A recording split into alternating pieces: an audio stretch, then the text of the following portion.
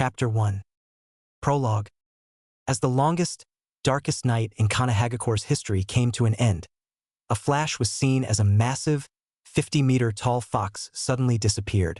Near the site of the disappearance, a blond man in a shredded white haori can be seen lying next to a beautiful, motionless redhead. In his arms, a blond baby boy with 3 whisker marks on each cheek was sleeping peacefully.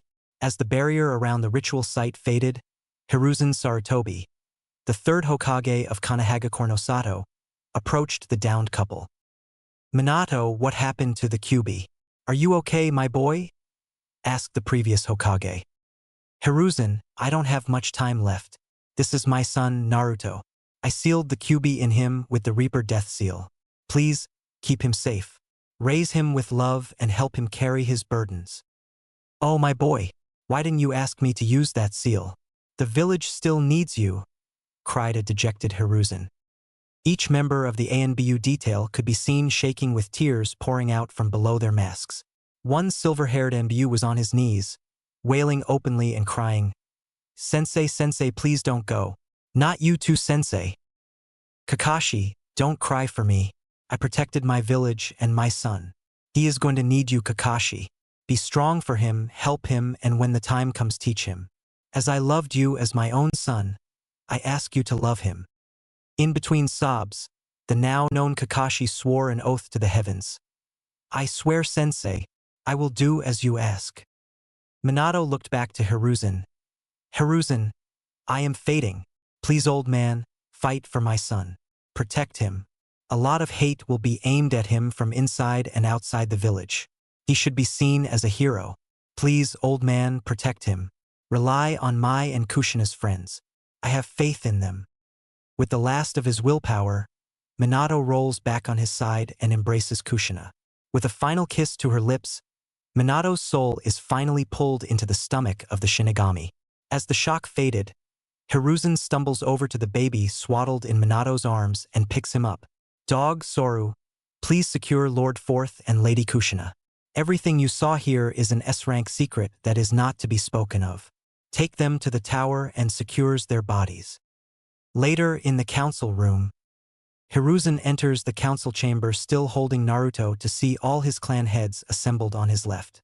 Their clothes are dirty, singed and clearly displaying signs of the battle that just drew to a close. He nods his head to the clan heads as an incessant racket draws his attention to the other side of the room. On the right, the civilian council is present. It should be noted that they are all in their fine dress that is perfectly clean. After all, they were all escorted to their bunkers early in the battle. As soon as they notice the 3rd Hokage, the noise starts to fade. To the rear of the Hokage chair, 3 older people can be seen. These are the village elders. Hamura Mitokado, genin teammate of Hiruzen, is an old man with a long face, glasses, a gray chin-wrap beard and wild gray hair. Koharu Uchiha, also a genin teammate of Hiruzen, is an old woman with narrowed, downcast eyes and a permanent frown. Finally is Danzo Shimura, longtime rival of Hiruzen. He has jet black hair and an X-shaped scar over his chin. However, his most defining feature is the bandages wrapped over half of his face, covering his right eye. He also has his right arm bandaged and in a sling. As Hiruzen takes in the panicked and distressed looks of his council, he knows he is in for a long night. As he takes his seat, he draws in a deep breath and says, "All right, let's get this council meeting started." Immediately, cries ring out from the civilian side of the council, each shout drowning out the next. As the noise escalates, a pineapple-haired clan head raises his head off the table and in a voice few have ever heard yells, "Troublesome. One at a time. This isn't the fucking school cafeteria." As the rest of the noise dies out, the newly appointed civilian representative, Mibuki Haruno, a pink-haired woman in her early to mid-20s says, "Lord Third, what happened to Minato-kun?" Hiruzen replies, "Please, Mibuki, sit down. There is a lot I must cover with the council. Please hold all questions until I am done speaking." The civilian representative sits with a sour look on her face at being dismissed but listens in as Hiruzen recounts the events of the night to the council. As Hiruzen's story comes to a close, he broke the bad news. Minato-kun and Kushina-chan are dead. They died defeating the Kyuubi, and they have left their son in the care of Jiraiya and Kakashi Hatake. At this, the clan heads all shifted, and their heads swiveled. Finally, Hayashi Hyuga speaks up, "Lord Third, are you saying that boy there is Minato and Kushina's child?" "Yes, Hayashi. This is Naruto, the heir of the Namikaze and Uzumaki clans."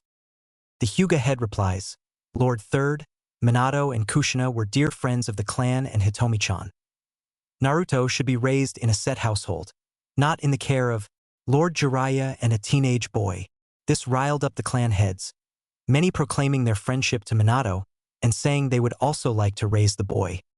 After a minute, Hiruzen called for silence and said, "Hayashi, I appreciate your friendship with Minato, but I cannot show favoritism to one clan. Young Naruto was bequeathed to Jiraiya in their will, and I bore witness to Minato asking Kakashi to help raise him during his final moments." Hayashi bowed his head and sat back down. This led to a pregnant pause which was once again broken by Mibuki Haruno. "Lord Third, what happened to the Kyuubi?" After taking a deep breath, Hiruzen says, "Minato sealed the Kyuubi into young Naruto using the Reaper Death Seal. Before you start shouting to kill the demon, I would like to demonstrate something for the civilian side of the council." He pulls out a scroll and a kunai. He asks Mibuki in a patronizing tone, "Mibuki, can you please tell me what I hold in each hand?" She replies with a scroll and a kunai, "Lord Third." "Precisely," he replies while sealing the kunai into the scroll. "Now Mibuki, what do I hold in my hand?" "A scroll, Lord Third." A small smile flitters upon the wizened visage of Hiruzen. "Ah, I am so happy you see it that way. I wanted to make this clear. Young Naruto is not the Kyuubi. He is the prison into which the demon is sealed. If this young man is killed, the demon will be released and will once again imperil our village." A male civilian counselor stands up and shouts, "No, Lord Third, that thing is a demon. It should be killed here and now so we can finally be rid of it." After that outrageous statement, Hiruzen made a motion with his hand and the dog-masked ANBU appeared behind the civilian counselor.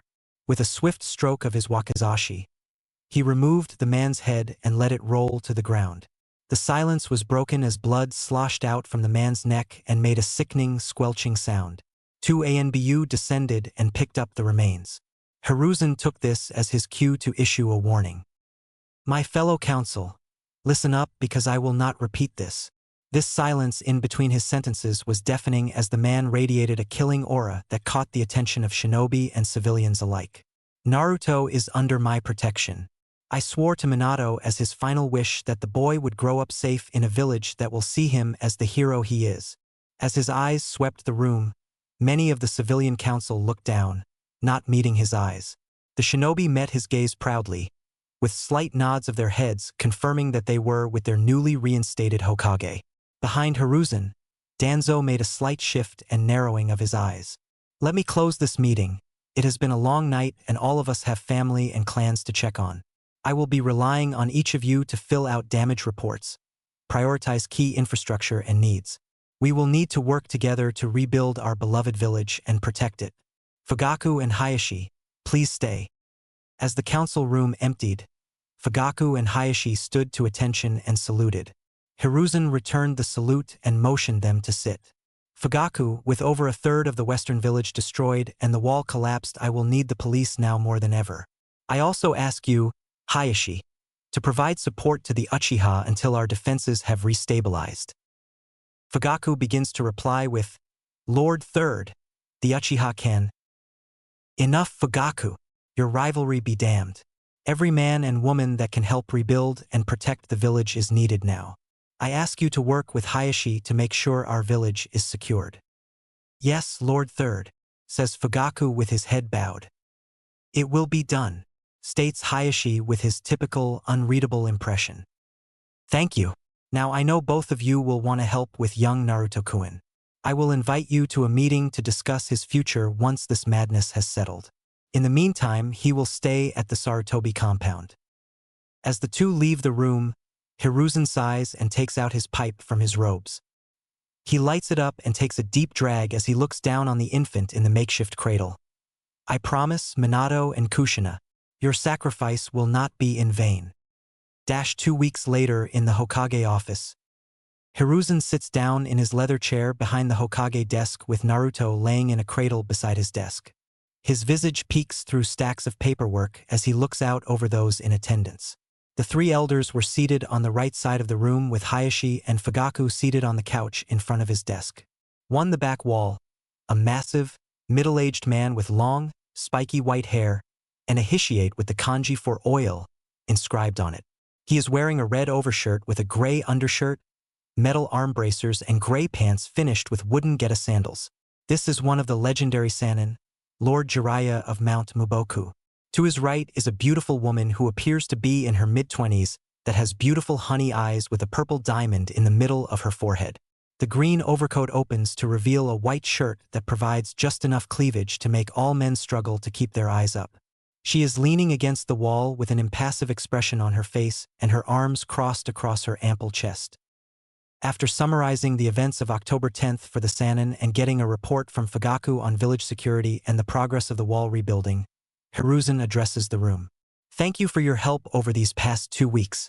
Much has been done and there is much to do. Tsunade and Jiraiya, thank you for returning to the village on such short notice. I wish it were on better terms.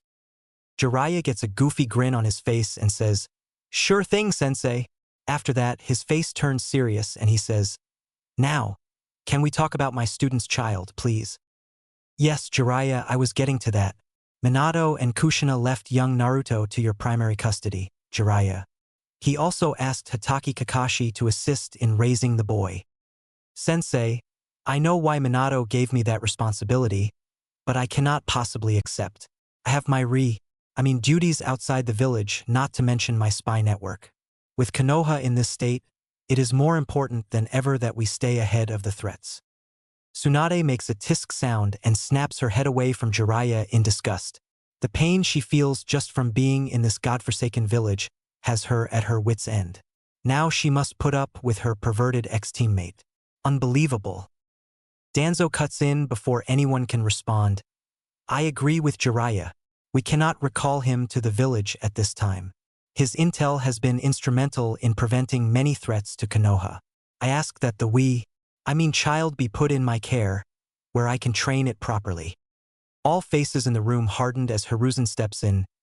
"Danzo, I know that the roots of the great tree need to be kept, but if I hear you refer to young Naruto in that way again, I will be finding a new groundskeeper." He takes a drag on his pipe and exhales. "This child is to be raised in the light with the help of the people in this room." Hayashi and Fugaku made an almost imperceptible shift and looked on excitedly. He continues, "My plan is to have Naruto raised on the Namikaze estate. I have already assigned Tsubaki Sarutobi, a wet nurse and caretaker of the Sarutobi clan, to raise Naruto in his family home. As you all know, his existence as of now is only known to the council and is an S-class secret along with his Jinchuriki status." After taking a deep breath and another drag, he continues, "I plan on the child's formative years being hidden in the Namikaze estate. Once he is old enough, each person in this room will be able to take part in his development and training. Yes, before you ask, even you, Danzo." He chuckles and finishes with, "You have many good things to teach, old friend. When the time is right, I will let you teach young Naruto and help form him into the shinobi we all know he can be." After an admittedly stunned silence, Tsunade says, "Sensei, I will stay until his first birthday. After that, I am out. The pain this village brings me is too great, but I owe Kushina at least that much." Koharu chimes in, "Hiruzen, you know how I feel about that child. I will not be around it any more than need be. I want no part of that boy. He is a ticking time bomb." Jiraiya leans forward off the wall as he lets loose a sizable amount killing intent, enough to make the elders struggle under the weight of it. "I know Sensei made this clear for his part, but let me enlighten you. Naruto is under my protection, whether I am in the village or not. If anything happens to the child, I will hold each person in this room personally responsible." He lets off a bit on the KI and continues, "I have inspected the Shikifuin seal, and I will say that it is the strongest and most intricate seal ever placed on any of the Jinchuriki. Not only will the seal lock the Kyuubi into Naruto, but the seal will also convert the Kyuubi's chakra bit by bit into Naruto's own chakra pool and reserves. If you don't believe me, asked Hayashi. Every eye in the room turned to the startled Hyuga. He activated his jujitsu and scanned Naruto. It is as Jiraiya says. Around the seal, I see small fragments of red chakra circling through the seal and turning into the natural blue chakra that we all have. Naruto's chakra does have a deeper blue look to it, but I think that is because of its potency. Another note, Naruto's own chakra reserves at 2 weeks old are already equal to most academy students. A gasp flittered through the room and a gleam appeared in Danzo's eyes. This could be the greatest weapon in the entire elemental nations. I need to have this child, but Hiruzen would never allow it. I cannot believe the fire that has returned to his eyes. If I cross him, I will not survive the fallout. For now, I will try to get access to the child so I may observe firsthand, thought Danzo.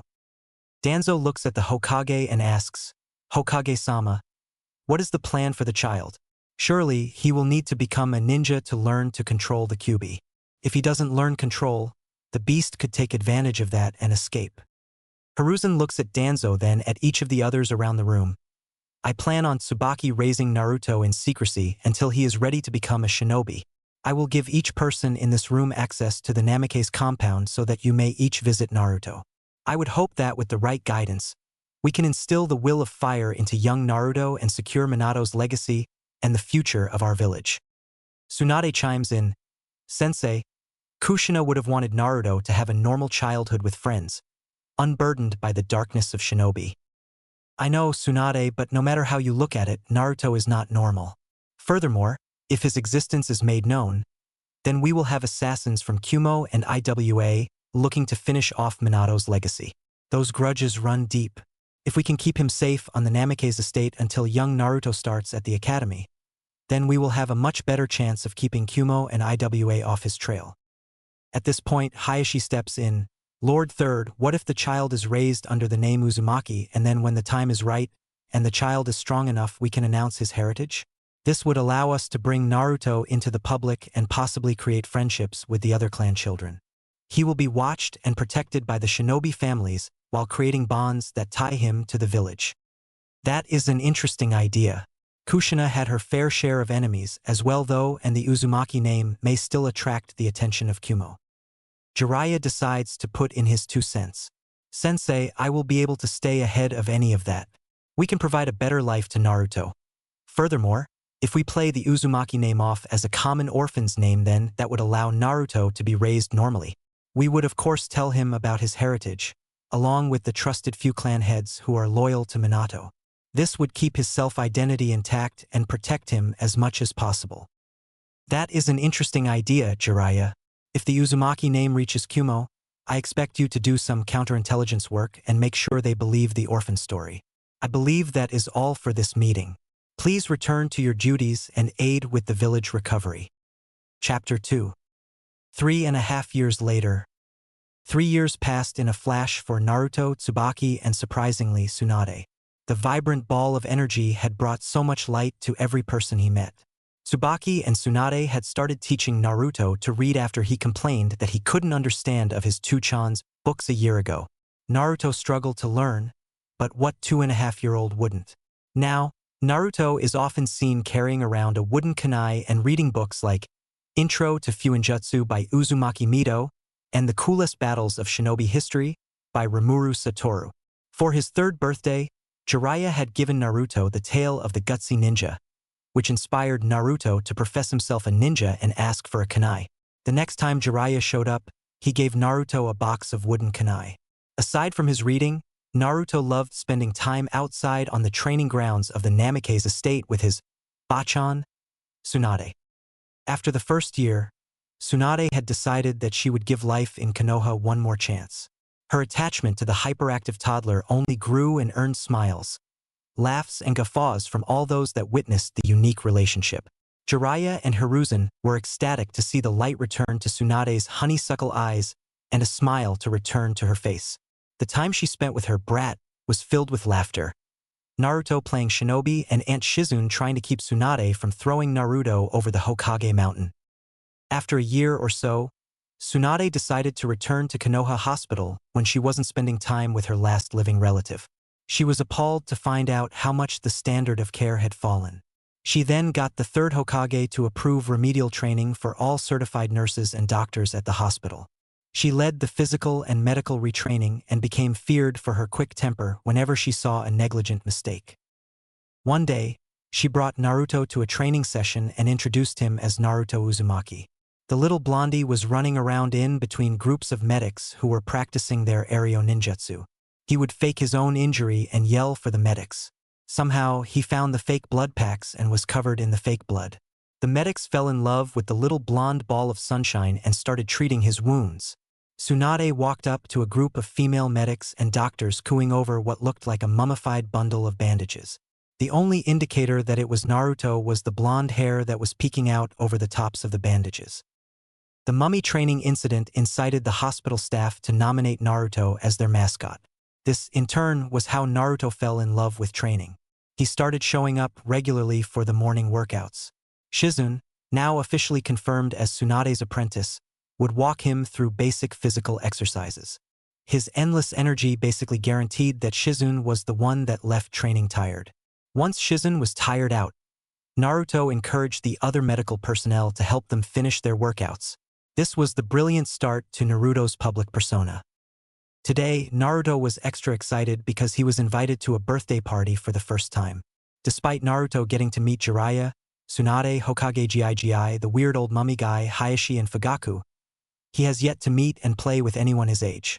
That is why today was an ultra-special, super important occasion to Naruto, and he was pestering Tsubaki and Tsunade to make sure everything was perfect. Okay, Bachan. I have these nice clothes, a present, and I think I know what to say to Hayashi-sama when I get there. Am I forgetting anything? What do you say to Hayashi-sama when he greets you? Asked Tsunade with a coy smile and light in her eyes. Good afternoon, Hyuga-sama. I am grateful for your invitation, replied a self-assured Naruto. Good. And then what do you do with the gift? I give them gift to Hayashi-sama and say that this is a gift to celebrate Hinata-san's 3rd birthday? Answered a slightly less confident knucklehead. That will do. Just have fun, Naruto, and make some friends your age. All right, let's get going, said Tsunade as she shuffled the youngster out of the house and compound. Walking through the village, many of the villagers would point at Tsunade and ask things like, "Is that Tsunade-sama's child?" This made Tsunade remember her little brother Nawaki, whom Naruto reminded her so much of. Naruto looked up and noticed Tsunade's slight frown and asked her, "What's wrong, Bachan?" Tsunade shook off her thoughts and Naruto's question and simply answered him with a smile and ruffle of the hair. After all the looks, greetings, and whispers, Tsunade was glad to arrive at the Hyuga compound. The 2 gate guards noticed Tsunade walking up and rushed off to get Hayashi. As they walked through the gate, they saw Hayashi and Hitomi waiting for them. Hitomi was a beautiful woman with dark blue-black hair and pale white eyes that had a lavender tint to them. She was teammates with Kushina, and as soon as Hayashi had told her about Naruto, she had been waiting to meet her friend's hidden son. She smiled as she saw the young blonde approach. Naruto walked up with a laughably rigged posture and said, "Good afternoon, Hyuga-sama. I brought a gift for Hinata-chan's birthday. Databeo." Hayashi cocked an eyebrow at the youngster, which for a Hyuga was the equivalent to a hearty laugh and smack on the back by an Akimichi. The vibrant nature of his greeting stood in stark contrast to the typical Hyuga etiquette. After Hayashi composed himself, he returned the greeting by bowing his head slightly to Tsunade. "Good evening, Tsunade-sama and Uzumaki-san. I am grateful you could join us to commemorate Hinata's 3rd birthday." Truth be told, Hayashi wasn't one to throw a party for such a paltry reason, but Hitomi had been bothering him about getting to meet Naruto, and this was as good an excuse as any. "I apologize, but I have to head to the Hokage Tower. The delegate from Kumo will be wrapping up with the signing of the treaty, and we have agreed to house him as a show of good faith." Tsunade waved him off and said, "I am surprised you would let him stay here. Have a safe trip and we can share some sake when you get back." As Hayashi walked out of the compound with his brother and personal guard, Hitomi ushered the duo into the compound's courtyard where laughing and talking could be heard from the front gate. Naruto noticed how big and fancy the Hyuga compound was compared to his parents' house. It was modeled after an old Japanese architecture that was simple, yet elegant. As he approached the courtyard with Tsunade just a step behind him, Naruto spotted the birthday girl. She was a small little thing with dark blue haircut in a Heim-style mouse-face and a small build. She was wearing a formal lavender kimono that made her look like a proper little noble toddler. Naruto walked up to her and kicked off the conversation with a gigawatt smile. "Good evening, Hinata-san. My name is Uzumaki Naruto. Thanks for inviting me to your birthday party. I brought a present for you." The girl was stunned by his outgoing behavior and immediately blushed, looked down to the ground and kept touching her index fingers together. After a moment, she looked up slightly and replied with, "Thank you for coming to celebrate my birthday. It is nice to meet you, Uzumaki-san. My name is Hyuga Hinata. Please put your present over there with the others." She pointed to a pile of presents and smiled shyly. She was then pulled away from the conversation by another Hyuga that looked slightly older than her and had a much more rigid posture and face. After Tsunade took Naruto to get some food, they sat down at a table with a man with 2 diagonal scars on the right side of his face that had his hair done up in a spiky ponytail. He was sitting next to a similar and smaller version of himself. They both had an extremely lackadaisical posture that seemed to say, "Please don't be too troublesome." As Naruto sat down, the older of the two perked up and met eyes with Tsunade. Their silent conversation confirmed that this was Minato's son, whom Shikaku had been waiting eagerly to meet. He was the 4th Hokage's Jonin commander and was very close to Minato and Kushina. In fact, he was one of the only people that knew when and where they were going to have the baby. The events of that night had plagued his nightmares. There was just a piece of that puzzle that Shikaku couldn't figure out. They had taken so many precautions. How did it all go wrong? Shikaku was pulled from his reflections by the loud and proud greeting of Naruto. Shikaku put on a smile and answered the vibrant blonde with, "Good evening, Naruto. My name is Shikaka Nara, and this is my son Shikamaru." Shikamaru had noticed his dad perk up and the immediate drift of his father's train of thought. He looked to his dad and then offered his hand to Naruto. The two sat next to each other and talked while Naruto ate. Let it be known that all Tsubaki's attempts to teach Naruto table manners had not yet taken effect. After Naruto finished eating, he and Shikamaru went off to play with a group of kids. As the evening progressed, Naruto had met a bunch of the clan head's children. Not that he knew they were clan heirs. His vibrant nature and boisterous personality rapidly got him nominated as the leader of the group's games. They played ninja, tag, hide and seek, and even a ninja game that involved the kids trying to throw wooden kunai through holes of different sizes. During these games, he met Ino Yamanaka, Chuji Akimichi, and a feral-looking boy named Kiba. Eventually, Hinata and Niji had come and joined the group to play. The adults had been looking on with smiles on their faces. Tsunade, with sake in hand, wore a proud smile and a wistful look in her eyes. A group of 3 males stood casually next to each other while watching the children play. In this group was Shikaku and his friends Chuza Akimichi and Inoichi Yamanaka. Chuza is a big, burly man with long red and spiky hair. He towered over his 2 friends as he wore a formal black kimono with the Akimichi clan crest emblazoned over his heart and on his back. Inoichi Yamanaka is a slender man with a narrow face, emerald eyes, and sandy blonde hair. He had a faraway look in his eyes as he watched the children. Inoichi broke the comfortable silence with, "He is a natural leader, just like Minato." Chuza chuckled and drank some of his beer. "Indeed he is. He is the spitting image of Minato, although I see a bit of Kushina in him, especially in that wild personality of his." Shikaku chimed in with, "Maybe more than a little bit of her personality. I think it may get to be a bit troublesome." The group turned as they heard a full-blown feminine laugh from behind them. They turned and greeted Tsunade, who simply nodded and said, "You have no idea." They continued a friendly conversation while watching the children's antics. As the evening drew to a close, Hitomi had invited Naruto to stay the night. She said that Naruto could stay in Hinata's room. Niji would be there as well, so nothing untoward would happen. Come on, who could ever think about 2-3-year-olds doing anything of that nature? Formalities be damned. She couldn't get enough of Naruto and the effect he was having on Hinata. After Hinata's initial wave of anxiety, the blonde had done more to get her out of her shell in 4 hours than the whole Hyuga clan had done in 3 years. A drunken Tsunade had accepted her offer and headed back to the Namikaze estate to let Tsubaki know. They had bathed the kids and placed them in Hinata's room with some extra futons. The kids had fallen asleep almost immediately. As the whole estate went to sleep, aside from the patrols, Naruto's dreams began taking an ominous turn. He started to roll and shift around on his mat until he woke up and went to look for some water.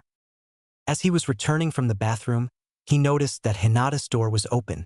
He couldn't shake the ominous feeling from earlier, so he was on guard. He reached in his pocket and pulled out his wooden kunai and creeped to the door. When he entered, he saw a man in all black tying up Hinata and Neji slumped against the wall, bleeding from his head.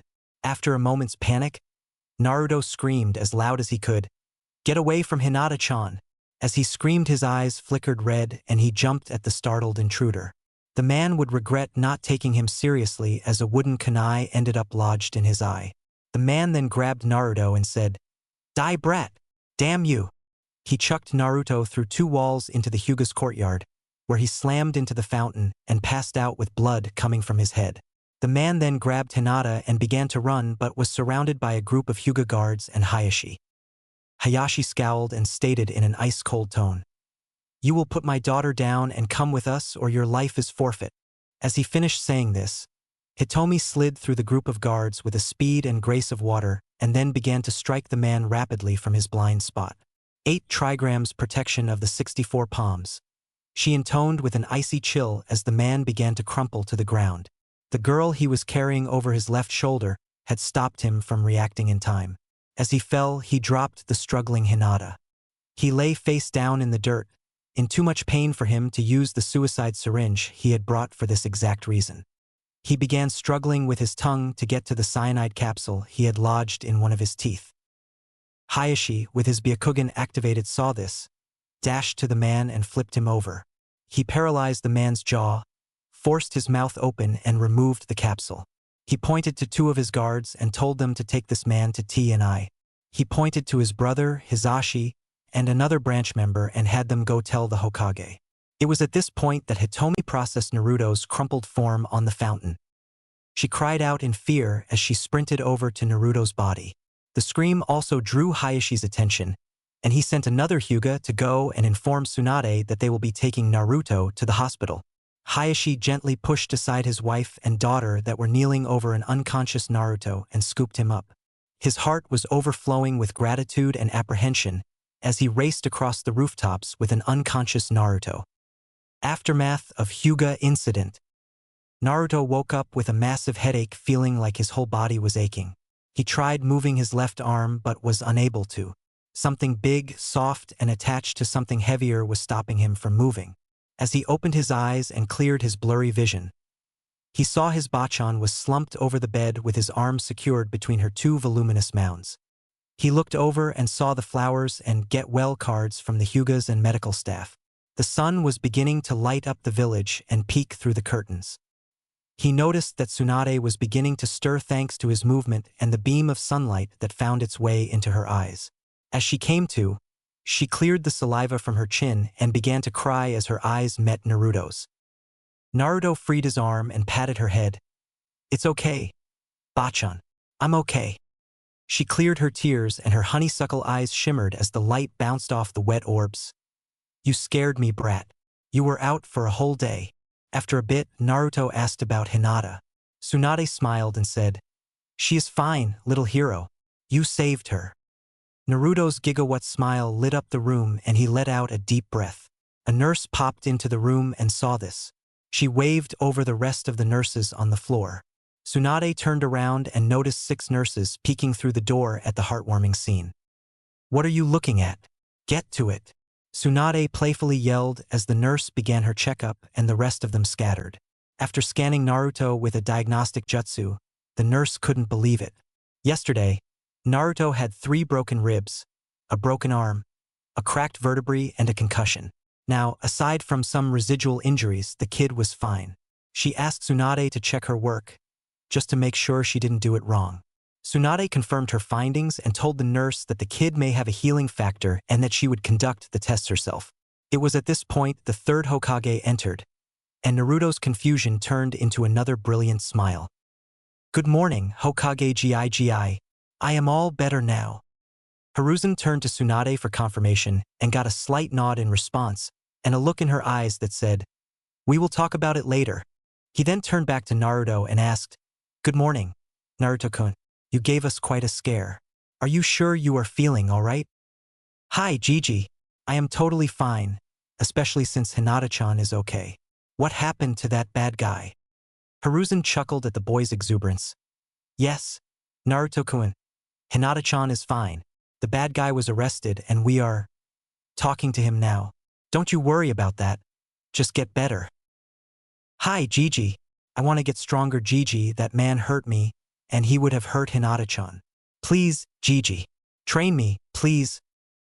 Hiruzen's smile fell, and he said, "You are still young, Naruto-kun. Why don't you enjoy being a kid for now?" "No, Gigi. I want to get strong so I can protect my friends and take that hat from you. Please, Gigi. Just a little bit of training. I really want to be able to protect my friends. Besides, I can train and have friends and spend time with you and Bachan. Please, Gigi." The smile returned to Hiruzen's face, and he said, "Okay, Naruto-kun, just a little bit of training. However, I still want you to be a kid and spend time with your friends." "Hi, Gigi. I promise," replied an ecstatic Naruto.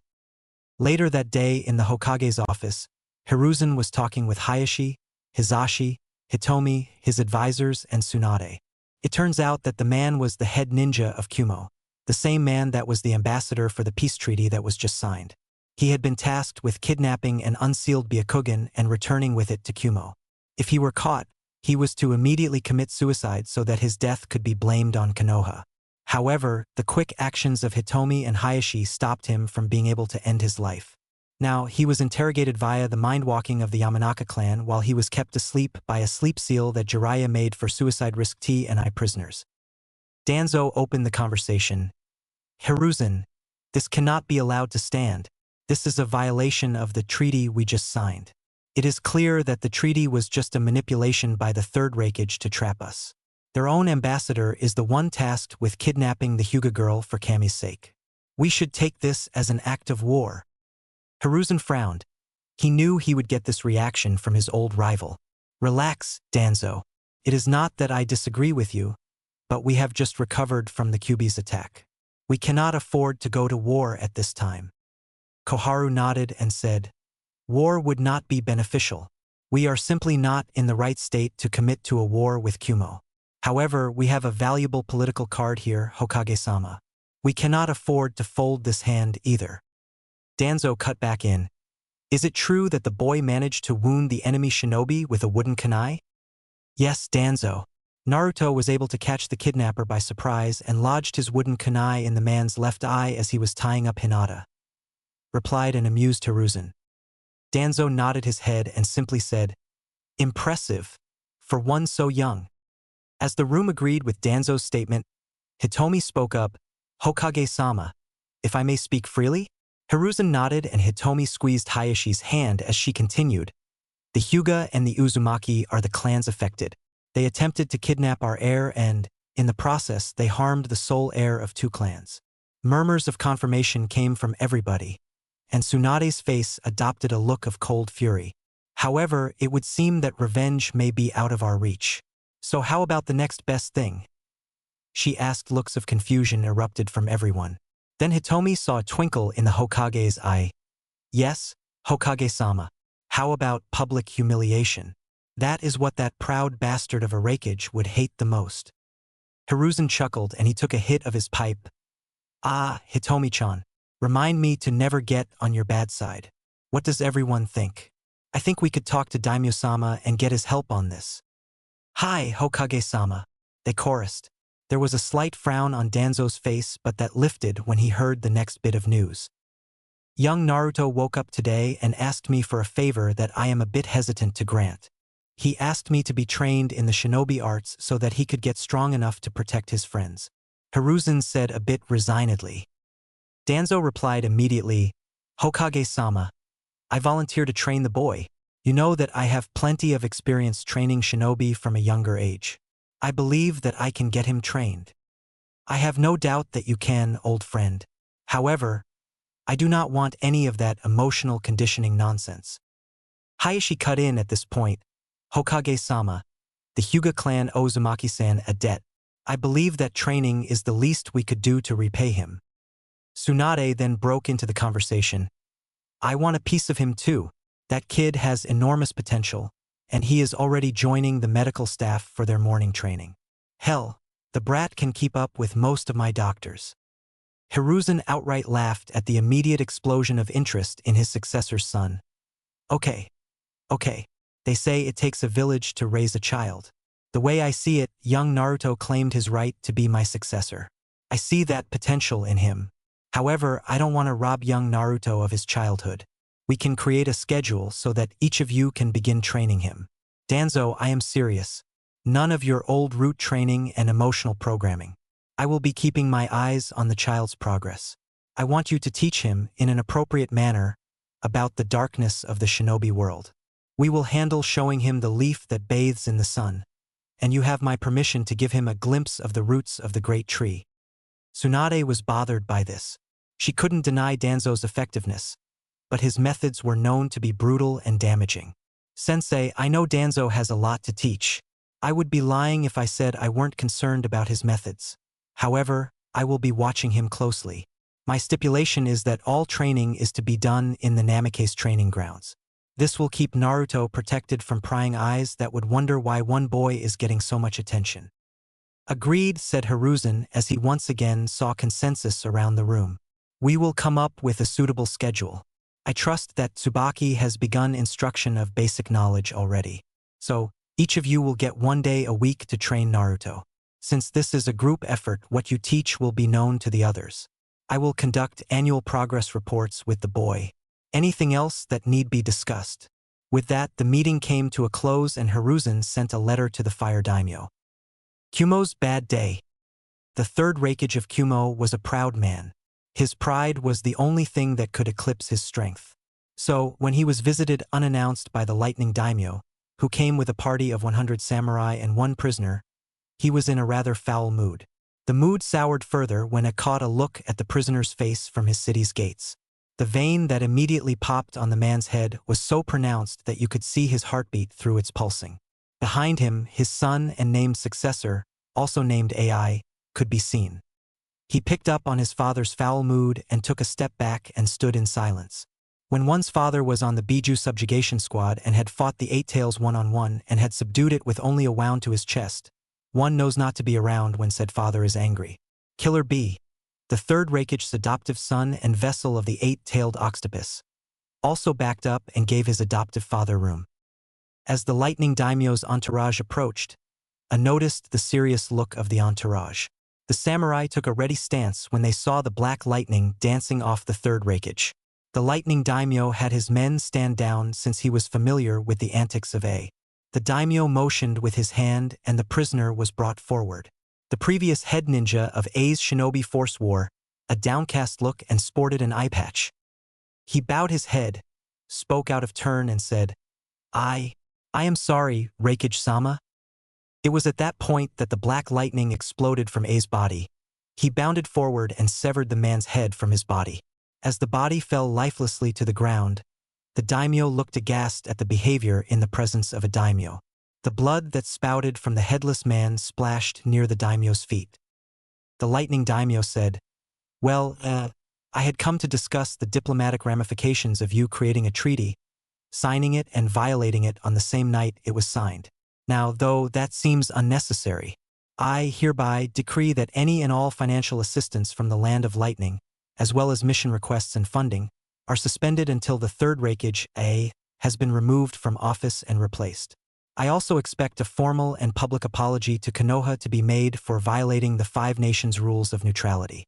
I will await the newly appointed Kage in the capital. That is all. The lightning daimyo ascended back into his carriage and the whole entourage turned back to the lightning capital.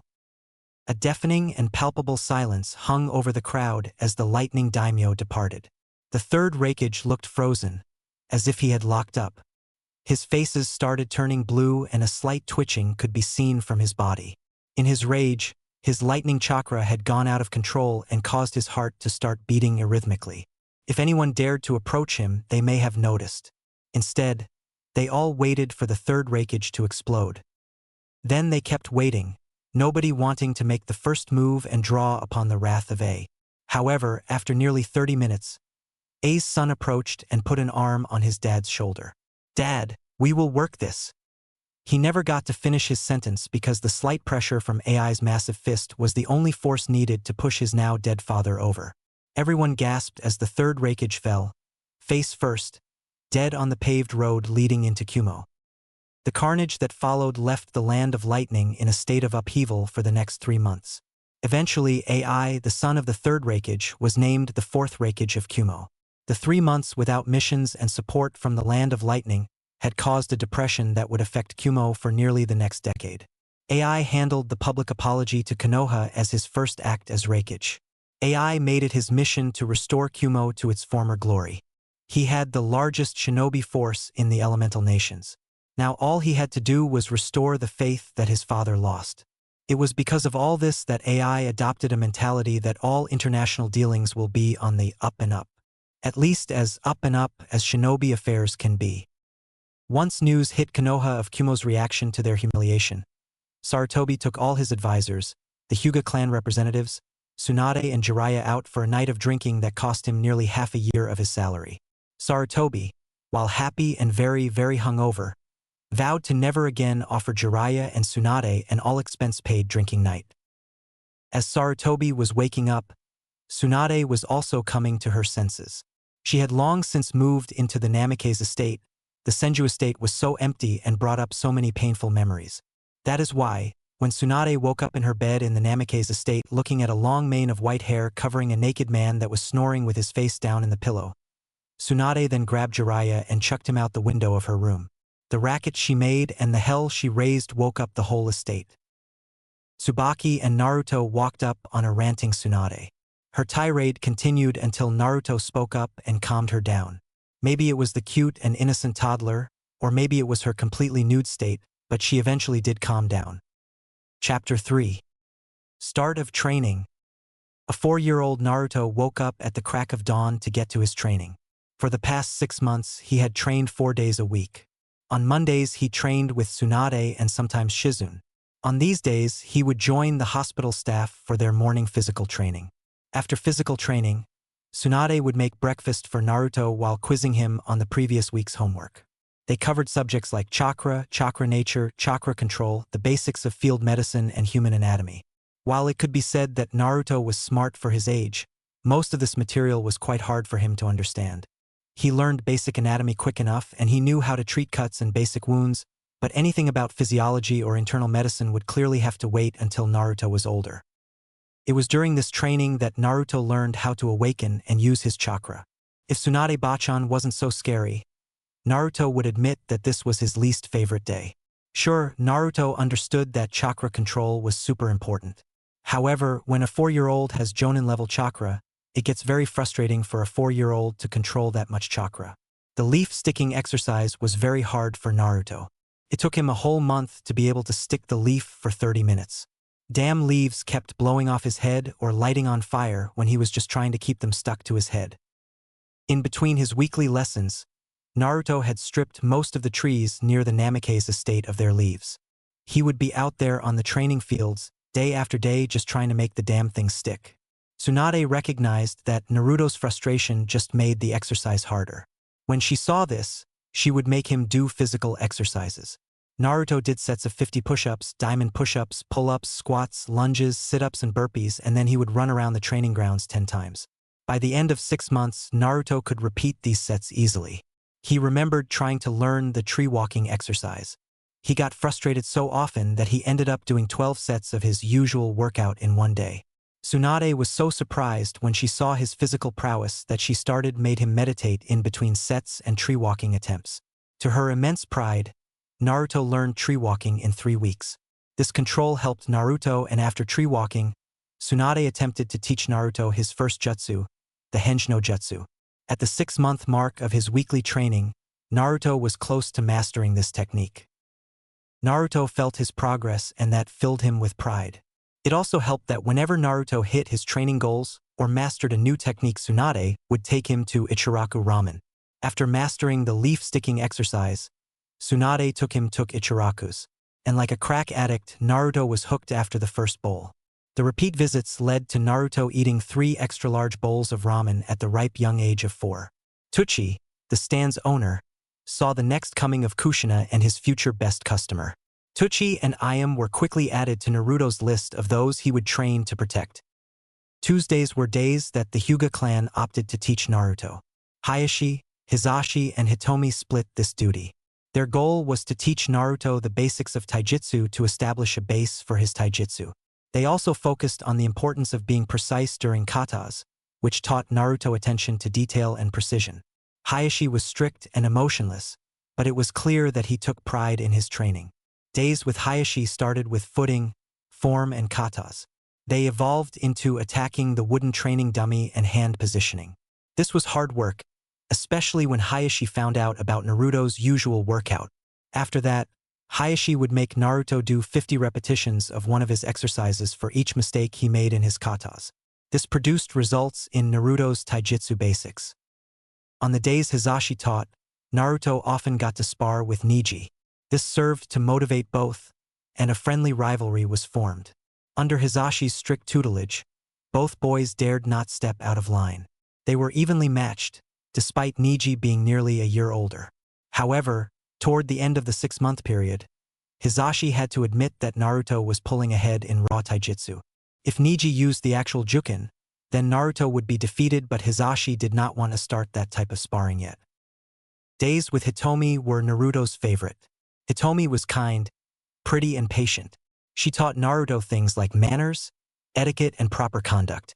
She knew this boy was going to grow into an important figure and didn't want him to be an ignoramus when it came to dealing with important people. The going was hard, but she could see the improvement. She also tried to bring Hinata whenever it was her turn to come. Naruto liked Hinata, she was nice, and she listened to him talk about whatever.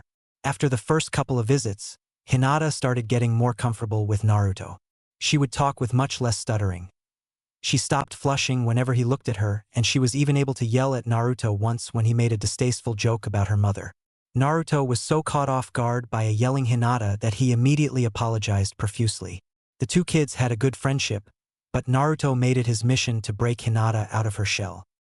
Wednesdays were weird for Naruto. The old mummy came on Wednesdays. Naruto initially needed Tsubaki present when Danzo was teaching because Naruto feared the gruff, bandaged man. He was super strict, emotionless, and talked about stuff that made Naruto feel awkward. Naruto hadn't seen a dead person yet, so whenever Danzo-sensei had talked about killing Naruto got wide-eyed and shy. The first 3 months Danzo kept the training topics lighter, talking about the importance of stealth and operating without drawing attention. Surprisingly, Naruto proved an effective study at stealth lessons. The child had no concept of suppressing his chakra, which made him a beacon for a shinobi of Danzo's caliber. However, the boy was surprisingly good at staying out of sight. Danzo also piggybacked on the chakra control lesson Tsunade was teaching Naruto. He tried to get the boy to understand the importance. He was forbidden from teaching him water walking yet because his chakra coils were not developed enough. However, he would have the boy do exercises and katas while sticking to the tree. He did this to teach him control and multitasking. At 4 months in, Danzo started bringing his personal bodyguards with him to training. These people were pale sticks in the mud. They never smiled, never joked, never did anything. All they did was spar with Naruto and teach him. After watching Naruto do the leaf-sticking exercise with 1 leaf on each of his arms, legs, torso, and forehead, Danzo noticed that the boy was starting to burn some leaves. This led him to test Naruto's chakra and find out that he had very high fire and wind affinities. Despite this amazing discovery, the training group concurred that it was too early to teach him any elemental jutsu. Even though the boy was a natural, all trainers felt like they should hold off except Danzo. Finally came Thursday. This was Naruto's favorite day each week. This was Uchiha Day. Fugaku heard about the training of Naruto and knew that he had to take part in it. He focused on the boy's taijutsu, trap-making, and shuriken jutsu. Things like physical activities seemed to motivate Naruto, and he soaked up the knowledge like a sponge. Fugaku couldn't help but be proud of Naruto in Minato's stead. He would bring over Itachi, who had just entered the academy and was on track to graduate early. He also brought Sasuke, a very kind but competitive boy that was Naruto's age from the Uchiha clan. Sasuke liked these days because his dad would actually train him and Itachi and I would train with him as well. He was frustrated and motivated by the fact that he had never beaten Naruto. In fact, over the 6 months Naruto had started to lap him in progress. Although Fugaku knew that it wasn't fair to compare the boys due to Naruto's other trainers, it still brought a frown whenever he thought his boy was being outdone. On the other hand, Naruto had never beaten Itachi. In the beginning, Itachi had walked right over Naruto. He was better in every shinobi art, a true Uchiha. By the 6th month, Itachi would have to admit that the boy who was 3 years younger than him made him have to try. Itachi was being pushed in a spar by a 4-year-old Naruto. The boy was slightly slower than him, but Kami was he tricky to fight. His reflexes were top-notch, and his fighting instinct was incredible. In the last week of the 6th month, Itachi activated his Sharingan by sparring with Naruto. Despite Itachi only being 8, he was now the youngest Uchiha since Madara to activate his Sharingan. When Itachi returned to the clan compound that day and told his best friend Shisui about activating his Sharingan while fighting Naruto, Shisui insisted on coming to every Thursday training session after that. Jiraiya would stop by the compound for a week at a time, a couple times each year. After the night and subsequent morning with Tsunade, they worked things out. To Jiraiya's immense relief, Tsunade said she would give them a test drive. Her conditions were there is absolutely no peeking in Konoha, and if he slept with any woman other than her, not only would it be over, but she threatened impotence. She requested that he abstain from it outside the village as well, but she knew that was a big ask. She just didn't want his perversion thrown in her face is all. Jiraiya always woke up with a shit-eating grin when he was in town, and this had a positive effect on Naruto's training. Jiraiya focused on Naruto's Fuinjutsu. Being the only Fuinjutsu master in Konoha meant that the responsibility to teach the last Uzumaki the art fell to him. Since the kid started his calligraphy when he was 3, Jiraiya was always surprised by the progress Naruto made. Jiraiya couldn't help but get excited and talk through seals when Naruto displayed an almost innate understanding of the art. When he was 4, Naruto created his own storage seal. He managed to improve on the basic storage seals found in the shinobi shops and increase their capacity by double. When Naruto was 6, he created a variation of the explosive tag that Jiraiya instantly took to the Hokage for mass production. Naruto made a flash tag that would only flash a 180-degree angle from where it was deployed. The potency of the flash depended on how much chakra was put into the tag. Being a knucklehead, Jiraiya had asked Naruto to flash him on max power to see the tag's effects. Jiraiya couldn't see until Tsunade had gotten home from the hospital that night and fixed the poor pervert's eyes. Speaking of perverts, since Jiraiya had sworn off all things perverse, he needed a muse. He found that in Naruto. The boy would talk about his innocent friendships with Ino and Hinata, and the pervert's mind automatically converted it into his raunchy novels. All he had to do was add in all things sexual, which came naturally to him, and Naruto's stories helped him find his inspiration. At the risk of Tsunade's wrath, Jiraiya gave Naruto a scroll on sensual ninjutsu, level 1. This scroll taught Naruto how to use chakra in massages to stimulate other people relieve stress. As Naruto's chakra control got better, he began testing out the sensual ninjutsu. At first, he offered Tsunade, Tsubaki, Shizune, Ayame, and the nurses from the hospital massages. He said it was to practice chakra control and make them feel better. Most of the women found it amusing until Naruto would give them a massage on their back, feet, or hands. The immediate relief of tension and pain made Naruto a hero around the hospital. Stories of Naruto's success in the sensual arts gave Jiraiya even more inspiration and made him want to teach Naruto even more. Jiraiya poured his effort into his student's son whenever he was in town and always left Naruto with the next level of Fuinjutsu book. At this rate, Jiraiya would be able to let Naruto into Minato's study in no time. These training sessions produced such good results that Fugaku and Hayashi couldn't help but share with the other clan heads. The hype around Uzumaki Naruto grew to a dim roar among those in the know. Sure, there are prodigies like Itachi, Shisui, and Kakashi. They were young and each of them displayed an amazing level of skill for their age. However, the positive energy that each teacher got from training Naruto made him unique among the prodigies. Not only did Naruto learn at an amazing rate, but he also made those teaching him enjoy doing so. These rave reviews caused Inoichi, Chusa, and Shikaku approach the Hokage about getting time to teach Naruto. For Tsum, it was the reviews on Naruto's massages that made her want to teach the boy. It seemed like a great deal to her. Teach the pup a bit and then he can take care of all the stress. To the Hokage's amusement, all requests to teach Naruto came in on the same day. He couldn't help but chuckle. This resulted in Naruto's playdates turning into impromptu training sessions with various clan heads and heirs. Naruto's free time. The rest of the week were rest days for Naruto. Although Tsubaki still made him study on these days, it was his time to relax, recover, and be a child. Over the following 3 years, Tsunade frequently took him for play dates with his clan friends. She preferred to have the kids come to the Namake's estate since Naruto was still young and they wanted to keep him out of the public eye, but relaxed that standard after a while.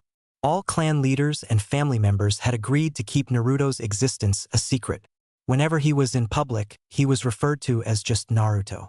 No clan name was ever said out loud, in case nosy ears were listening. This worked well because there was not a single attempt from the villagers or outside shinobi to attack Naruto. So, after a while, Tsunade and Tsubaki began accompanying Naruto to the other clan's compounds or out to parks. He developed relationships with each of the clan children. Aside from the pre-made friendships between the Shikamaru, Ino, and Chuji, Naruto was the link that bound the clan kids together. Naruto was the ringleader of the boys. He would always partake in the games, choose where they should go, kept the conversation fun and flowing. Not to mention that he even made the lazy Nara enjoy running around and playing. Kiba loved rough housing with Naruto and running around the woods in the Inuzuka compound with him. Chuji loved the trips to the barbecue or ramen stand. Naruto even got Sasuke into his friend group. The timid Uchiha child struggled at first, but Naruto never left anyone out. In time, Sasuke began hanging out with the boys even without Naruto present. Shikamaru enjoyed just talking with Naruto while cloud gazing. He even taught Naruto how to play shogi, which often led to the boys sitting on the porch while huddled over the shogi board. Either Naruto was a Nara in disguise or he was a natural at shogi because he would come to the Nara compound, talk about anything and everything while playing shogi and then push Nara clan members hard. The boy was just so frustratingly random in his moves. Even Shikaku nearly lost to Naruto when Naruto was 7. The complete and total lunacy of Shikaku having to visibly concentrate, sweat and plan out his game made it seem like the Nara clan had lost, even though he won. Yoshino couldn't get enough of the blonde knucklehead. He brought such vibrant energy to the lazy compound that she often bribed Tsunade with sake nights just to get Naruto over. When Naruto was 6, Shikaku made Shika spar with Naruto. Shika was beaten in 10 seconds, which frustrated the lazy Nara. No matter how troublesome it was, nobody wanted to be beaten that soundly. So, Shikaku nearly fell out of his chair the next morning when Shikamaru asked him to train him. The sight of the Nara heir running around the compound and sweating made the lazy clan feel one word: troublesome. Ino had the hardest time with Naruto. She liked hanging out with him so much. He was a fellow blonde, he was cute, he was funny, he was strong, and he always put his friends first. Ino loved that much about him. What was hard for Ino was that she wasn't allowed to talk about him or ask questions. She knew that everybody knew some big secret about Naruto. It was obvious from how the parents acted around him. It was why the secret was so important, it was why she couldn't ask questions, it was why Naruto seemed to be one big secret. When Ino turned 5 and Naruto came to her birthday party, she decided to ask him. She pulled Naruto into her room and then asked, "Naruto, do you know why I am not allowed to talk about you to anyone else?" "I'm sorry, Ino. I don't really know myself. I asked Bachan about it and she said it was to keep me safe and that she would tell me soon." A sheepish Naruto replied, "Well, that sucks. Do you know who your parents are? We only get to call you Naruto and we never use your last name. I know that my mom was an Uzumaki and that she died the night of the Kyuubi attack. I don't know who my dad was, but he is part of that secret that Tsunade-bakan said she would tell me soon." "Oh, okay. So, you are an Uzumaki, were they a clan? I haven't heard of them." Naruto's face fell and he replied, "Yeah, they were a clan. Supposedly they helped found Konoha, but they never really lived here. Then, in the Second Great Ninja War, their home was destroyed. Tsunade-bakan thinks that I may be the last Uzumaki." Ino felt terrible. She saw how much this hurt Naruto and she didn't want him to be sad. She even surprised herself when she leaned forward and gave Naruto a kiss on the cheek and said sorry for asking. A blushing Naruto reeled and asked Ino, What was that for? Ino giggled and replied with, "It is because I like you silly and I don't want you to be sad." From that point forward, Ino was Naruto's champion in the gossip network. She kept an ear out to make sure nobody was talking about Naruto or spreading any information that shouldn't be out. Sure, she loved telling her friends how nice and cute he was, but she never betrayed Naruto's trust or told anybody his last name. She kept him on a pedestal in her heart as the truest standard of a friend. Meeting the fox. Naruto loved his life. He was almost 8 years old. Tsubaki had always been there for him, taught him and dare he say, loved him. Tsunade was another part of his family that Naruto couldn't live without. She kept him reeled in and bound to sanity. Naruto always found it amusing when Tsunade would pull him inside from a long day's training. She would throw him into the bathroom and not let him out until he was spotless. Her training was productive and made him feel in control of himself, which was quite a feat for an endless ball of energy. He has been meditating for almost 4 years now. This practice helped him process his training into easily manageable and digestible portions. It was during one such meditation session at the end of Naruto's training that Naruto went deeper than ever before. He was feeling his chakra and giving into its flow. He followed it from its origin, his heart, down and throughout his body. As he got caught in the flow, Naruto felt something pull on his conscious. As Naruto followed that pull and opened his eyes, he found himself in a hallway. One side of the hallway was illuminated in blue light. As he reached out and touched it, he immediately knew that it was his chakra. He could feel the flow. As he crossed the hallway, he paused in front of the red lighting. Once again, he knew it was chakra, but it felt different. As he reached his hand toward the red light, he felt the heat and immense energy it was emanating. When he touched the source of the red light, he felt anger and hate, and something else felt wrong, like it was off balance. While this feeling scared him a bit, he decided to follow the hallway. He noticed as he walked by that the doors were labeled with names. Over one door read Bachan. Out of curiosity, he opened it and watched a memory of him and Tsunade learning water walking. That was only a couple months ago, but it played out for him like a movie. He was in his orange swimsuit, completely soaked from head to toe. Tsunade was standing out on the lake laughing at him, holding her favorite bottle of sake. "Ah, come on, Bachan. There is something you aren't telling me. I can't seem to get this right. Last time I created a tidal wave and this time I take one step and then fall right in. It is something you have to figure out for yourself, brat. It is kind of like tree walking. That is the only clue that I will give you." Naruto pouted for a bit, then got a devious smirk on his face. "Are you sure that's all you can tell me, Bachan?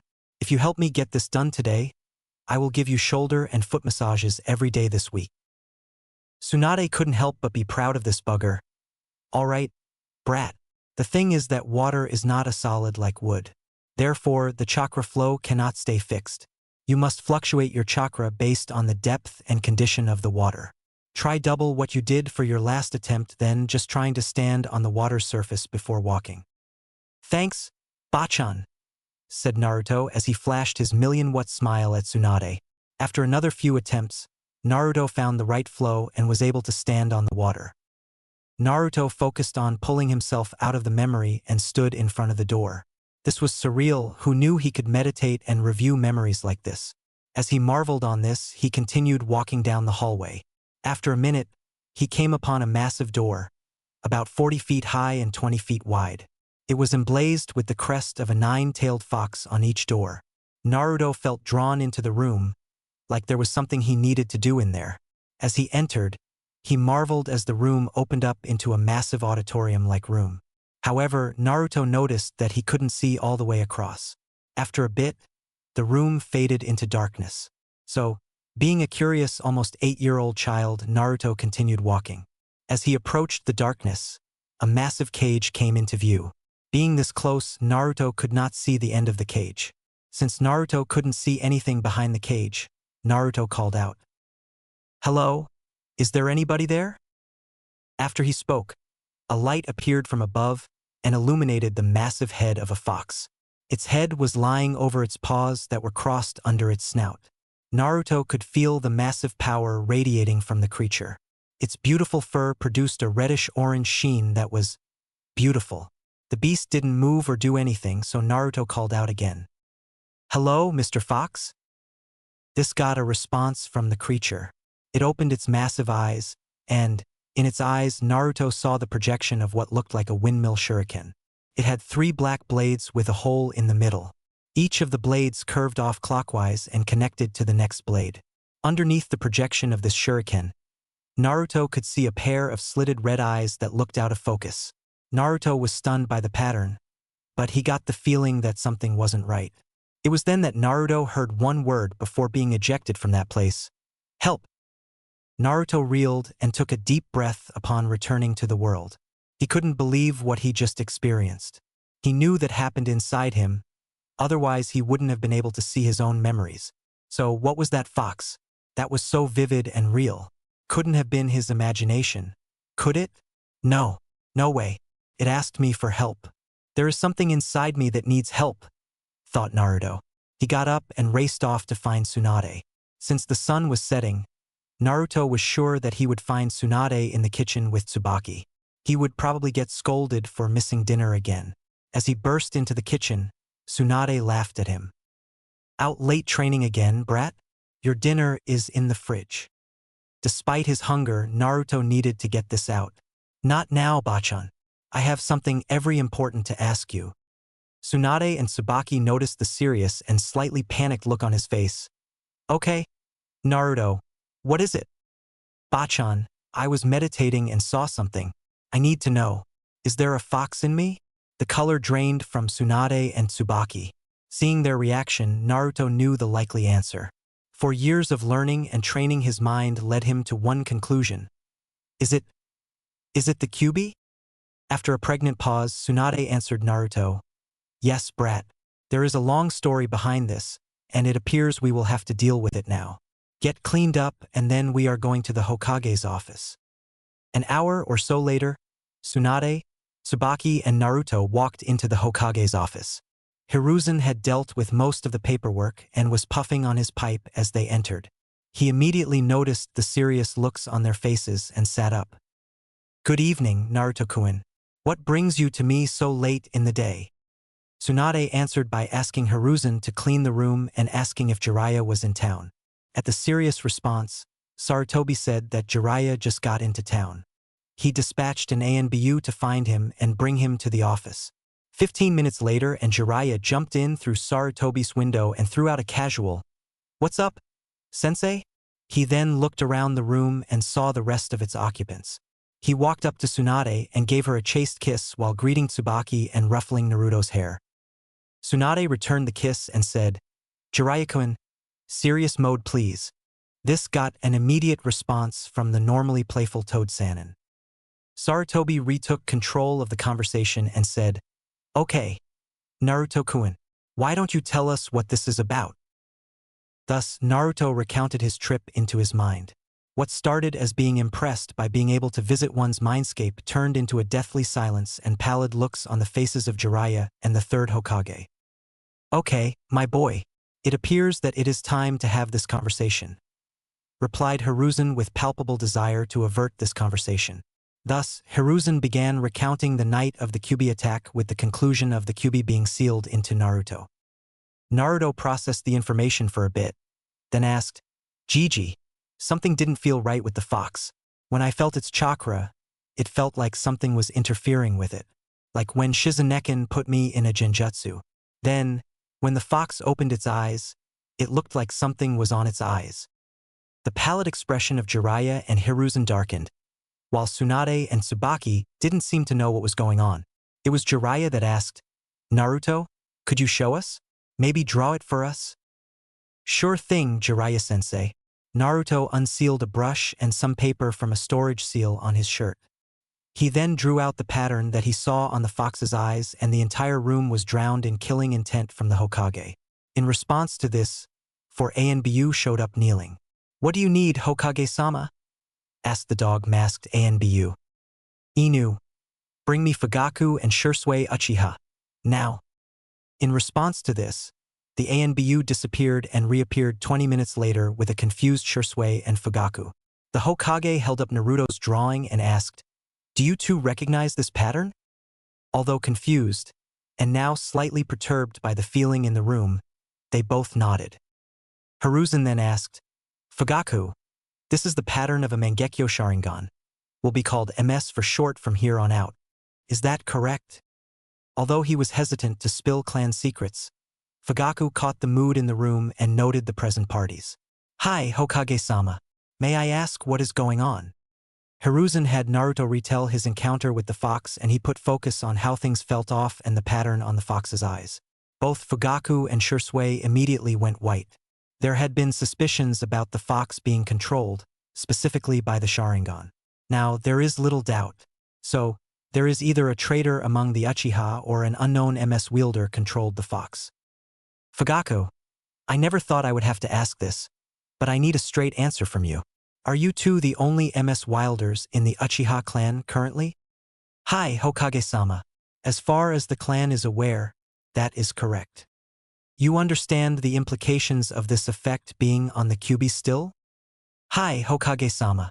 The user is still alive, and if the fox were free, it would still be under that user's control.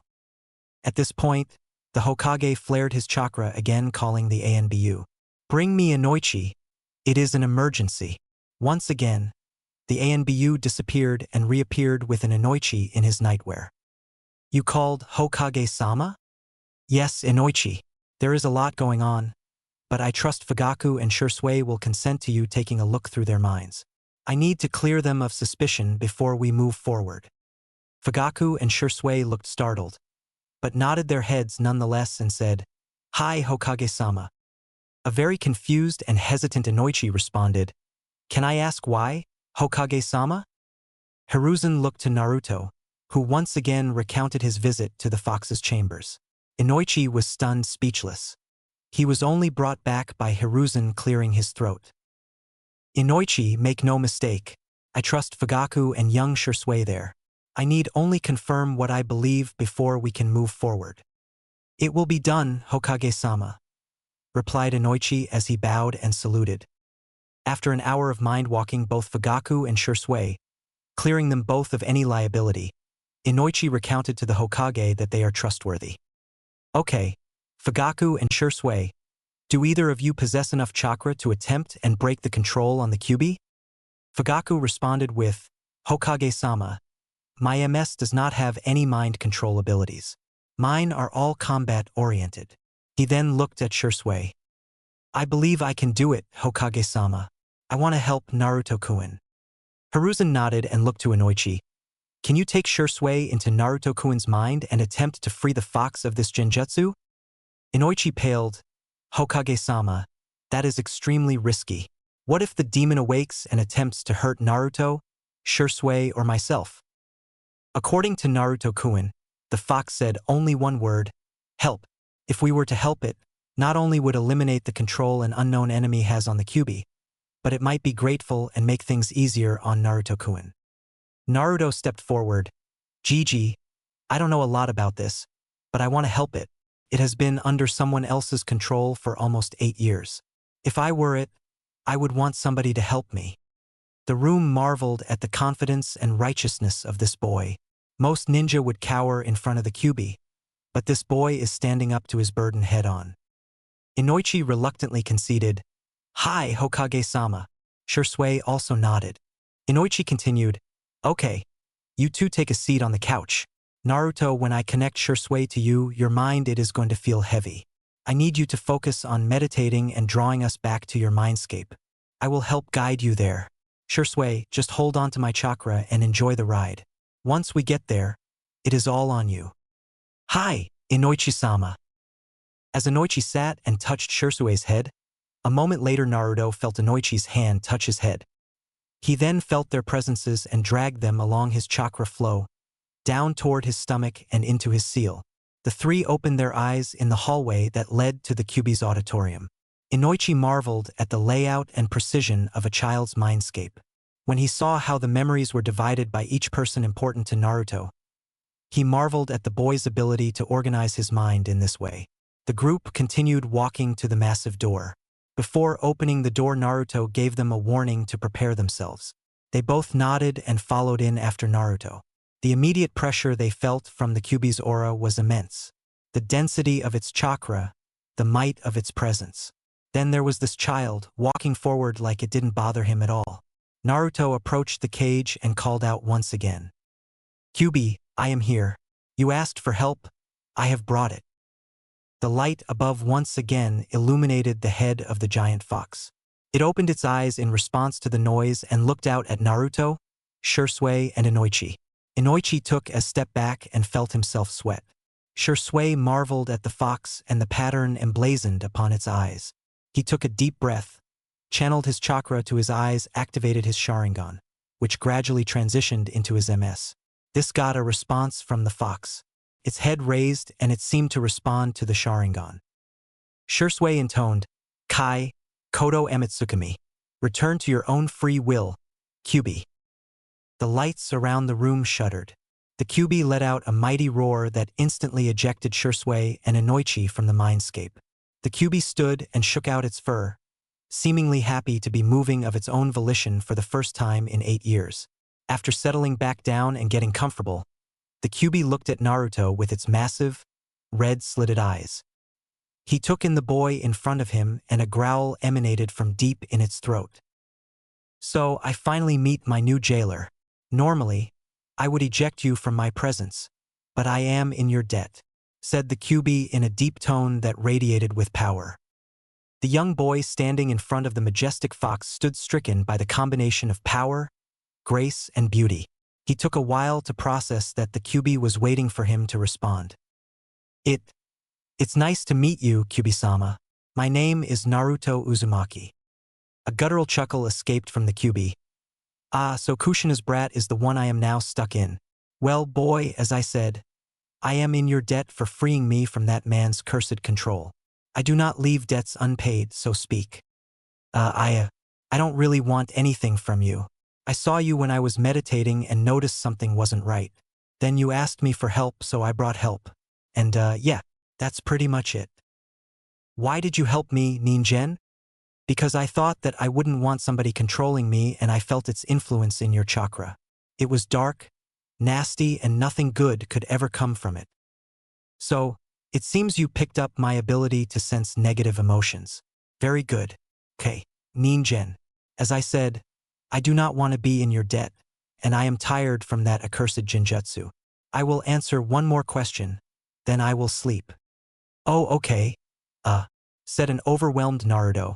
Then he took a deep breath and asked, Did you attack Konoha because you wanted to, or were you forced to attack Konoha? Once again, a deep chuckle filled the auditorium. When I was ripped from your mother, I was angry. However, as I was reforming, that man put me under his control.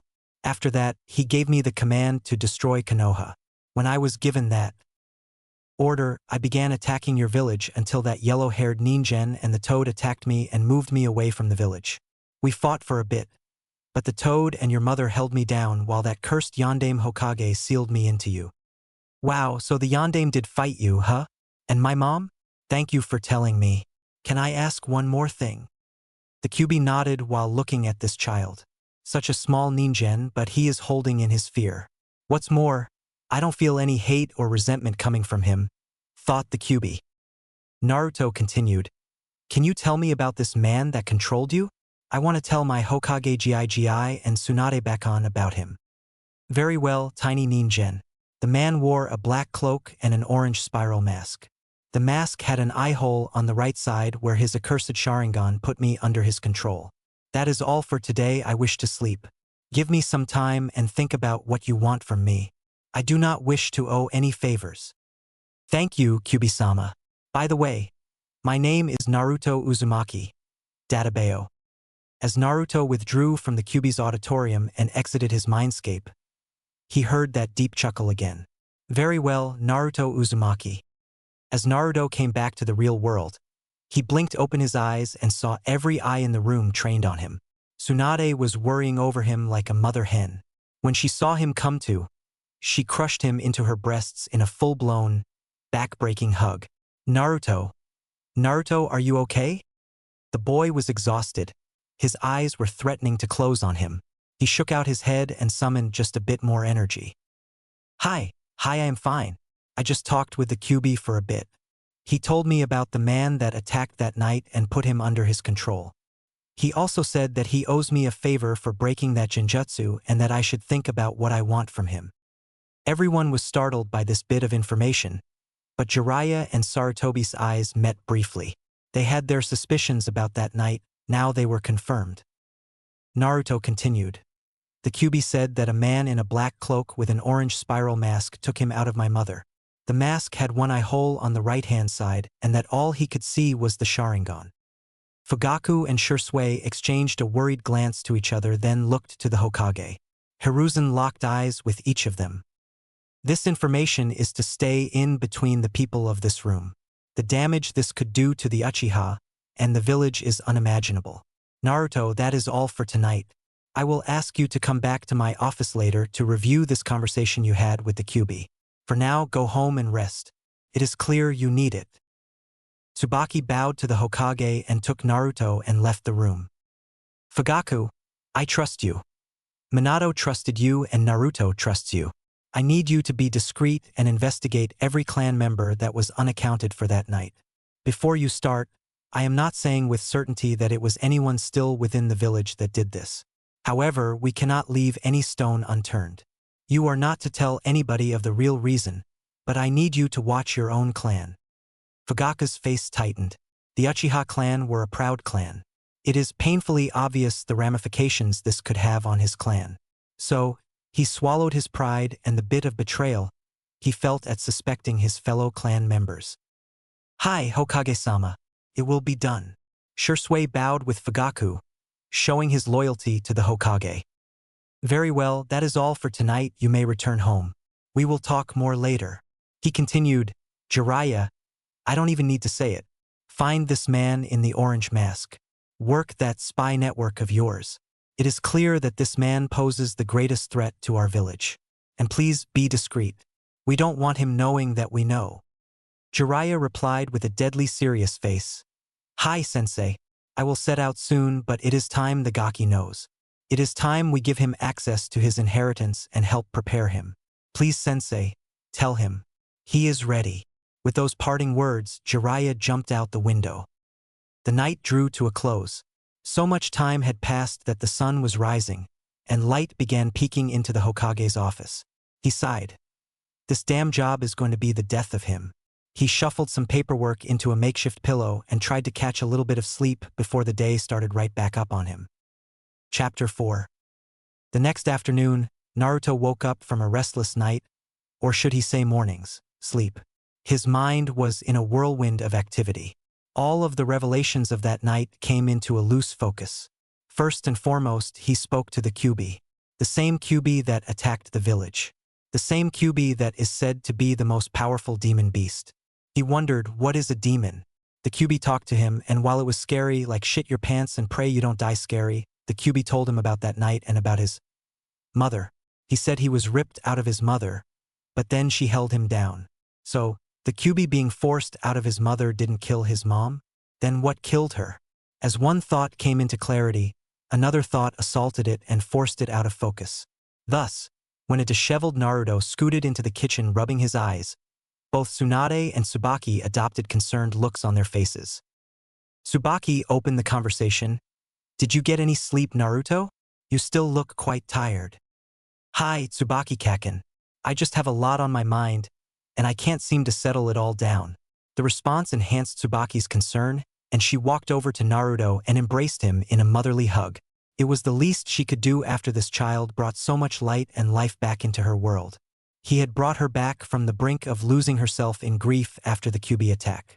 Naruto seemed to melt into the hug as she whispered comfortable reassurances into his ear. Brat, I know you probably have a lot of questions, so why don't we answer some of your questions before we go back to the Hokage's office? Asked Tsunade in a gentle tone. Okay, Bachan, can you tell me about Kushina? Is she really my mother? A small smile lit upon Tsunade's face as she remembered the brash, raucous, and eternally loyal Kunoichi. Your mother was an amazing woman, Naruto. She was so excited when she found out she was pregnant with you. She should have been the one here with you instead of me. I was supposed to be the one to deliver you, but I was out of town at the time. Guilt-racked Tsunade. She had been so caught in her own grief that she went on a bender in Tenzaka Town and completely missed Naruto's birth. If she were there, maybe if she were there that whole night would have been different. Bachan, I wish I knew my mother. But you and Tsubaki Kaken have always been here for me. You have helped me so much. I don't know why you look sad. But please, Bachan, don't ever say you shouldn't be here. I don't know what I would do without you. I love you, Tsunade-bakun. And with those 3 words and a hug from the tiny blonde, the dams broke. The pent-up grief and frustration flowed out of Tsunade and onto Naruto in the form of sparkling, purifying tears. After that, Tsunade spent the rest of the early afternoon sharing stories of Kushina with Naruto. The smiles and laughter emanating from the blonde lit up the house and seemed to clear out the remainder of Tsunade's grief. Okay, brat. It is time we went back to talk with the Hokage. 20 minutes later, Naruto and Tsunade ambled into Hiruzen's office and saw Jiraiya leaning against the wall to the Hokage's left. Hiruzen made a quick hand sign, and 4 blurs could barely be seen leaving the room. Jiraiya then flashed through a quick series of hand signs and slammed his hand on the ground. A translucent blue light flowed into kanji as it spread out in the 4 cardinal directions around the room. Okay, Naruto-kun. Last night you said the fox told you a couple things. Could you repeat them for this worn old man? I have already gotten Shirsue's and Inoichi's versions of the story, but they were ejected before you were able to talk to the Kyuubi, said a clearly exhausted Hokage. Hi, Gigi. The Kyuubi said that the man attacked and somehow forced the Kyuubi out of my mom, Kushina Uzumaki. He then said the man put him under some super strong genjutsu and ordered him to attack the village. He also said that the 4th Hokage sealed him into me while some giant toad and Kachan held him down. Then he said he owes me one favor for freeing him from the genjutsu, but I don't really know what to ask him for, replied a vibrant and refreshed Naruto. His earlier conversation with Tsunade helped slow his thoughts down enough. Very good, Naruto-kun. Let's take this one at a time. What the fox says matches with what we found that night in the cave after the Kyuubi's attack. The ANBU and nursing staff were killed with kunai. So, it is safe to assume the man in the orange mask killed them as well. Hiruzen gritted out that last part through clenched teeth. Naruto-kun doesn't need to be weighed down by an old man's grief, thought Hiruzen. I am sorry I wasn't there, Biwako-chan.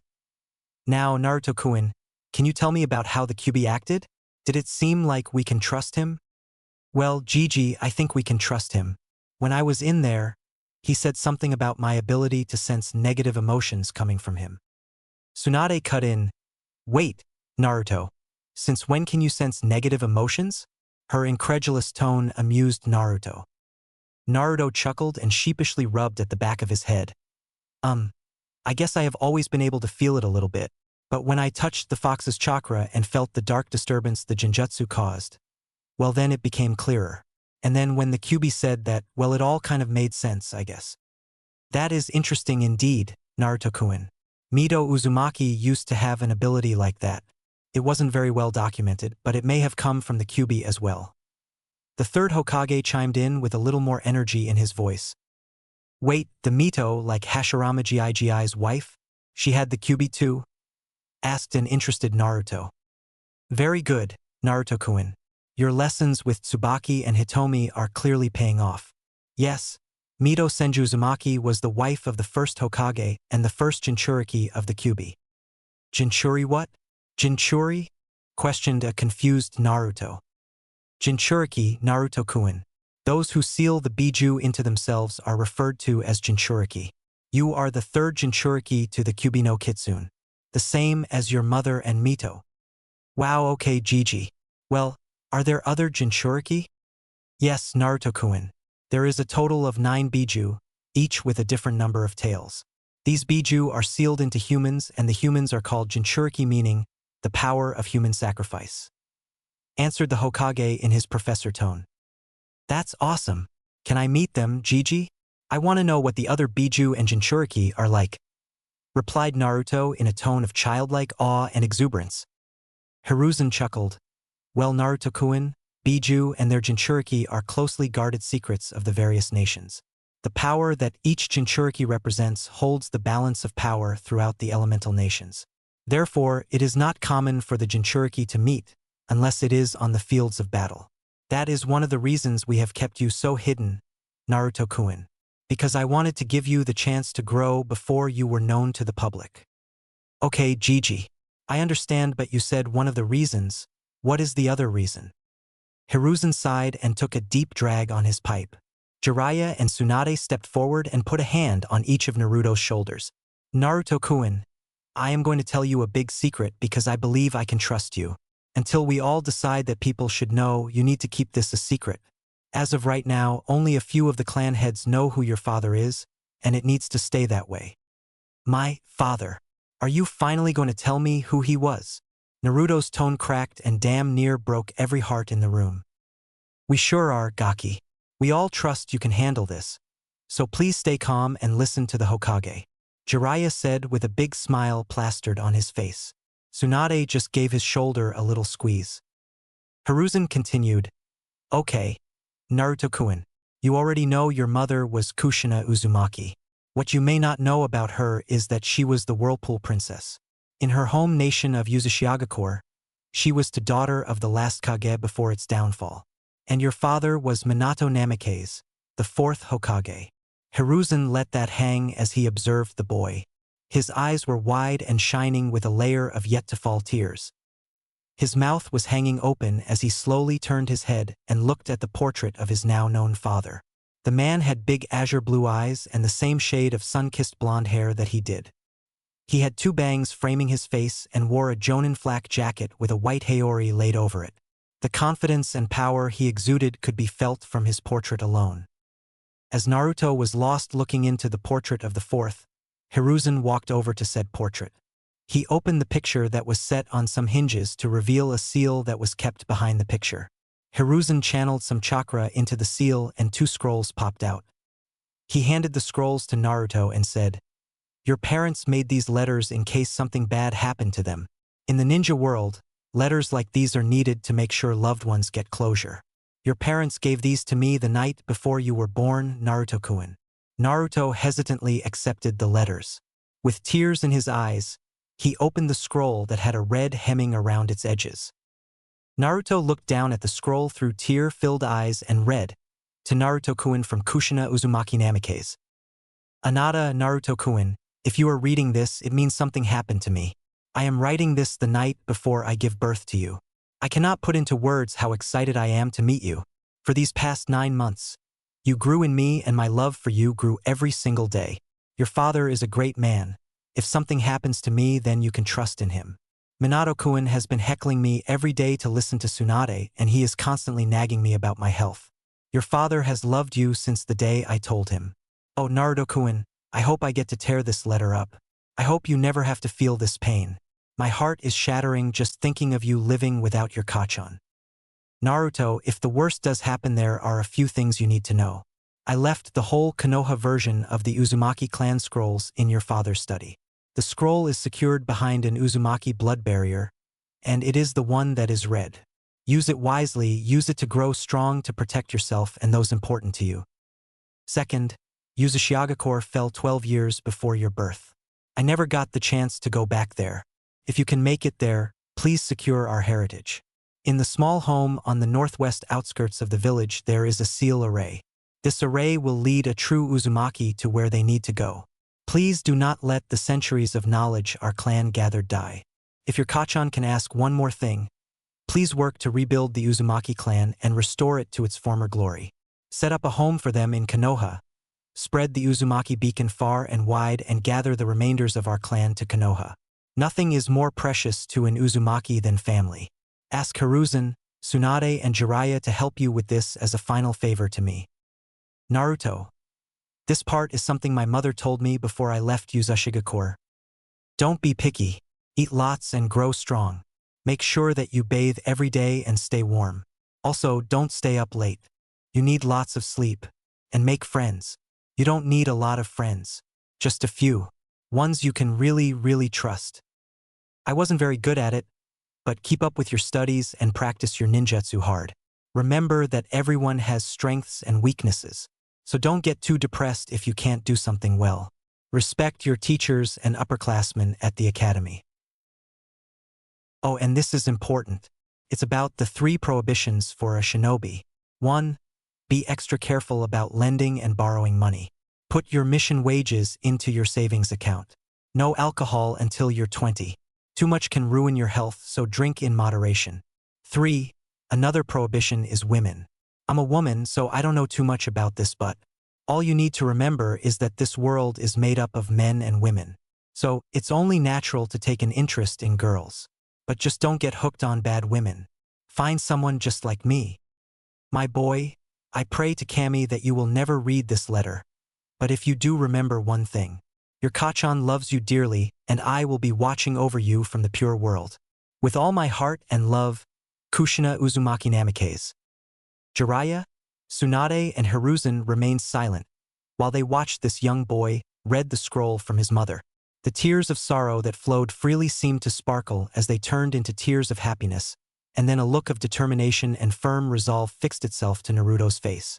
The young and rounded face of Naruto remained hardened as he picked up Minato's scroll, and then, after taking a deep breath, Naruto opened the black scroll with yellow edges.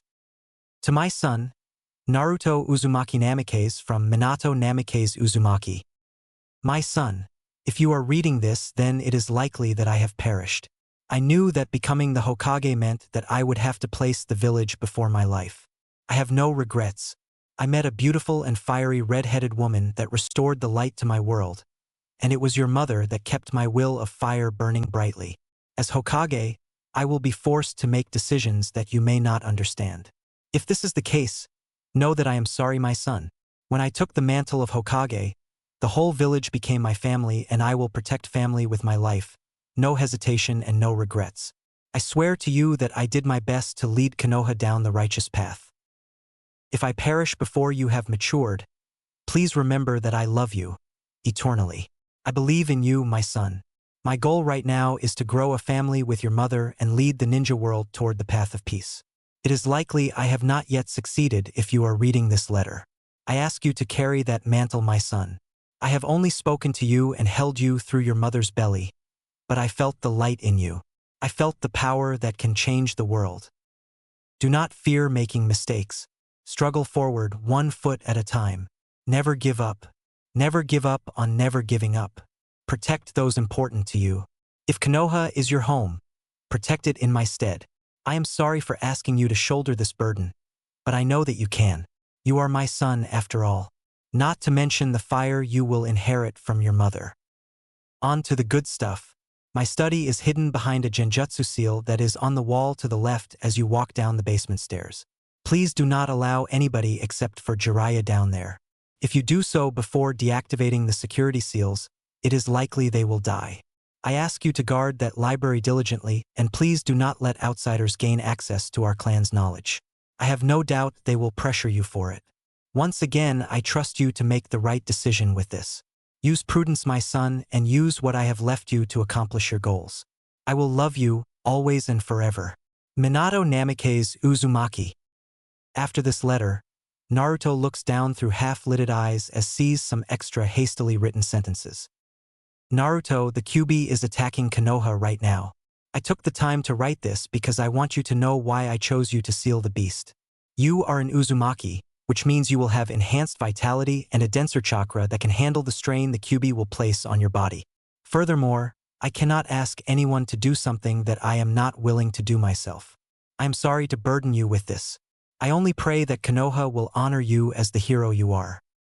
In case they do not, let me be clear. You are the vessel of the Kyuubi, not the Kyuubi itself. A man in an orange mask with a single Sharingan eye on the right side attacked us right after your birth. While I saved you, he ripped the Kyuubi out of your mother. For what it is worth, the Kyuubi is under a genjutsu, so if you talk to the beast, know that this attack was not purely its fault. I made the seal to slowly incorporate the Kyuubi's chakra into your chakra pool. The seal will purify the Kyuubi's chakra for you. This is a great power, my son. Learn to use it wisely. With love, forever, Minato. Naruto took a couple minutes to compose himself. His breathing was erratic, and once again, he felt the whirlwind of information storming through his mind. Tsunade embraced him from behind and Jiraiya squatted down in front of him to get on eye level. Naruto, we wanted to tell you, but I am sure you will come to understand how serious this information is. We are here for you. We will help you. When you are ready, you can let us know. With a ruffle of Naruto's hair and a squeeze to his shoulder, Jiraiya stood up and backed away. Once Naruto had calmed his breathing, he started the conversation. Gigi, there is a lot in here. I need to go to my dad's study. He told me where it was and how to get in. The only one allowed to come with me is Jiraiya Kyofu. He is the only one keyed into the security seals. After a breath and with deadly seriousness, Naruto continued. My father added to his letter the night of the Kyuubi attack. He informed me that the man in the orange mask with the Sharingan was the one who attacked. Hiruzen sat up straight and looked at Jiraiya. My previous orders on this stand. Find him. We need to stop him before he makes another attempt on Konoha. Tsunade walked to Jiraiya and embraced him. During their embrace, she whispered, Be safe, Baka, and come back to me. This moment of intimacy brought out the long-repressed pervert in Jiraiya. As both of Jiraiya's hands wrapped firmly around the ample posterior of Tsunade, Tsunade used her super strength to push him back and through the Hokage's office wall. The loud crash brought the attention of the ANBU, which made Hiruzen sigh and wave them off once again. Okay, Naruto-kun, why don't you return home and start searching through your father's study? Remember, my boy, if you make any contact with the fox or need my help, I am always here. Hi, Gigi. Thank you, Hokage-sama, for trusting me. I will guard this information and never betray your trust. As Naruto said this, he bowed deeply to his Gigi and Hokage. After recovering himself, Naruto took Tsunade's hand and returned to the Namikaze estate to begin sorting through his father's study. 1 week later in the Namikaze estate, Naruto had been searching through his father's study for the past week. Naruto had Jiraiya key Tsunade and Tsubaki into the security system so that they could enter with him. The number of scrolls and books on all matter of shinobi subjects was overwhelming. Sadly, it appears that neither of his parents were very organized. Naruto kept his usual training cycle with Tsunade, Danzo, the Hyuga, and the Uchiha. Sadly, Naruto was told that Itachi wouldn't be joining them for a while because his is going through his ANBU training. Fugaku was swollen with pride when he mentioned the nearly 12-year-old Uchiha joining the ANBU ranks. After training, the first 4 days and nights in the study were spent tidying up his father's library. His father was a genius, no doubt. However, it was clear to Naruto that his father embraced the mantra that genius functions best amongst chaos. His father L-shaped, oak desk was covered in dozens of scrolls. Each scroll was covered in a layer of dust, and Naruto found that, after organizing, he would need to air out the room. On the 5th day, which was a Friday, so he didn't have any training, Naruto found the barrier that his mother had mentioned. After cutting his thumb with a 3-pronged kunai that was on the desk, Naruto smeared some blood over the seal array. He marveled as the array spread, flashed, and then the barrier shimmered into and out of existence. With the barrier down, Naruto saw an ornate chest made of maple wood and covered in seals.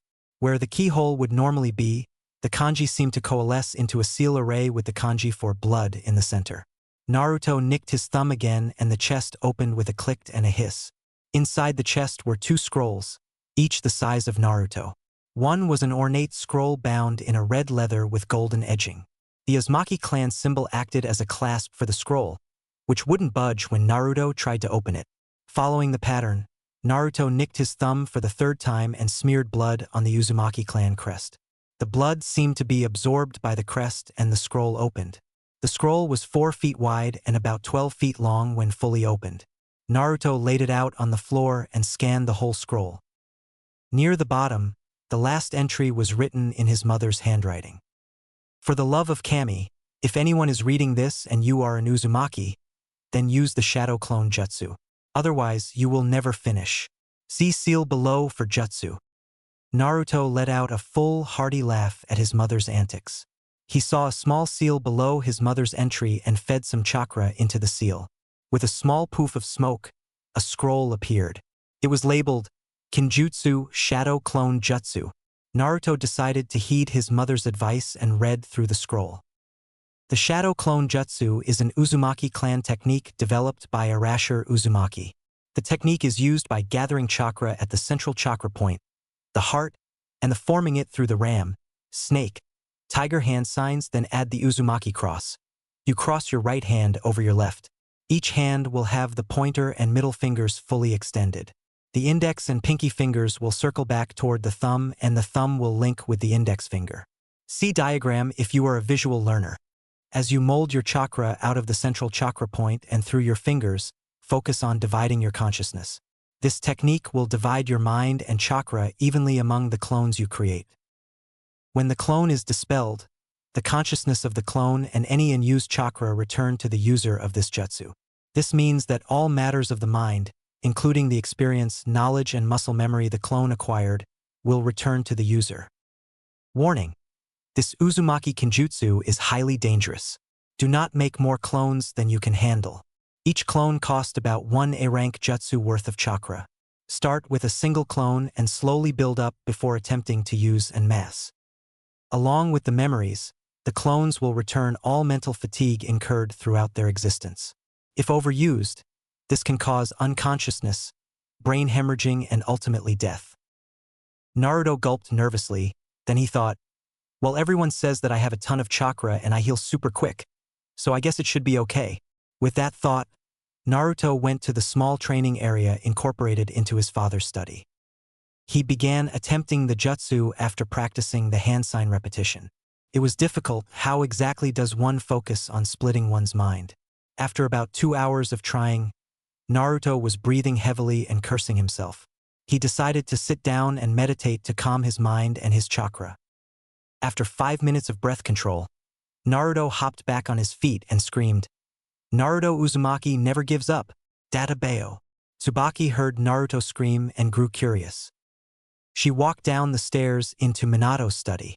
What she saw made her freeze. As she reached the bottom of the stairs, she watched as 2 Narutos high-fived, which made a resounding slapping sound. Her confusion turned to laughter as both Narutos were shaking out their hands. Neither of them was expecting the force the other put into it. Naruto turned to Tsubaki as he heard her laughter. "I did it, Tsubaki Kaken!" screamed 2 elated Narutos. Not knowing which one to look at, Tsubaki addressed both of them and said, "That's great, Naruto-kun. Mind telling me what you have done?" She paled when she heard him say the shadow clone jutsu. She knew that this was a Jonin-level technique. "And where, pray tell, did you learn such a technique?" "That technique is much too difficult for someone your age. I learned it in Mom's scroll. Don't worry, Tsubaki Kaken, I got this. I read all of the warnings." "Warnings?" Tsubaki asked as she grabbed the scroll that was near the edge of the training room. She paled when she read the list of potential side effects. "Naruto-kun, you should not be doing this jutsu. You could get severely hurt." "Don't worry, Tsubaki Kaken. Everyone says I have tons of chakra and heal super fast. Even after making this clone, I don't feel tired at all." "Hey, Tsubaki Bakun, will you take this clone far away? Tell it a secret and then punch it hard for me." Why would I do that, Naruto-kun? That seems kind of dangerous and mean." "Ah, come on, Kaken. It is just a clone and I need to test something out." At this, the clone adopted a nervous look on its face and nodded at Tsubaki. "Okay, fine, Naruto-kun. Come on, you." She giggled as she walked around the corner. She then told the clone her secret and then bonked it hard on the head, which transformed the Naruto into a puff of smoke. She walked back into the training room and looked amused as she took in Naruto. The boy was rubbing the top of his head and had a faraway look in his eyes for a second. The depth of the brilliant, azure blue eyes returned, and Naruto beamed at her. "It worked, Kaken. It really worked. You told me you love running your hands through my hair when I sleep. Oh, and I owe you a foot massage for doing this favor." "Oh, okay, I guess." Tsubaki just shook her head in an amused fashion as she walked back up the stairs. "Dinner is in 1 hour, young man. Do not be late." 1 hour later, Naruto walked into the kitchen doorway. Tsunade looked up and greeted him before returning to her medical report. "Hiya, Bakun!" cried out Naruto as he took his seat next to Tsunade. She nodded, showing that she had heard him.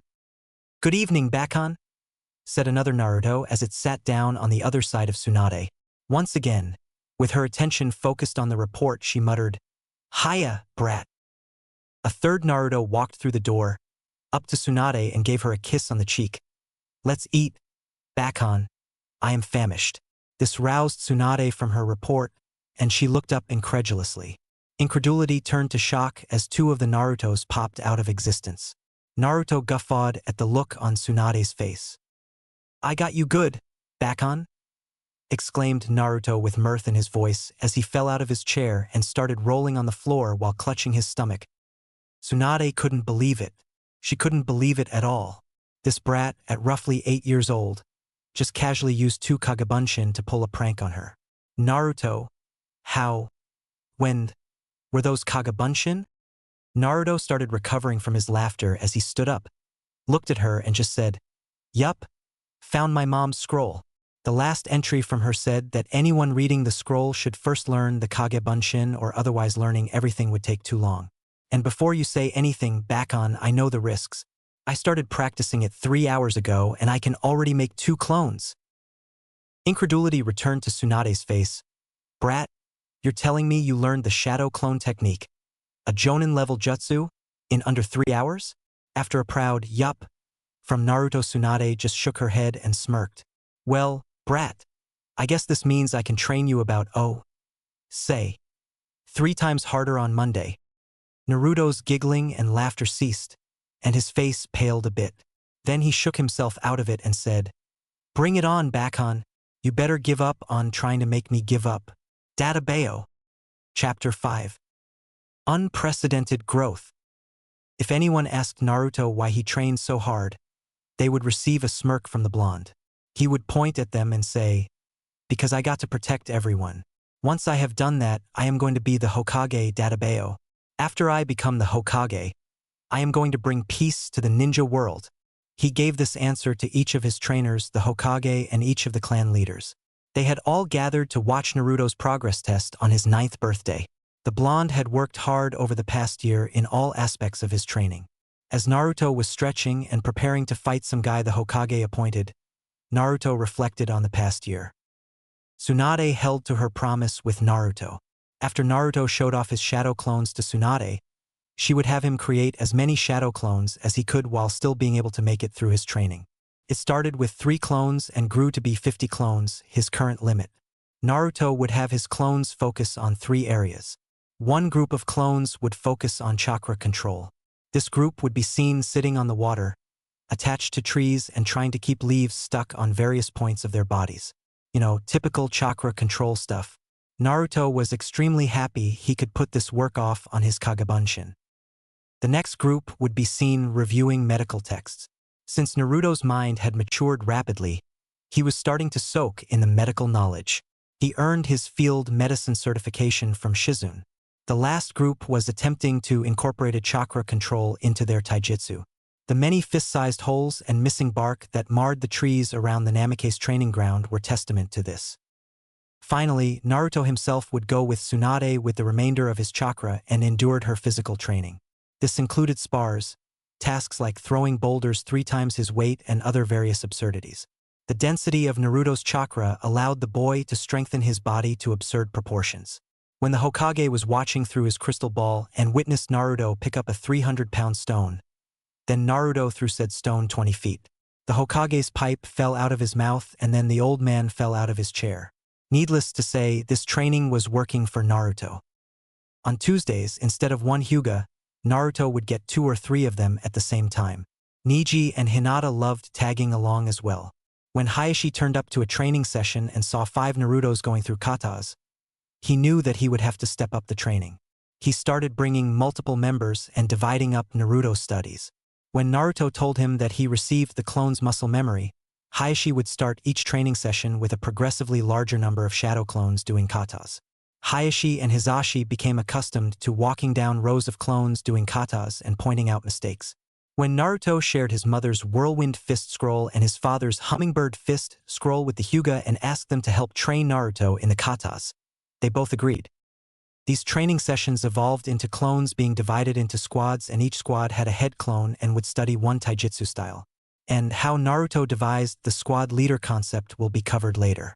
After an hour of katas, clones would break up with their Hyuga instructors and cover aspects other than the shinobi arts. Hitomi was Naruto's champion. She would provide scrolls on political etiquette every day, how-tos like how to cook, clean, and organize. Hisashi was a previous member of ANBU tracking and capture team. He taught Naruto how to track and avoid being tracked. In 1 year, Hayashi was floored by the blonde's progress. It got to the point that Naruto would spar with Neji, Hinata, and one of the two Hyuga twins at the same time. Neji was infuriated that Naruto could beat him with a single shadow clone. He was a Hyuga for Kamisake, and everyone in the clan said he was a prodigy.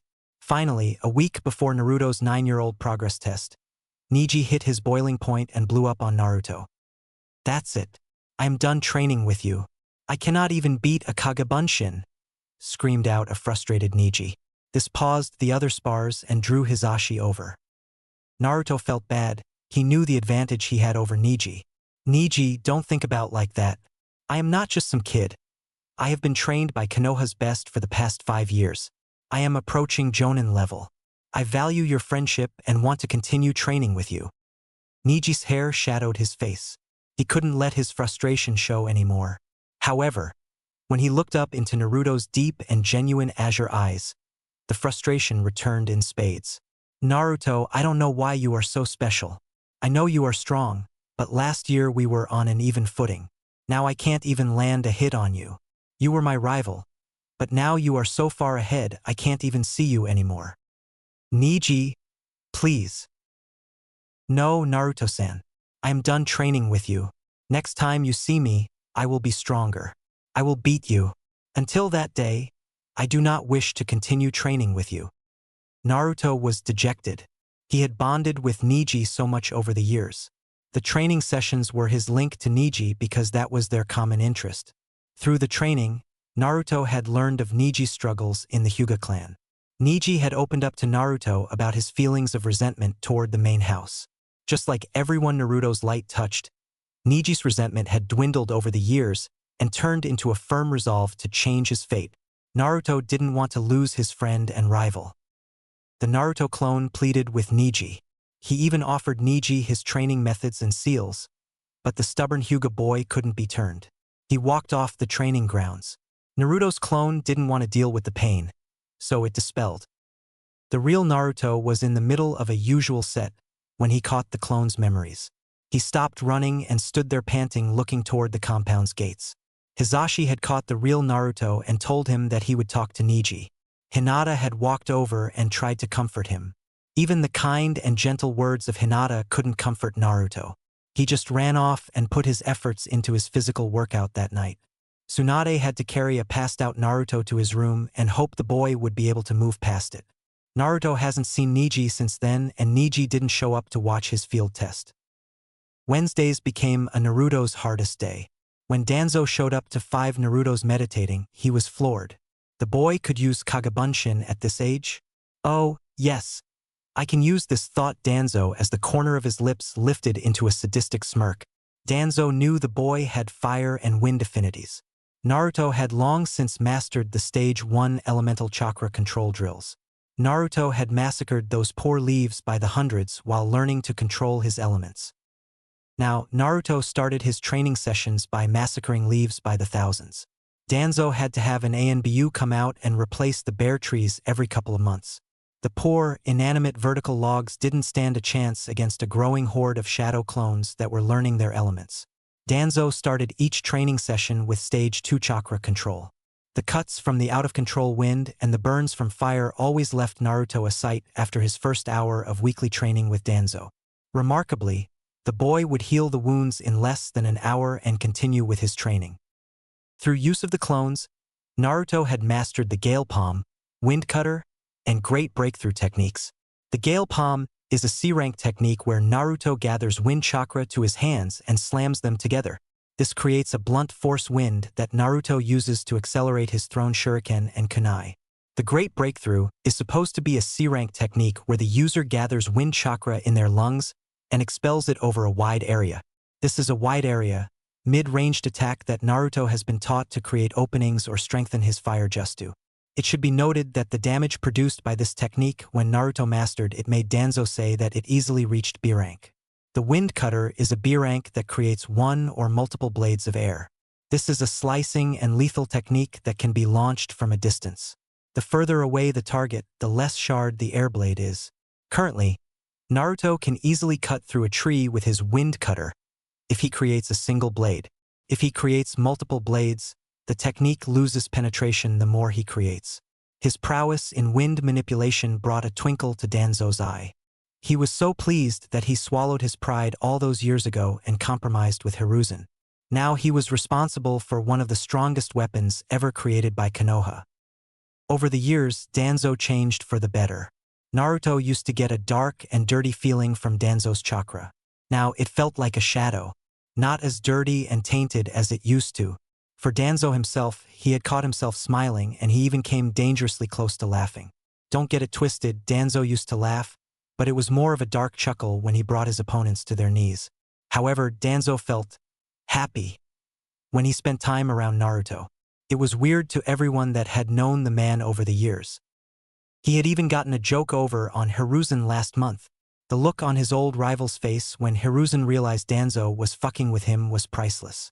Naturally, Danzo informed Toryun of his plans ahead of time. So, when Toryun captured the Hokage's incredulous face on camera, Danzo took the picture and hung it in his office. Danzo still insisted on keeping the roots of the great tree trimmed though. He would let Hiruzen have the light. Naruto would be the trunk that Danzo planned on linking the roots to the trees that basked in the light. Thursdays with the Uchiha consisted of training by Fugaku. He would often bring Sasuke and even Mikoto to the training sessions. When Mikoto had heard about Naruto's prodigious talent, she had to see her best friend's child for herself. When she witnessed the effect Naruto had on Fugaku, she insisted on being part of Naruto's training. Although she was inactive for many years, since Itachi's birth, she was still a formidable kunoichi in her own right.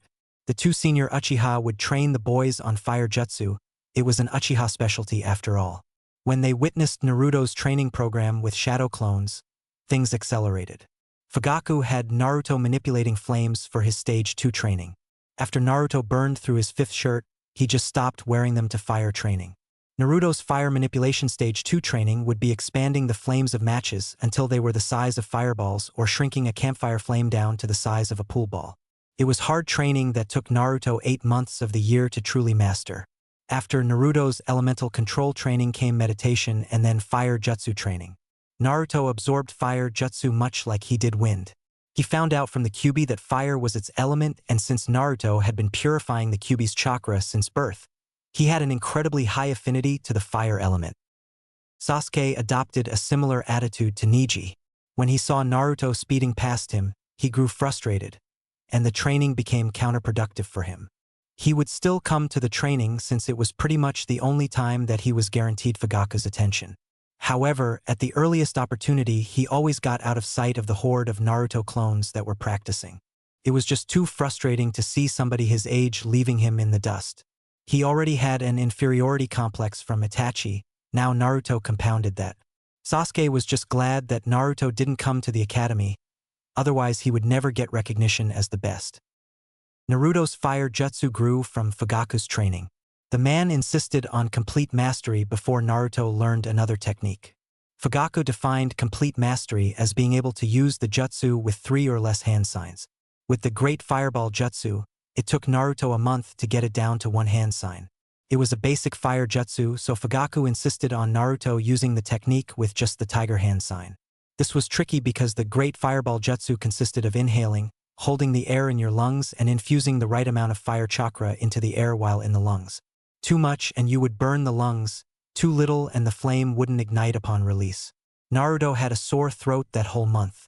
The next problem of using 1 hand sign came because it made it more difficult for shape manipulation.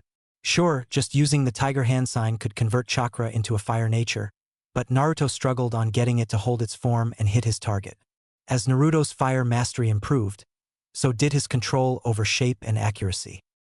After demonstrating mastery of the Great Fireball, Fugaku taught Naruto the Fire Flower Jutsu.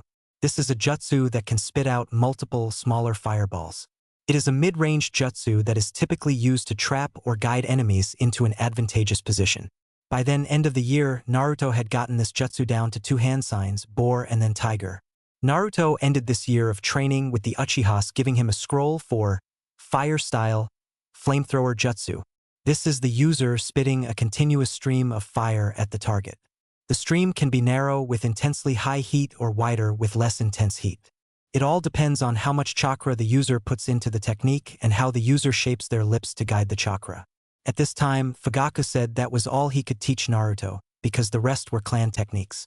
Fugaku also had to break off lessons because the Hokage's mission was reaching a critical juncture and he needed to focus on that.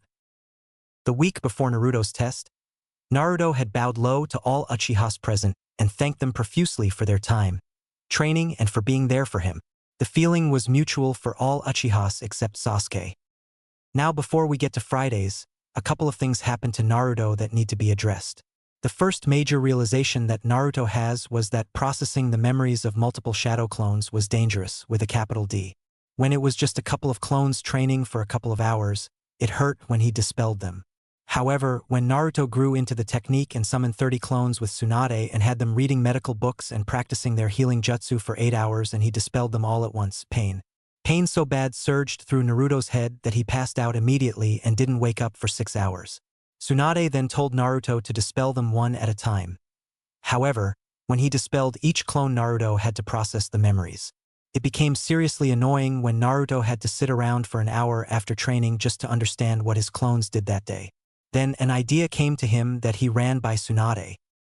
Bakon, what if I supercharge a shadow clone and have it make the other clones? Will I still have to deal with this headache? Tsunade was intrigued. She occasionally used shadow clones, but never in the number Naruto did and never for training. I don't know, brat. While I am here, why don't you give it a try for this training session? Thanks, Bakon. I know I can count on you to keep me alive if this backfires, said Naruto with more than a little trepidation. Tsunade returned his comment with a wry smile and waved her hand, telling him to proceed. That day, Naruto created 3 clone captains and gave each of them about a quarter of his chakra. Each captain created 9 clones and divided up into their usual groups. Naruto completed his daily training and gave instructions to his captains. Each captain had the clones dispel one by one. Since the captains were the ones that created the clones, the memories didn't immediately return to the original Naruto. Instead, the memories went to the captains. Tsunade instructed the captains to do their best to process and synchronize the information. After 10 minutes, one by one the captains nodded to Naruto. The first captain dispelled, and Naruto felt the surge of information and fatigue. But he had to guess. It was about half the normal strain from the many clones training all day. He nodded to the next captain and was once again hit. After the final captain dispelled, Naruto was visibly tired, but he felt like he had a better understanding of what the clones learned, and he wasn't as tired as usual. From that day forward, Naruto used the clone captain method in his training, which reduced the strain on Naruto and increased his growth rate even further. It should be noted that due to the time spent learning and the collective experiences of his clones, Tsunade deduced that Naruto's mental maturity was accelerated. The boy became noticeably more mature in the way he handled himself. Not only did he reduce his databeo outbursts by February 3rd, but he carried himself in a way that was odd for an 8-year-old. Not bad, but odd for sure. Jiraiya only made it back 3 times that year. His hunt for the masked man and Orochimaru kept him occupied outside of the village. Tsunade missed her goofy partner and Naruto wanted Jiraiya's feedback and instruction on seals. He hit a snag at Uzumaki Fuinjutsu level 4. This level covered the introduction to seal layering and applying seals directly on the body. Naruto was a bold and courageous child, but he dares not disregard all the warnings in his scrolls not to do any body sealing without the supervision of a Fuinjutsu master to proof the work. Unfortunately, Jiraiya was the only such seal master in Konoha.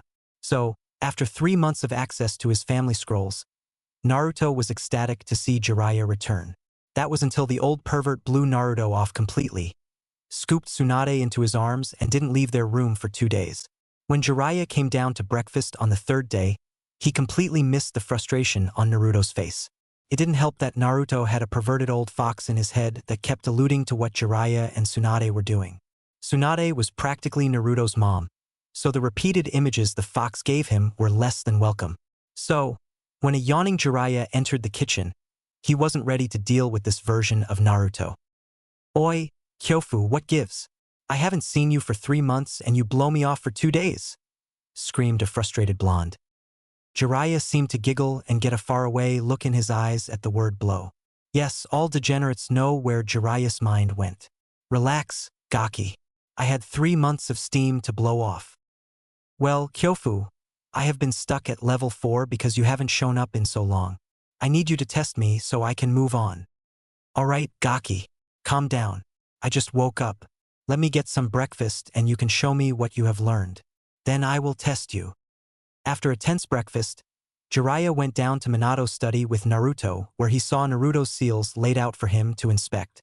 It is clear that the kid prepared for this, thought Jiraiya. I guess I know why he was so antsy. He then picked up and inspected Naruto's seals.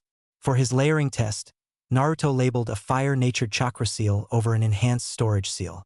Naruto created a clone that took the seal into the training area and held it out in front of him. With one hand sign, Naruto took a deep breath and blew out a fireball. The clone yelled, "Katanfuin!" The seal activated and sucked the fireball into the seal. The kanji for fire turned from black into red to indicate that the storage seal was full. The clone then handed the paper to Jiraiya, who inspected the seal again. Good work, Gaki. I have done some seals like this in the past. I would say this one gets a pass.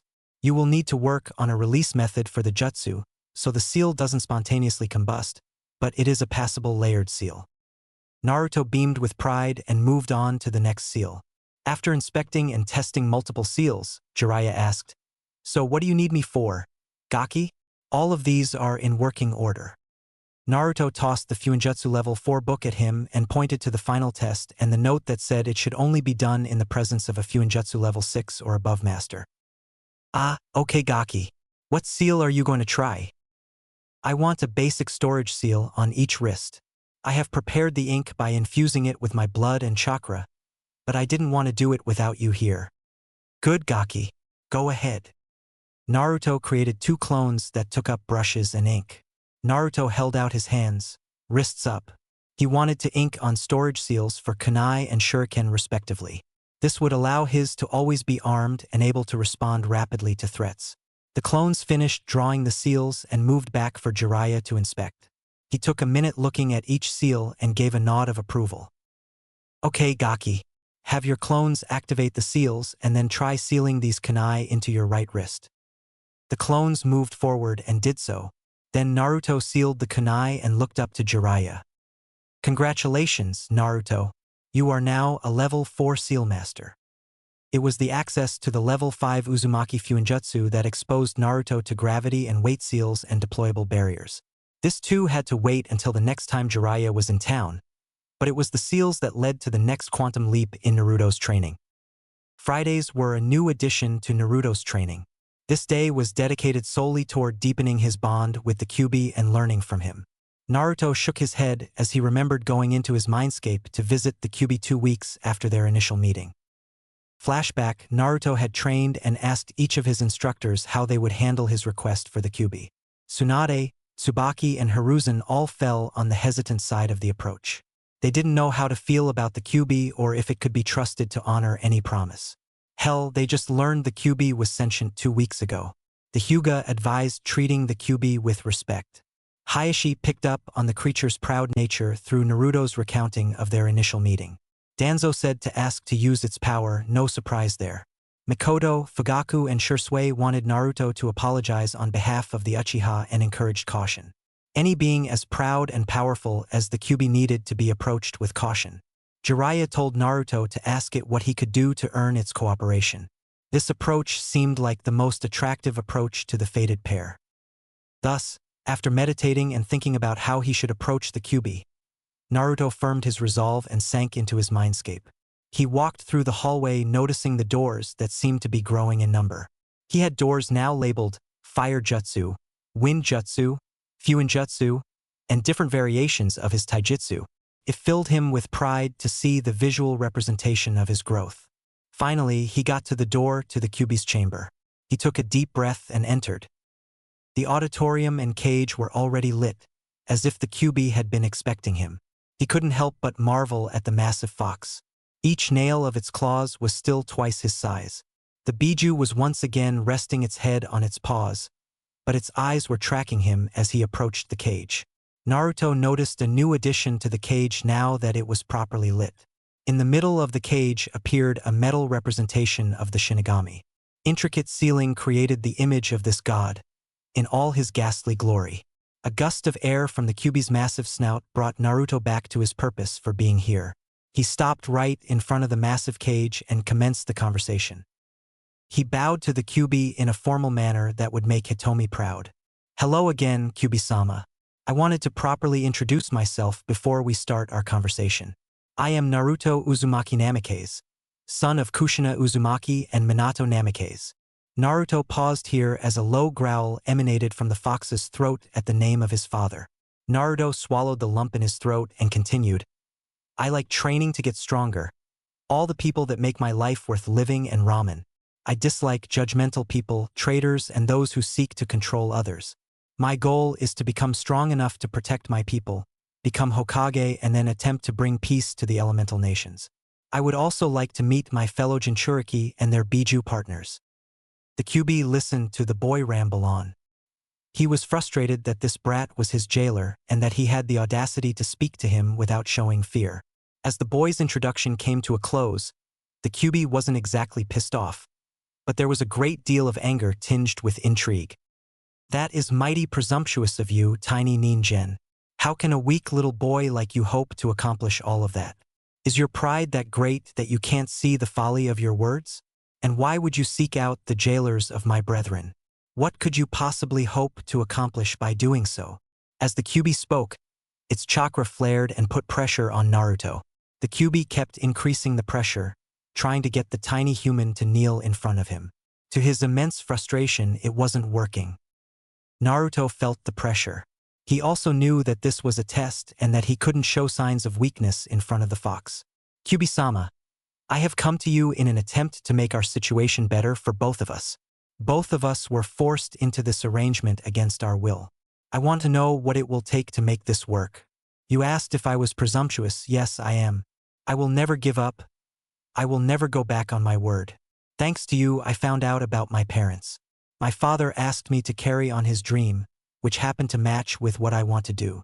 I will become the Hokage. It is a question of when, not if. From there, I will do my best to bring peace. I do not know how long, but I do know that I will not give up. I will either achieve this peace or die trying." The Kyuubi was watching the boy closely. He was reading into him as he spoke. To his incredulity, this little human believed what he was saying. The firm resolve in his eye never wavered as he spoke. The Kyuubi was impressed by this child. He felt the light and positivity radiating from him.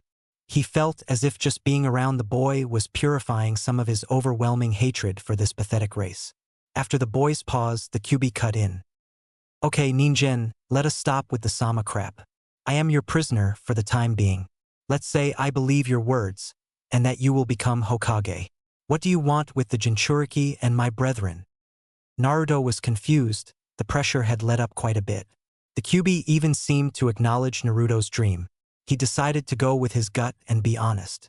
"Kyuubi, I have heard that Jinchuriki are often ostracized or worse. I do not wish to see them continue suffering. I do not want those few people in this world that may understand me to suffer unjustly. As for your brethren, am I to presume that the other Biju are your brothers and sisters?" At the Kyuubi's nod, Naruto continued, "If they are sentient beings like you, then my previous stance stands. I do not approve of enslavement or control. It is wrong. I do not know much more at this time, but I believe that to my core." "Are you saying you would attempt to free the Biju?" asked the Kyuubi with a hint of surprise in his voice. Naruto had to pause and think at this. The furrow in his brow indicated how seriously he took the question. "If it is possible without killing the Jinchuriki, and they agreed not to harm humans, then I think I would," replied Naruto in earnest. Incredible, thought the Kyuubi. This mere human child doesn't show the fear or prejudice that plagues his race. Could it be the human that Tusan told us about? Preposterous. We have waited centuries and the one never showed up. This human is just a boy. There is no way his resolve will stand.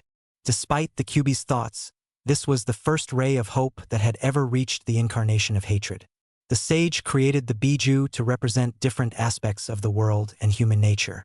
The sage imparted the Kyuubi with the task to keep the evil of this world in check. After centuries of dealing with the worst side of humanity, Kyuubi's hatred grew and he began to doubt his father, the sage of six paths.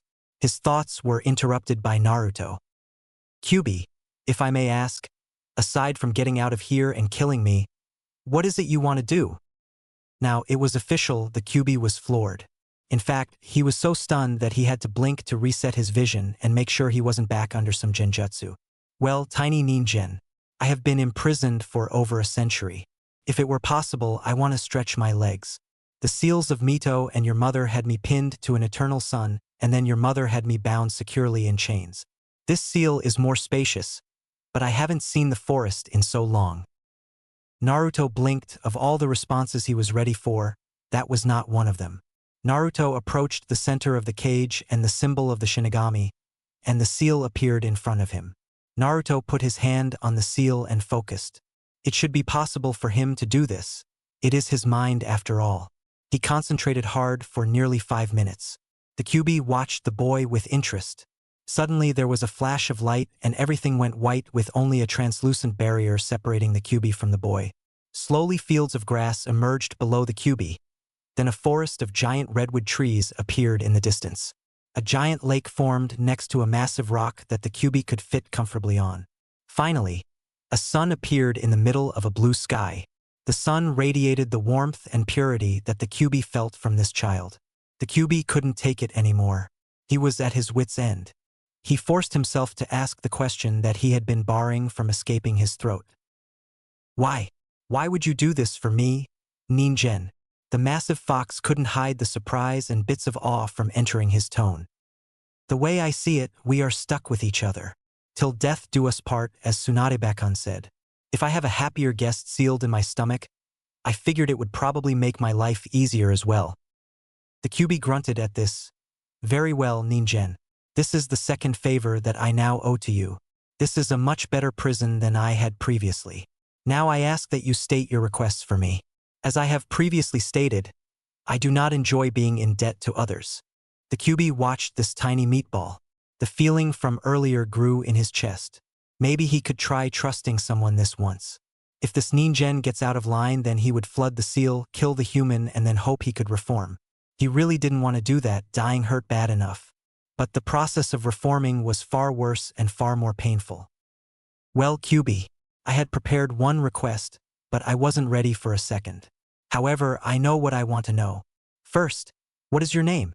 I presume the Kyuubi is just a title. Second, until I die or find a way to safely remove you, would you consider being my partner and helping me achieve my goals?" That did it. The Kyuubi was done. His brain formed of pure chakra short-circuited. The shock of a human child talking to him and being nice was one thing. The child being able to control his mind and shape his prison was something entirely else in and of itself. Now, instead of power, abilities, or some other form of narcissism, the child asks for his name. And to be his friend? "Kami, if you are messing with I swear I will devour you. Father, if this is not the child you promised, I will give up on humanity forever and devour this world." "Very well, Kit. My word is my bond. I will uphold my end of the deal, but there are conditions for this. To us Biju, our names are sacred. You are never to share my name unless I deem the human worthy of knowing it. To all humans, you will refer to me by my title as the Kyuubi no Kitsune. For your second request, you will need to earn the right to be the friend or partner of the great Kyuubi no Kitsune. Do you agree to these conditions?" Sick of being surprised, the Kyuubi watched Naruto pass through the translucent barrier and approach him. Confused, "No, that's not the right word." Incredulous, "No, that is overused." Gobsmacked, yes, that will do." The Kyuubi was gobsmacked. The human just willingly entered his domain. With a mere flick of the tail, he could take over this human boy's mind. So why wouldn't his tail move? Why wouldn't he jaws crush this tiny, fragile little meat sack? Clicked. Kyuubi knew that this child was the only hope he had. Yami, he was the only hope any of his brothers and sisters had. It was at this point that the Kyuubi slid his proverbial chip stack to Kami and went all in. Naruto continued at a slow and controlled pace. The pressure of the chakra coming off the Kyuubi threatened to flatten him with each step he took. His negative emotion sensing let him feel all of the pent-up hatred, disgust, and disappointment. As he got nearer, these feelings seemed to intensify. When he got close enough to the Kyuubi, he stopped and held out his hand. Once again, it is nice to meet you. My name is Naruto Uzumaki Namikaze, and I will become Hokage, and I will do everything in my power to bring peace to the elemental nations. I will do what I can to help you and you siblings find peace. You have my word, and I never go back on my word. Databeo. The Kyuubi looked at the boy's hand, and with great restraint he touched one of his nails to the boy's hand. Kit, you are the first human since the sage that I am trusting with my name. My name is Kurama the Kyuubi no Kitsune. I acknowledge your right to use my name. I do not, however, acknowledge your right to use my power. That right will have to be earned. I will watch you, train you, test you, and when you think you are ready, I will grant you the right to challenge me for my power. Deal, Kurama, said Naruto as he broke out his gigawatt smile for the fox. Could you tell me why you call me Kit though? Kit is what foxes call their kids. At this stage, you are a child, and I will refer to you as such. Now Kit, this has gone on long enough. Leave me to rest and explore my new domain. Next Friday, you will return here for training. You got it, Kurama. Man, that is a sweet name. Bye. As Naruto left the mindscape, Kurama was still gobsmacked by that whole meeting. Never, not once in his wildest Tsukuyomi-induced dreams, did he think the meeting would go like that. At every turn, the brat surprised him. As he lay down on his new rock and curled up, he felt a peace that had long since been absent come over him as he closed his eyes. As for Naruto, he came out of the mindscape and passed out right there on the floor of his dad's training room. The sheer magnitude of the Kyuubi's presence and that whole experience hit him at once when he returned to reality. Tsunade would check up on him a bit later and carry him to bed. Flashback end. Chapter 6. An unknown test. Naruto refocused as he concluded his stretching. He had removed his gravity and weight seals in preparation for this.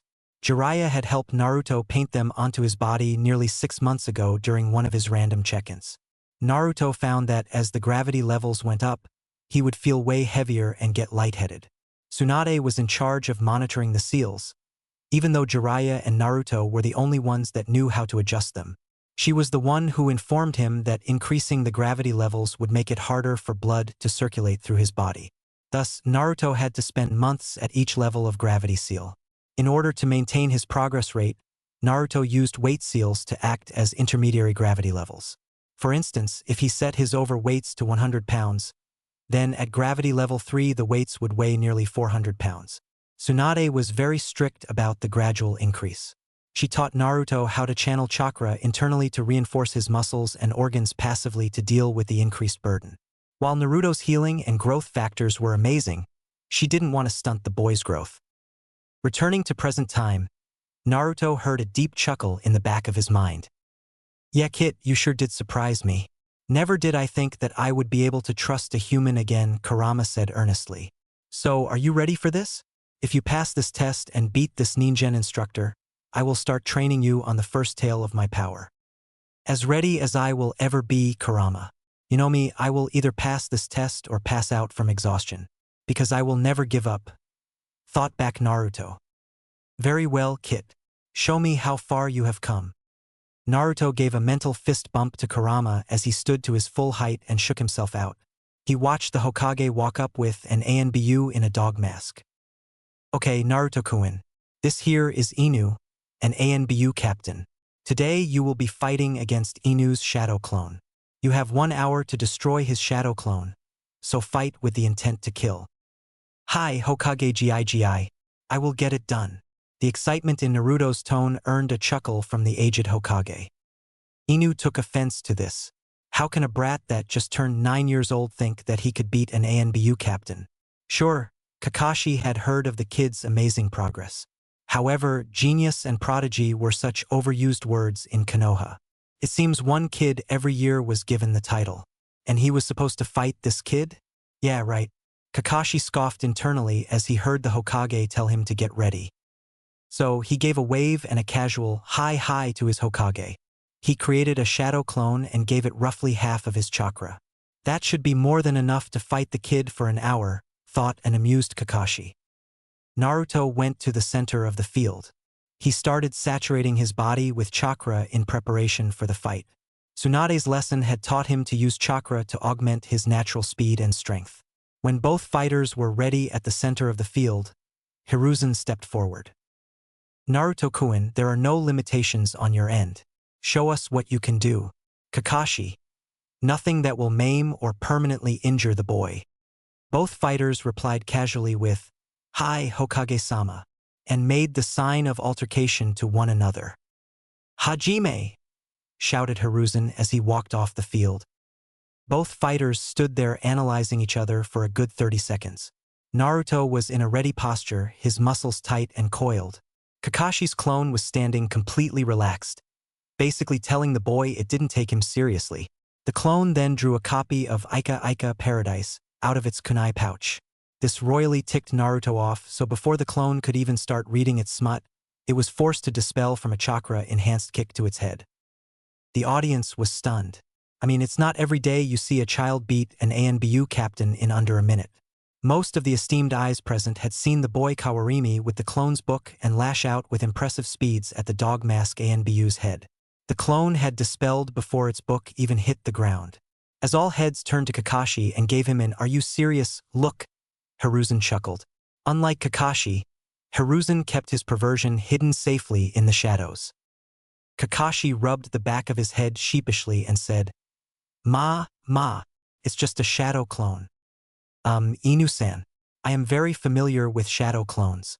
Each of them gets their personality straight from the original. At the most, there are some slight differences in personality.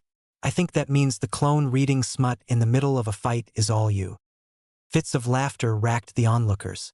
Hitomi was full on laughing, and the prim and proper Hayashi could be seen with his back turned to the rest of the group. It was clear from the rhythmic bouncing of his back that he was trying and failing to suppress his laughter. It was that day that most in attendance heard Hayashi Hyuga chuckle for the first time in a decade. Naruto wasn't happy though. He had trained hard for this year, and this clown of an ANBU didn't take him seriously. With a dark and serious tone that didn't fit with the playful mood, Naruto stated, "ANBU-san, if you are not going to take me seriously, please leave and let Hokage-sama find a replacement. I have worked hard over the past year and wish to test myself." The real Kakashi stepped forward this time. "Okay, kid, you have my attention. If you can land a hit on me in the next 30 minutes, you pass this test." Hiruzen and Danzo exchanged a look. They knew this version of Kakashi. This was the ANBU Captain Kakashi that had done Konoha's hardest missions for the past 12 years. Despite Minato's last words, Kakashi could never get over the grief and guilt he felt. That is how he justified hiding in ANBU and never meeting Naruto before now. This time, he took the initiative and launched himself at Naruto. Naruto was caught off guard by his speed, but still managed to block Kakashi's straight punch with an X-guard. The force made the child slide back about 10 feet. Kakashi was stunned because he thought that punch would have ended things quickly. Naruto recovered quickly, crossed his fingers into the soon-to-be famous cross hand sign and shouted, "Kagabunshin no Jutsu." 5 clones appeared around Naruto. One clone repeated the hand sign, summoning his squad of 9 shadow clones, and charged in a coordinated fashion at the ANBU. 2 clones jumped to either side of the melee, summoned their clones, and took out kunai. The other 2 clones jumped off into either tree line. Naruto himself began to pull out some flash tags in case his clones couldn't get the job done. Kakashi was stunned. He had heard about Naruto being able to use shadow clones, so he wasn't too surprised when the kid summoned 5 of them. Then Kakashi saw how the clones were coordinated and how they each summoned their own clones. "Holy shit, this kid is a one-man army," thought Kakashi as he dodged and countered the frontline clones' taijutsu.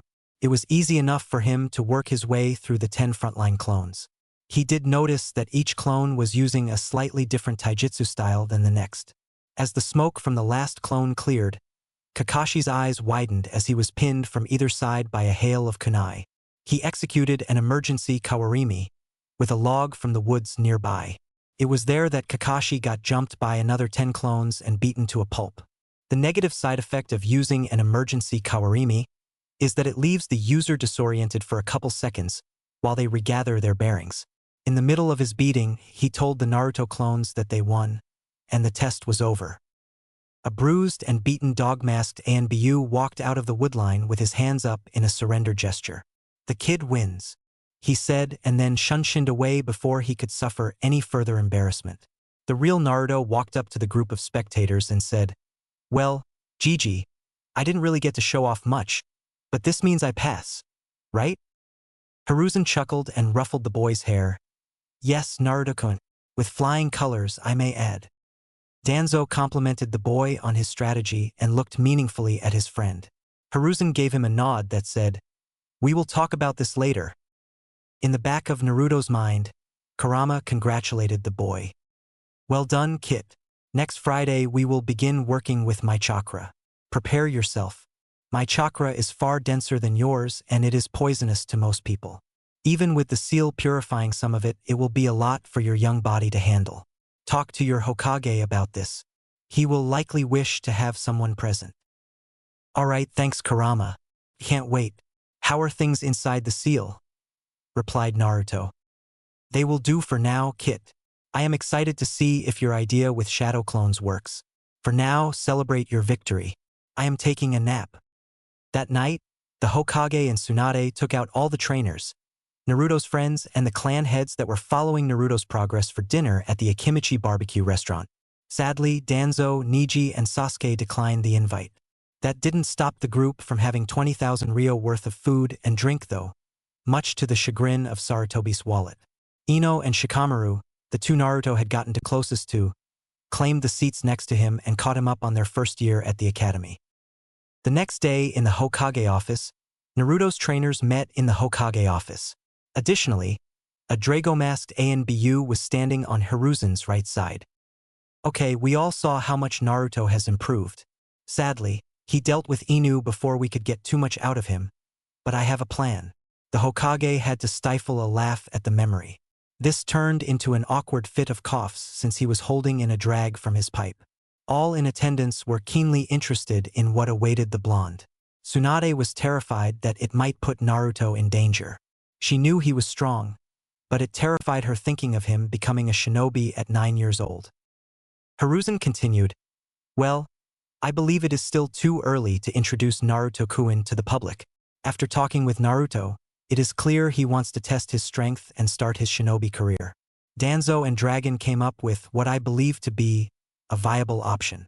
Since Naruto is clearly past academy level, Naruto will work and train as an honorary ANBU for the next year. Danzo and I will give Naruto-kun missions directly that will test him and benefit Konoha. During the week, he will train with ANBU Team Ro and run missions inside Konoha for me. We will honor his current training setup and only work him 4 days a week. The boy is strong, smart, and on his way to becoming a splendid shinobi. I want to use this year to get him experience around the best shinobi Konoha has to offer. Tsunade listened with a concerned expression on her face. "Sensei, he isn't going to be doing any wet work or fighting shinobi, is he?" Everyone was surprised when Danzo answered, "That is not the plan. Not yet at least. I have instructed him on some of the darker aspects of a shinobi's life. However, even I do not want to taint the boy's light with blood just yet." Everyone's surprise came from the genuine tone easily detected in Danzo's voice. The third took the pause to cut in. "We want Naruto to benefit from the experience of being around highly trained shinobi. Team Ro will remain on duty in Konoha doing basic protection missions, patrols around the village, and other safer duties. I do plan on Team Ro being dispatched to the fire capital in 3 months to meet with the daimyo. It seems Daimyo-sama misses Minato dearly and wants the chance to meet his son. He requested Team Ro for some intelligence gathering that he will need done as a pretense to meet Naruto-kun. So, he is just going to train and work with ANBU here in Konoha for the first year?" asked Tsunade. Her face and posture had relaxed considerably throughout Hiruzen's explanation. "Yes, Tsunade-chan. He will have some other tasks, but this sneaky old monkey will just tell you to wait and see what we have planned. I am sure you will get a kick out of it." At that moment, a shudder ran down the spine of every clan head in Konoha. 3 months later in ANBU HQ Lounge. Naruto's introduction to Team Ro, where he met Nico, Cat, Kuma, Bear, Hibi, Snake, and Inu, Dog, came the week following his test with Inu. They had welcomed him aboard by abducting him for 2 months of hell in Training Ground 44, dubbed the Forest of Death. Team Ro couldn't get enough of the vibrant new addition to their team, especially since Naruto never stopped taking pop shots at Inu Taicho. Nico and Hibi hogged as much training time as they could with the recruit. For some reason, Hibi thought it was okay to repeatedly smush Kitsune into her massive chest whenever he did something right. Despite Kitsune's protest and Inu's snickers, she was also the one that spent the most time with Kitsune during the training in her home. Yes, this crazy snake lady dubbed the Forest of Death her home, and she declared the sleepless night in the forest fighting oversized snakes, bugs, and other jungle creatures as sleepovers.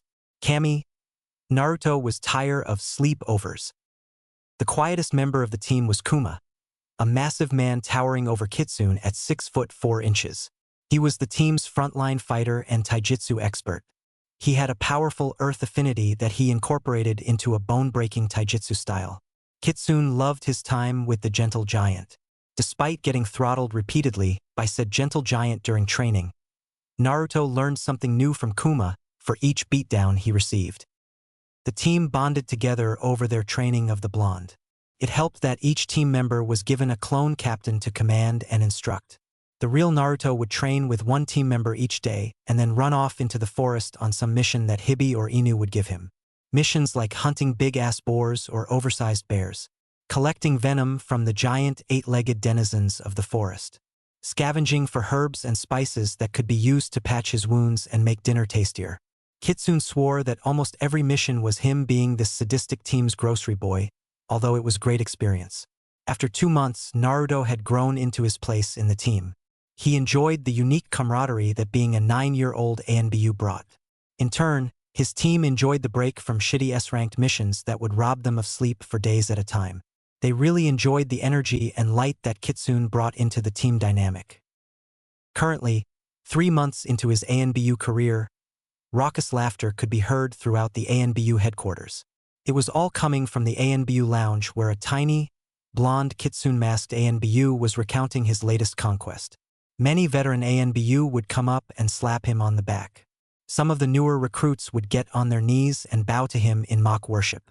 Hibi was the one laughing the loudest and saying, "That's my Gaki. He did this solo." She was also trying to make a quick buck by selling copies of the pictures. This wouldn't go over so well with the Hyuga clan elders if they ever found out. Over the last week, Operative Kitsune had infiltrated and pranked 3 of the head clans of Konoha, Uchiha, Inuzuka, and Hyuga. These were the special missions that Danzo and the Hokage had assigned him. Danzo taught Naruto to observe his targets and strike them where it hurt the most, all from the shadows. Kitsune conducted these missions with his mask off. The Hokage didn't want it to be associated with ANBU lest Naruto got caught. Naruto's mission directly from the Hokage was to attempt to infiltrate the clan compounds and retrieve an item or information that would be damaging if an enemy shinobi were able to find it. Danzo's addition to the mission, a bonus task if you will, was to prank each clan in the way it would hurt their pride the most and spur them to take action. Pride was a powerful motivator to improve. Danzo and Hiruzen acknowledged that the village's security had gotten quite lax over the past couple of years, and they wanted to give the clans a wake-up call. The third clan to receive said wake-up call was the Hyuga clan. Naruto felt guilty about this one. He knew a lot about the Hyuga and didn't want to betray the trust Hayashi, Hizashi, Hitomi, and Hinata had shown him. However, Naruto did have a score to settle with the clan elders. Naruto had infiltrated the clan compound, put alarm seals on every wall of the main house. On the floor were paint traps that painted their victim pink. On each door was a flash tag of Naruto's own making. Naruto only targeted the main house for this, as an olive branch to Niji. Kitsune accomplished his main task by acquiring a scroll on the Gentle Fist. Therefore, it was time to play. When Kitsune activated 40 alarm seals in the Hyuga main house, the whole village heard it. Every member of the main house, sans the previously named members, woke up, jumped out of bed, and was painted pink. The seals Naruto placed were located at the bedside of each Hyuga clan member. In their fury, they activated their Byakugan and were treated to 40 flash tags going off throughout the compound. Kitsune then took pictures of the Hyuga elders, painted pink, stumbling around walking into walls. Since their eyes were activated, The blindness lasted for nearly an hour. This was the biggest blow to Hyuga pride in clan history. Kitsune left the gentle fist scroll, a sorry letter and a full report on how he infiltrated the Hyuga compound on the Hokage's desk. An hour and a half later, an enraged Hayashi roared into the Hokage's office, trailed by a bemused Hizashi. Both had an inkling of who had done this, but no proof. When they entered the Hokage's office and saw their clan scroll sitting on his desk, they confirmed their suspicions. "Ah, Hayashi, I was expecting you. I suppose it is time to tell you that I have commissioned a security expert to test our clan's security systems." It would seem that said operative made quite a fuss at the Hyuga compound, chuckled out a highly amused Hiruzen Sarutobi. Slight giggles could be heard from the corners where the Hokage's ANBU detail was hidden. "Hokage-sama, are you telling me that you approved of the actions taken against my clan?" Now Hayashidano, no real harm was done to your clan. The report submitted to me was quite thorough. Would you care to review it?" said Hiruzen as he handed the report and pictures to the Hyuga clan head. Hayashi saw the pictures and was initially filled with rage. Then he read the report and was forced to add some humility into his posture. By then end, Hayashi had to chew on and swallow multiple servings of humble pie. Hizashi was reading over his brother's shoulder. His face began to redden, and his cheeks bulged as he struggled to keep in the laughter that he wanted to let out. Hizashi couldn't confirm it, not that he would want to if he could, but he had a significant inkling to give Naruto a gift the next time he trained him. In Hayashi's hands was a veritable gold mine of blackmail on all the clan elders that made Hayashi's life so kamidam difficult. In fact, Hayashi noticed that all of the pictures were Hyuga elders. Most of the main and branch houses had been spared. A smirk crept upon Hayashi's face. With the power of humiliation, the operative gave Hayashi the edge he needed to take back control of the Hyuga elders. Hiruzen watched the emotions flash across Hayashi's face. He knew this was a large, bittersweet pill for him to swallow. When he saw the smirk, he resumed the conversation. "Hayashi, these security tests will continue until I see marked improvement. It is safe to assume that similar consequences will be attached to further failures. I am sure your elders will want to prevent such a thing from happening again. Oh, and do keep them from trying to ascertain the identity of my operative. I doubt they would be able to, but I really don't feel like dealing with that headache." Hayashi and Hizashi bowed to the Hokage and said in strong voices, "Hi, Hokage-sama. It will be done." Hiruzen chuckled to himself, and the ANBU let out the laughter they had been holding in. Between the chicken incident at the Uchiha police precinct, the Inuzuka dogs humping everything that moved for 3 days straight, and now the pink Hyuga, Kitsune brought so much joy to the ANBU corps and village as a whole. Dragon appeared beside the Hokage. The Hokage could see the smirk through Dragon's mask by the way it lifted slightly around his chin. "Hokage-sama, Kitsune is pure gold. My corps loves the kid. Not just Team Aro, but everyone. Morale has been up since he returned from his camping trip. Over the past 2 weeks, mission success rate increased by 15%. If this continues, I will have to insist on making Naruto a full-time member of the corps." Hiruzen sighed. "Dragon, you know I want Naruto to have whatever semblance of a childhood that is left for him. I understand where you are coming from, though. For the remainder of the year, we will stick to the plan. If Kitsune wishes to don the mask full-time after this year, I will talk about it with Jiraiya and Tsunade. They will have the final say." "As you wish, Hokage-sama," Dragon replied and then disappeared.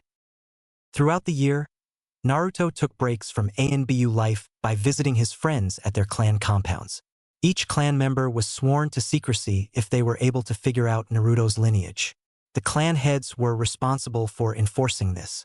Nearly 6 months into Naruto's first year in ANBU, his friends and their parents were noticing the absence of their friend. After Inoichi and Ino brought their concerns to the Hokage, Hiruzen ordered Naruto to make the rounds and visit his friends.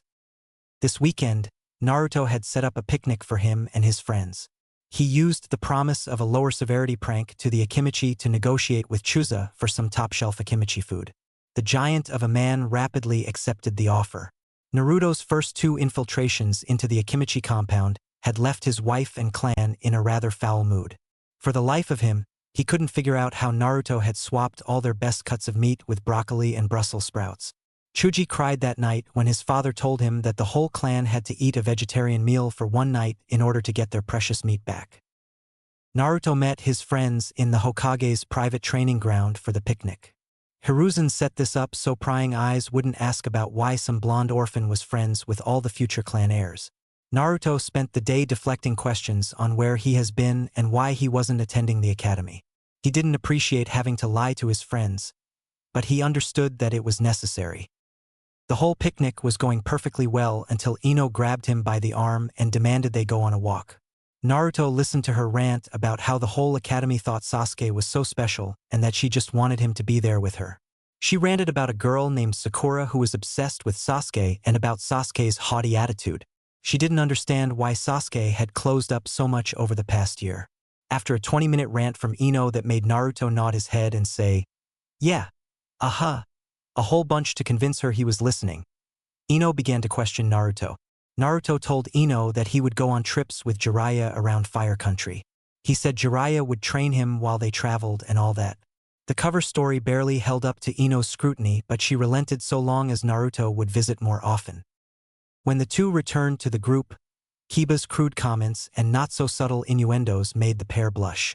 Nobody noticed Hinata's hands ball into fists or the calculating gaze of Shikamaru. Chuji just offered the two some beef jerky and helped the group move past it. Naruto really did enjoy getting to catch up with his friends and promised each of them that he would make a greater effort to stop by their compounds on some weekends. End of probationary period for Operative Kitsune. The year went by in a flash for Naruto. He had very little free time. Even though he only worked actively in ANBU 4 days a week, he still wanted to train outside of the ANBU core. Since his week was occupied, Naruto would often send shadow clone captains to various clan heads on the weekends. This let him keep in touch with his friends, although they never knew the clone captains weren't the original Naruto.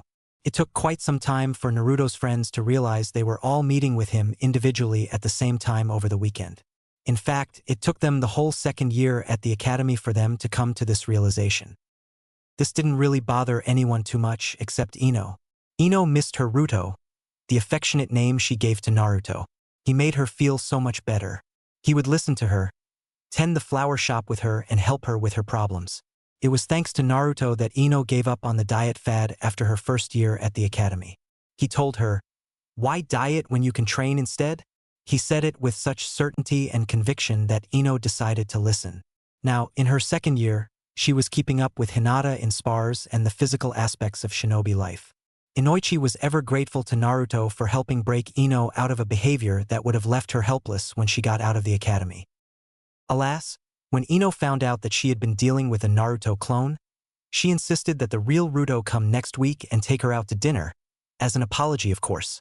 Naruto showed up not knowing that Ino was treating this as a date, so when he acted casually, she bonked him on the head and made him treat her like a proper lady. Naruto took the cue and grabbed Ino's hand. He took her out to their favorite flower field where they caught up on things.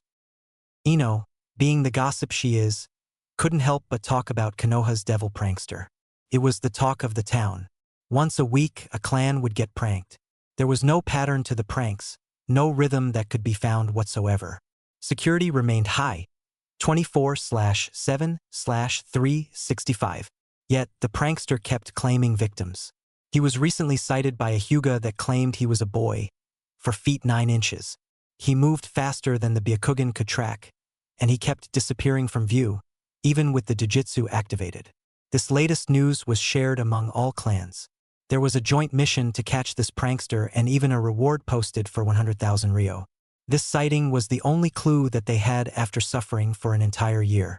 Of course, everyone that knew Naruto knew the most likely culprit, but they never had any proof and the Hokage just kept handing them the after-action reports. Those in the know kept it to themselves. There was a massive betting pool among a majority of the ninja population. You get to choose the day the prankster would get caught for 100 ryo. This betting pool exceeded the reward posted for catching the prankster. The current pot was up to $420, 969 ryo. When the Hokage said that the pranks would be ceasing next week, he announced to the ninja populace that if the prankster were not caught by October 10th, then the prankster would collect the pot. It was the last week to catch the prankster, so a public challenge was issued to him. Hit us with your best shot. You will not get away from us this time. For a gossip like Ino, this was pure gold. She would talk to Naruto and speculate on who it could be. She was so lost in her thoughts that she missed the sparkle in Naruto's eyes and the slight swelling of his chest. The Kyuubi chuckled deep inside Naruto's mind. To think this whole village is on high alert and you're out here having a date with Blondie. It's putting your genius to work at its finest. Kurama was immensely proud of his container. The boy had worked so hard and never wavered. His dedication to his trade earned the fox's admiration. The resolve he demonstrated through his training made the fox think that he would allow the boy a second tail soon. Before that, though, the boy would have to take a life. Kurama needed the boy to crush this last barrier and prayed to Kami that it wouldn't break him. Thanks, Q. I appreciate the compliment. I took after my sensei after all. Thought back Naruto, although it was clear he was distracted by the blonde beauty. All right, Kit. Enjoy your date. Tonight, we do the prep work. Hi, replied an amused Naruto. He came back to reality seeing Ino inches in front of his face. Geez, Ruto, you spaced out on me there. Were you even listening? Challenged a pouty blonde. Yes, Ino, I heard you. I tell you what, next week I will tell you who the devil is. What? You know the devil? How? Shouted Ino. After looking around to make sure they weren't be overheard, Naruto answered, He is a friend of mine. I will not tell you more than that. If you keep pushing me for the answer, I won't tell you who he is at all. Ino pouted and adopted her puppy dog eyes. After seeing it wasn't going to work, she said, Fine, Ruto, but that's a promise. They went out to Ichiraku's and enjoyed the rest of their date. It ended with Naruto walking her home and getting a peck on the cheek. With his face flush, Naruto walked home a happy boy. Subchapter: Prank Day. The whole ANBU Corps was sworn to secrecy when it came to the devil prankster's identity. Hell, everyone in the know was sworn to secrecy. However, they were allowed to attempt to capture him should they catch him in the act. For the final week of the declared prank war, everyone was on high alert. It was a busy morning in Konoha. The markets were coming to life, vendors and civilians alike waiting to see the show. The anticipation was building. The prankster had 3 days left to strike. Just after 8 a.m., the chaos began. It started with a roar from a Kyuubi-enhanced Naruto at the entrance of the Forest of Death. Using the Kyuubi's chakra, Naruto let out a bestial roar that projected throughout Konoha. Clone Squad 1 had prepared siren tags that were placed around the village. Everybody was covering their ears and trying to catch sight of the prankster. Henged Naruto clones were dispersed around Konoha to keep Naruto aware of the battlefield. The henged clone captains would create and disperse shadow clones to pass on the knowledge of sentries and troop movements. Squads of Chunin and Genin were running around to each siren, trying to catch the devil prankster and earn the reward and fame. As the siren tags died out, a massive firework that shot out blue flames went off above Konoha's gates. The flames took the likeness of the head of Kyuubi before dispersing. It took all the chakra of a shadow clone captain to make this happen. The people were confused and slightly terrified when they saw the likeness of a fox. Not enough to make them panic, but enough to set them on edge. This display earned the response of 3 ANBU teams and 2 squads of Jonin, all according to plan.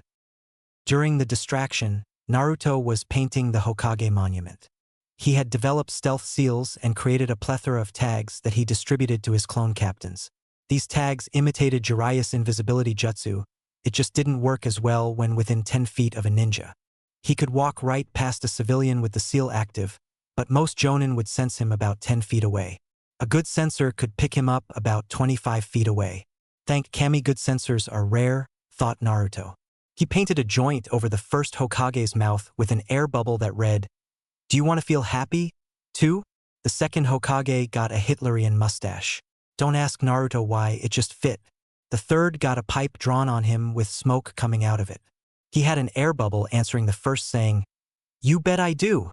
The fourth got a toad and the Kyuubi drawn on his cheeks. Kyuubi made a stink in his mind about this but he could see the humor. Once Naruto was done painting, Naruto released the banner saying, "Catch me if you can." That covered the hair of each Hokage. Then Naruto created 10 shadow clones and stood on top of the Hokage monument. One of the clones jumped of the Hokage monument screaming until it got halfway down. Then it glowed a brilliant blue and exploded after saying, "Clone explosion jutsu." The explosion sounded like M80 going off and it produced a brilliant blue chakra light. The sound drew the village's attention to the Hokage monument. After a couple seconds, the clones on the end activated the fire style, flamethrower techniques and blew the torrent of flames into the air. The clones in the middle blew a fireball after fireball. The real Naruto took a deep breath and executed a great breakthrough on all of the fire that was racing into the air. The result was a literal firestorm hovering over the village. All jaws dropped. The Hokage, Jiraiya, and Tsunade knew something big was coming. They never expected the display they got from this blonde knucklehead. Hell, Hiruzen would be bordering on chakra exhaustion if he did what Naruto just did. As the fire cleared, Naruto's art could be seen by the whole village. A black blur could be seen racing away from the Hokage monument out toward the training grounds. Every single ninja in Konoha gave chase. The clone captain darted away from the Hokage mountain, making sure that everyone could catch a glimpse of him. He shunshined to the nearest training ground and created 20 low chakra clones. Their orders were to dispel on sight if sighted. The main purpose was to lose and distract the ninja tracking this particular clone captain. The captain had no doubt he would have to deal with a horde of Hyuga, Inuzuka, and Aburame. His job was to lead them into the Forest of Death. As the clone captain made his way to the Forest of Death, he felt 18 of the 20 clones dispel. He had a 30s head start that would do just fine. The clone captain heard shouting behind him and knew immediately who it was. Might Guy, the green beast of Konoha, and his student Rock Lee, who was still in the academy. "Yash, Lee Kuin, we must catch this prankster. If we do not catch him, we will do 1,000 push-ups. If we cannot..." The clone turned off his auditory senses. He couldn't be made to deal with all that. He knew that Might Guy was fast, but it was clear he was pacing his student. The clone made its final dash into Training Ground 44 and hopped the fence. It dashed to one of the campsites the ANBU had used during orientation. Then, with a smile on its face for a job well done, it dispelled. Naruto, the real Naruto, got the memories of his last clone captain and smiled. He lay back on the couch in his father's study and closed his eyes. Ah, the sweet taste of victory. Tsunade woke Naruto up from his nap 2 hours later. "You sure you didn't go a bit overboard, brat?" Naruto sat up and rubbed the back of his head sheepishly. "Haha, maybe back on. I used most of my chakra making all those clones and seals. How is the village?" "It is nuts out there, brat. Ninjas are running around every which way still hoping they could get the reward. Hibi said that the pot for catching you today was 150,000 Rio. They are getting desperate out there." Naruto chuckled. "Well, back on. Your next trip to the liquor store is on me." "I knew I loved you, brat. Well done. Watch out for your Gigi though. He didn't like everyone knowing that he mixes that medicinal herb into his pipe." "Haha, oops. You think you could get some of the good stuff from the hospital for me, as an apology to Gigi?" "Sure thing, brat. Get some sleep." With that, Tsunade walked upstairs and waited for Naruto's payday. Chapter 7.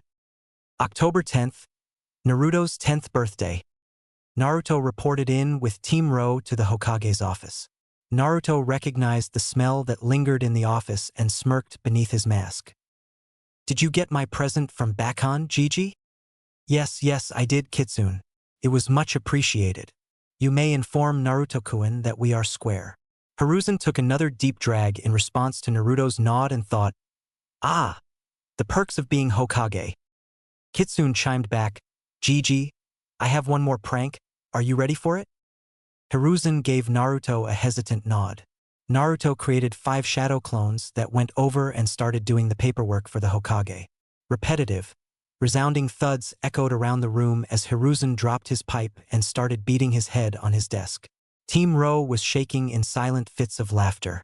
Inutaishu wasn't so quiet about it though. Inutaishu had really come back to life over the year. He felt like he was finally honoring his sensei's last wish, and this helped bring him a sense of closure. He was still eccentric as hell and an open perv, but he started showing interest in things again. Naruto lovingly considered Inutaishu a work in progress. After Hiruzen stopped berating himself, he looked at Team Ro with a swollen and red forehead. Team Ro, your activity and missions over the past year reflect well upon Kitsune progress. I am still hesitant to send him into the field. However, each of his trainers and even Tsunade gave their approval. If this next mission is completed successfully, Kitsune will be a full-fledged member of ANBU and part of Team Ro. I looked down upon Kitsune, who stood proudly with his shoulders back. Hi, Hokage-sama. Name it and it will be done. The boy's confident answer filled Hiruzen with pride. Naruto is becoming a fine young man and a great shinobi, he thought. Okay, Team Ro, you are to go to Tanaka village. A group of bandits has been harassing the local population and recently women have started disappearing. Hiruzen confirmed his resolve and his face hardened. This is a recovery and kill mission. The locals do not have the resources to imprison bandits. Kitsune, you are tasked with completing this mission solo. Team Ro will be there to observe. They will step in if there is any threat to the lives of known civilians or yourself. If they need to interfere, we will delay your entry into ANBU. Am I clear? Hi, Hokage-sama, said a resolute Kitsune as Team Ro flickered out of the Hokage's office. Be safe, Naruto-kun. Show me you are strong enough to bear this burden. Hiruzen needed a couple dabs of the good stuff to calm him nerves down. Tanaka Town, bandit extermination. Team Ro was out of the village 10 minutes after receiving orders from the Hokage. Everyone was worried for their blonde teammate, especially Hibi and Nico. They knew very well the weight of taking a life. Kitsune had yet to experience that. Honestly, what 10-year-old should be forced to take a life? Anyway, the team bounded through the treetops toward Tanaka Town. Kurama had been listening and knew this was an important test for the kid. The test was simple. Could he take a life and maintain his purity? Or would he give in to his baser instincts and bloodlust? Breaking from his thoughts, Kurama decided to speak up. Hey kid, you going to be able to go through with this? What? Yeah, I will be fine, Kurama. I knew it was coming sooner or later. Do you have any advice for me? Replied Naruto through a clearly muddled mind. Listen, Kit. This world is harsh. These bandits are evil. Didn't you tell me you dislike anything that would remove control from a sentient being? Well, that's what these bandits are doing to those women and villagers. Kyubi trailed off with that, wanting to see how the boy would take it. Surprisingly, Kurama's words struck a chord with Naruto. An immediate improvement to the weather inside the mindscape let Kurama know that the boy had found his resolve. Just outside of Tanaka Town, Team Ro halted. Naruto created 6 clone captains and assigned them search sectors. Then, Naruto hinged to look like a civilian and approached his point of contact, the town mayor. The mayor noticed a new unknown civilian approaching his office and was surprised when the civilian walked right in and applied some seal to his office door. Sir, I am a shinobi from the Hidden Leaf answering your mission request. Is there any additional information you can provide? They took 3 more girls last night. The girls are not even teenagers for Kami's sake, replied a destitute mayor. Don't worry, mayor. Be ready to receive the girls tonight. My team has found the bandit camp. I will recover the women and then destroy the bandit camp. Thank you, Shinobi-san. We will be ready for them. Earlier, Clone Team 4 had found the bandit camp and one of its members dispelled, letting the others know. Now, unbeknownst to the bandits, 120 eyes were watching every move in the camp. The clones found the main tent and noticed a big and burly bandit leader. The clones also noted the tent next to that where the women and children were being kept. With his enhanced eyesight and hearing from Kurama, the clones were having a hard time not charging in right there. The despicable thoughts of the bandits. The sound of slapping and crying all heaped fuel on the fire that was Naruto's resolve. Kitsune dispelled his clones, then ran over his plan with Team Ro and Kurama. Now it was time to execute. Naruto created 10 clone captains. 2 clone captains were responsible for retrieval of the women. That would mean he could grab 20 women and Shunshin out of the camp. He only knew of 12 missing women, so that should be more than enough. Clone squads 3 to 10 would surround the bandit camp.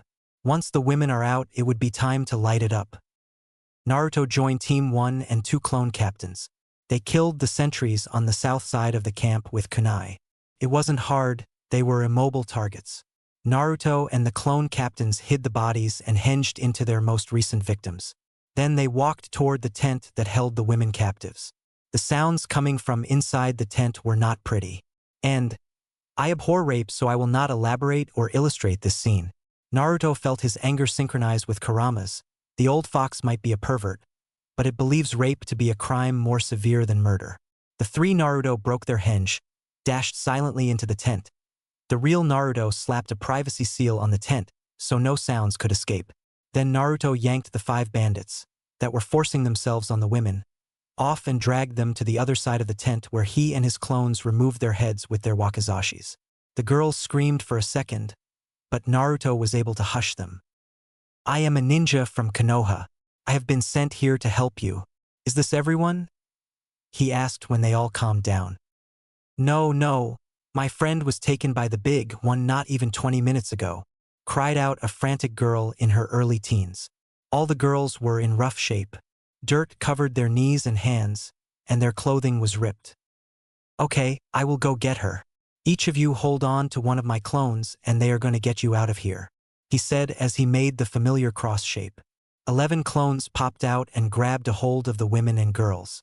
Naruto removed the privacy seal and then the clones used Shunshin to move the women to the casualty collection point. Naruto crept through the shadows and heard what was happening inside. He could only sense the big man and a girl. He slapped another privacy seal on the tent and snuck in. What he saw made his eyes glow red and turn into feral slits. Kurama's chakra poured out of him and held near his skin in a basic cloak. Naruto's fingernails elongated and his whisker marks darkened. The big bandit felt the ominous shift in the air and turned around. With his pants still down and covered in the girl's blood, the bandit's mini-me was standing up for a few to see. Naruto blurred forward and separated the twigs and berries from the bandit. The man screamed loudly and fell to his knees. Naruto ripped out the man's tongue and cut off his hands. He zipped behind the man and severed his Achilles tendons so he couldn't move. He didn't finish him off though. He knew the clone's barrage would do the job. Instead, he forcibly calmed himself and approached the crying girl. She reeled back from him, not trusting him. He held up his hands. Miss, it's okay. Your mayor sent me, and I am trying to get you out of here. My team has the camp surrounded and is going to destroy it soon. We need to go. With her consent, he covered her in his ANBU cloak. He was too tiny to scoop her bridal style, so he had her climb on his back. It took her a while to trust him, but she finally climbed on his back and wrapped her legs around his waist. He could feel her shaking from the traumatic experience. He left the privacy seal on the tent as he left. Upon exiting the tent, he shunshined to the casualty collection point and flared his chakra. That was the signal for the clone barrage. From both sides of the bandit encampment, clone teams launched great fireballs enhanced by wind jutsu. The clones kept the barrage up for 3 minutes. The firestorm that ensued made sure there were no survivors. Just flaming carcasses, melted sword and ashes of belongings. After their job was done, the clones dispelled. The backlash and visuals of the bandits burning alive hit Kitsune. The whole mission hit Kitsune all at once. He fell onto his knees and puked his guts out. He held it together and didn't freeze. However, as soon as the adrenaline left him, it all came into focus. He had just killed 152 men. It was all him. His eyes went out of focus and he looked off into the woods. The last girl he saved came around to his front, looked him in the eyes and then pulled him into a hug. 2 words pulled Naruto back from the brink. Thank you. You're welcome, he replied in a whisper. He gathered himself together and noticed the bruising and light bleeding that marred the girl's gentle features. He used some basic healing jutsu on the girl. The fresh marks on her face and abdomen faded and she smiled at him. She thanked him again and ran back to the other girls. Hibi and Nico came over and rubbed his back. You did good, Gaki. I know it's hard, killing should always be hard. It means you're still human, intoned Hibi in a gentle and knowing tone. We are here for you, Kitsune-kun, said Nico backing up Hibi. Kurama had watched his container. He thought he might lose it there when he went into the last tent, but he brought it under control to help that poor girl. The kit did well, as always. He exceeded my expectations. And he even honored me by incinerating them. Nothing like burning the evil out of this world. It is what the sage made me for. Kurama felt proud when reflecting on his container's actions. He reaches out to his container. Kit, you did well. You didn't hesitate, you didn't lose yourself in the bloodlust, you controlled my power. Most importantly, look at those 12 girls. You saved them and gave them another chance at life. You did that, Kit. This means you also passed my test to work on controlling the second tail. I will leave you with that. Good night, Kit. Thanks, Q, I appreciate it. Get some rest, I will finish up here. Even Naruto's thoughts carried a weak tone with them. Later, in the Hokage's office, Naruto gave the Hokage his mission report. Hiruzen winced when he heard the estimated number of bandits. 150 of them, and he doesn't have a scratch on him. This kid is unbelievable, thought Hiruzen. I guess this means I will have to make him a full ANBU for a while. I still plan on graduating him with the other clan children. That will be a great year for him to make his public introduction. Okay then, I just have to make sure he survives 2 years of ANBU easy, right? Hiruzen was completely lost in his train of thought. Kitsune has watched the Hokage's eyes go blank there for a bit. He knew his Gigi didn't want him working in ANBU for real. But I want to protect. I am strong enough, so he needs to let me protect my home, thought Naruto. Team Ro looked on patiently as their Hokage and youngest member lost themselves in thought. Finally, Inu made a coughing sound and brought both of them back to the office. Oh yes, Kitsune-kun, you are now an official member of Team Ro. You may collect your mission reward and your reward money at the bank. I told them it was pay for an extended mission. Do enjoy. You have the next 3 days off and then Team Ro will commence working as a full-time ANBU squad again. Hi, Hokage-sama, replied Team Ro confirming their orders. The Uchiha incident. For the last 2 years, Fugaku, Mikoto, Shursui, and eventually Itachi were looking into the Uchiha clan. It was slow progress because Fugaku had to handle this matter very delicately. He started by gathering the clan to the shrine and activating his Manjikyu Sharingan to demonstrate his power to his clan. My brethren, we of the proud and mighty Uchiha clan, represent the might of Konohagakure. I call upon my clan to help me demonstrate our might. I have 2 here, Shursui Uchiha and Utate Uchiha, that have reached my level and activated their MS. Are there any others? Will any of you stand up and make the Uchiha rise to the pinnacle of our village's ninja forces? Will any more of my brothers rise to the challenge and reach my level? There was a cheer for the 3 Uchiha standing up front with the MS activated for the whole clan to see. This was Mikoto's idea. Play to the pride and power of the Uchiha and get the potential culprit to reveal himself. Nothing happened that meeting. Nothing happened for the next 3 months. Then, an elder approached him with something new. The elder was Mideku Uchiha. He approached Fugaku in a very cautious manner. Good evening, Fugaku-sama. I was moved by your demonstration at the shrine a while back. Fugaku kept a blank face and replied, Thank you, Mideku-san. It is an honor to lead the Uchiha clan to glory. I hope for your continued support. Mideku gave a small, brief smile and replied, Of course, Fugaku-sama. I wish to aid you in restoring our clan to its deserved glory. Please meet me at the shrine on the next full moon. There is someone I wish you to meet. I would be honored, Mideku-san. I will be there, said Fugaku in a neutral voice. He gave the elder a nod and walked home. When Fugaku discussed this with Mikoto and Shursui, they decided that Fugaku should attend the meeting. He would need to keep his guard up, but if he flared his chakra, they would be there to back him up. 3 weeks later, at midnight on the full moon, Fugaku appeared in the Uchiha clan shrine. Mideku was waiting there for him with 2 others. They exchanged greetings. Fugaku was surprised. He wasn't expecting 2 more elders to be here. Then, behind the Uchiha tablet, a swirl began to appear. It was like a hole in space had just opened up. Out of this swirl stood a man, about 5 feet 10 inches, in a dark black cloak with the Uchiha crest. He wore an orange swirl mask with an eye hole on the right side. Fugaku had unexpectedly activated his own MS in response to his arrival. The man in the orange mask then spoke. It is good to see that at least one of my progeny has reached the next level of the Sharingan. My name is Madara Uchiha, and I have come to reclaim my clan and my village. Fugaku was floored. He saw this man, felt his power, and now was looking at a MS hidden behind the eye hole on the right side of the man's orange mask. Then said man claims to be Madara Uchiha, the same Madara Uchiha that was beaten and supposedly killed by the first Hokage. Forgive me, Madara-san. You claim to be Madara Uchiha, but history claims he was killed nearly 80 years ago. That would mean you are about 120 years old. Am I about right on that? The man in the mask chuckled darkly. Ah, Fugaku, Mideku told me that you were a smart one. Alas, I am that Madara. It took me quite some time to heal from those wounds that Hashirama gave me. However, from those wounds I rose with an even greater Jujutsu and a mission from the Rabbit Goddess. I will lead the Uchiha clan again to glory and unite the nations under the infinite Tsukuyomi. You need make but one choice. Will you join me or die here? Fugaku bowed his head. Madara-sama, you are a legend among shinobi. However, I am the leader of my clan, and I cannot hand over the reins to an unknown. I ask that you show me undeniable proof that you are who you claim. If so, I will follow you. Very well, said the man claiming to be Madara in a low tone.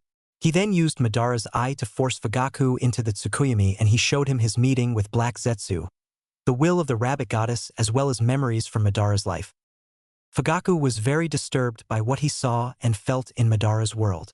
It was dark and hopeless, like all of the color had been drained out of life. That Zetsu creature is surely evil.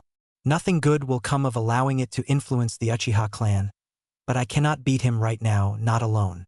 I need to buy time and gain his trust. Fugaku bended down on one knee, followed by the other clan elders. What would you have us do, Madara-sama? After that night, Fugaku had several meetings with the Madara. He was also forced to act as an agent of Madara. Fugaku used Shursui to pass messages to the Hokage, since he was in ANBU. The Hokage was very wary of acting too hastily. He wanted to know how deep this ran. There would only be one shot at removing Madara's influence from the Uchiha clan. This same damned Madara killed his successor, used the Kyuubi to attack the village, and was now corrupting his village through the shadows.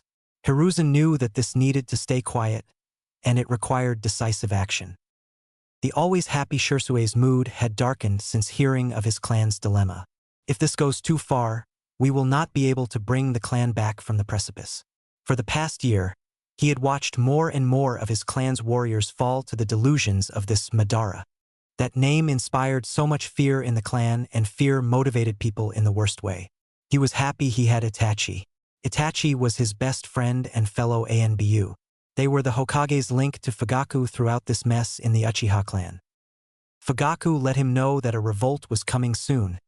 He could no longer hold back the tides of betrayal. The coup d'etat was supposed to take place over the New Year holiday, when Konoha's shinobi would be at their most vulnerable. It was now mid-October, so that gave the Hokage 2 months to act.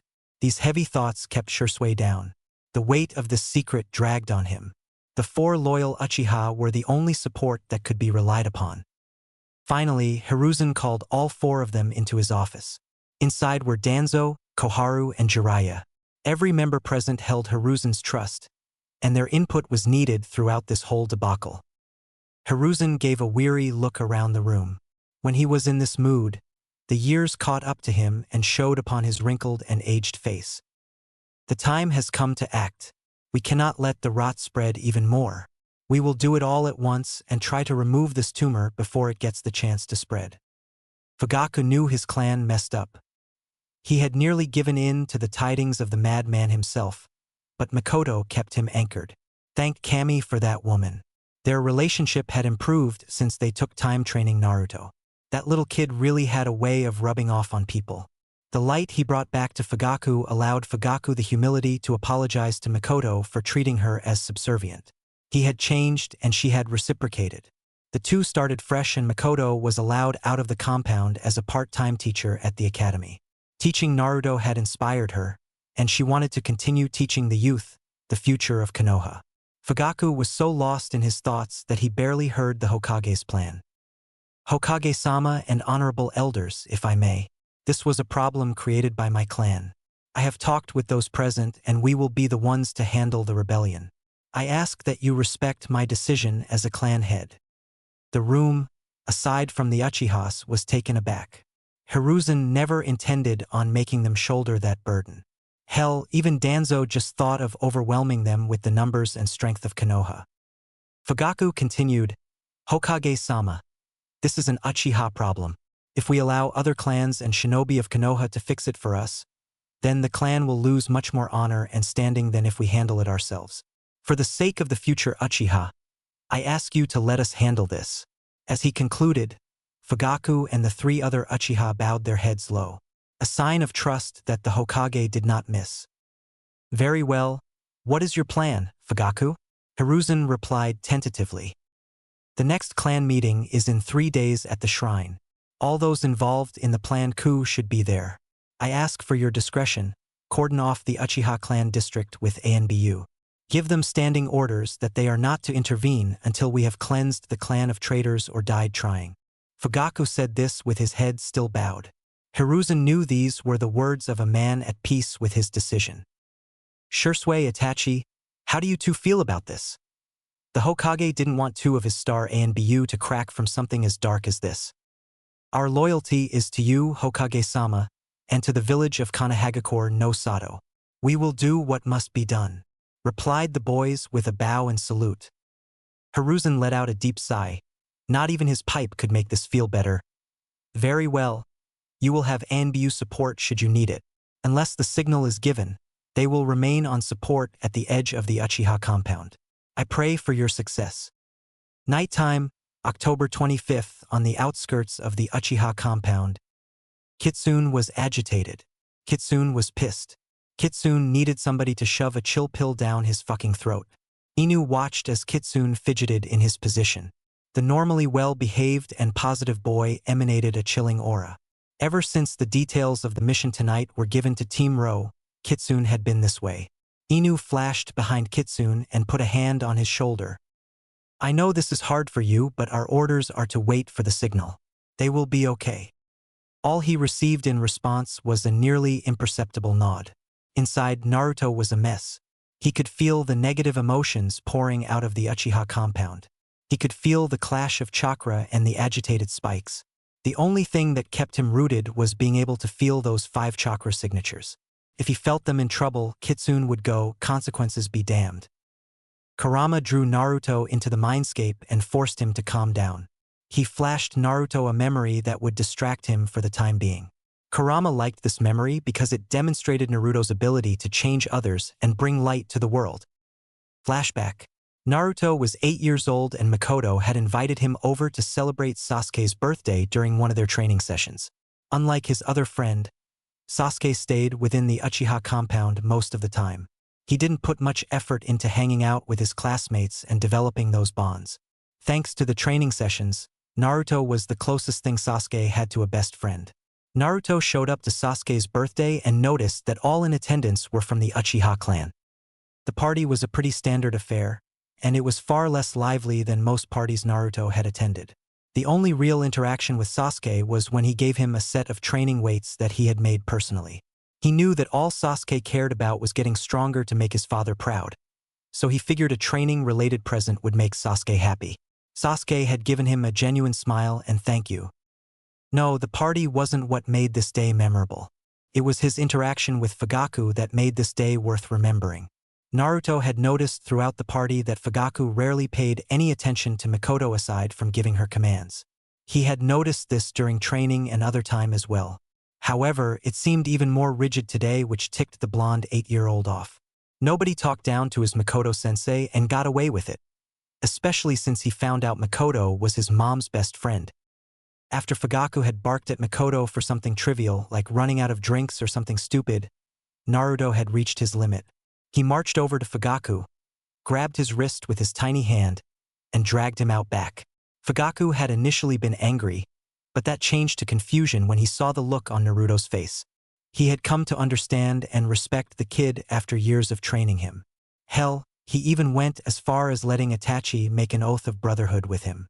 However, he had never seen Naruto look at his like this.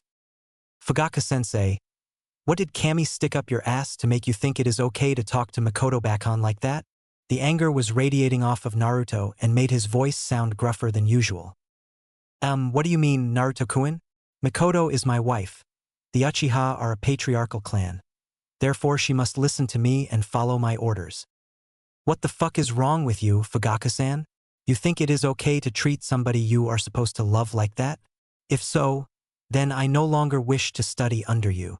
Naruto's voice shook, and the extra emphasis he put on "san" really hurt Fugaku. Look here, Naruto-kun. I wouldn't expect you to understand.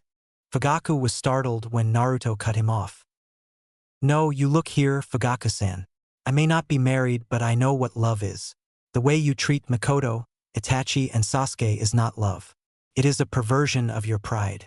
It's disgusting. And don't try to lie to me or beat around the bush. You know about my sensory ability. Now Naruto's whole body was shaking. His features were turning feral, and an aura was materializing around him. Okay, Naruto, calm down. Now is not the time or place for the Kyuubi's chakra. Let me ask you this, what have I done to upset you so much? I have spent years training you alongside my sons. I have brought you into my family. Once again Fugaku was cut off. You do that. You call them your family but treat them like your soldiers. You do everything in the name of your clan, and because of that you lost your way. You used to smile a lot more, laugh even. You would ruffle Itachi's hair and took pride in him. Some time ago, I don't know exactly when, but you stopped doing that. You started talking in commands and orders like some emotionless military drone. The love that filled your heart gave way to pride, and you started scrutinizing your family instead of loving them. Do you know what Sasuke wants the most from you on a day like today? Naruto challenged Fugaku and got silence in return. All he ever wanted was to spend a day with you. All he ever wanted to hear you say you are proud of him. All Itachi ever wanted was for you to see him as a son rather than an Uchiha or a shinobi. All Mikoto ever wants anymore is to catch a glimpse of the man she fell in love with. If you can't figure that much out, then don't bother to come and teach me anymore. I have no need for a blind instructor. Naruto left the broken Uchiha patriarch and said his goodbyes before leaving the Uchiha district. He needed to get away from all that negativity. Mikoto later told Naruto that she had found Fugaku sitting and crying where Naruto had left him. She told him about Fugaku's apology and the changes that all started that day. She thanked him for bringing her husband back to her. Flashback end. Damn, Q. I don't know if that was the memory that I would have chosen to calm me down. Relax, Kit. I have no love for the Sharingan, but they are the only Uchiha to have earned a modicum of my respect. You changed that prideful ninja that day, and he has redeemed his family. Have faith, Kit, they will be okay. Kurama said softly in the back of Naruto's mind. Q, I can't help it. I have a terrible feeling, and I can basically sense the whole damned battle. We set up this barrier so others couldn't feel the chakra. But I can. I can feel the fighting. It started one-sided because they had the element of surprise, but now it is an all-out brawl. Yeah, Kit, I can feel it too. Their chakra is still strong, though they will be fine. 10 minutes of heavy fighting later, for beaten, bruised and bloody figures stood over the rest. Itachi sent the signal flare into the ANBU tattoo, and the support squads were moving in. The first to respond was Naruto. He saw the bodies of nearly 50 Uchiha warriors, dead in one way or another. The remnants of chakra and fire flickered around the battlefield. Naruto walked carefully through the bodies and approached Itachi. He noticed immediately the difference in Itachi's eyes. In fact, while Kitsune looked them over for injuries, he noticed that all 4 Uchiha were looking at him with some form of the Manjikyu Sharingan.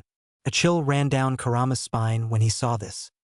Just as Kitsune was opening his mouth to ask if they were okay, a swirl appeared behind Fugaku. Naruto channeled as much chakra to his feet as he could, but he wasn't fast enough to stop the katana that pierced through Fugaku's back. He was only fast enough to catch his falling form. Kitsune's chakra exploded. A shroud appeared around his body with 2 full tails and fox ears. Kitsune was good when it came to fighting the Sharingan due to all of his spars, so he kept his eyes on the cloaked torso of the man.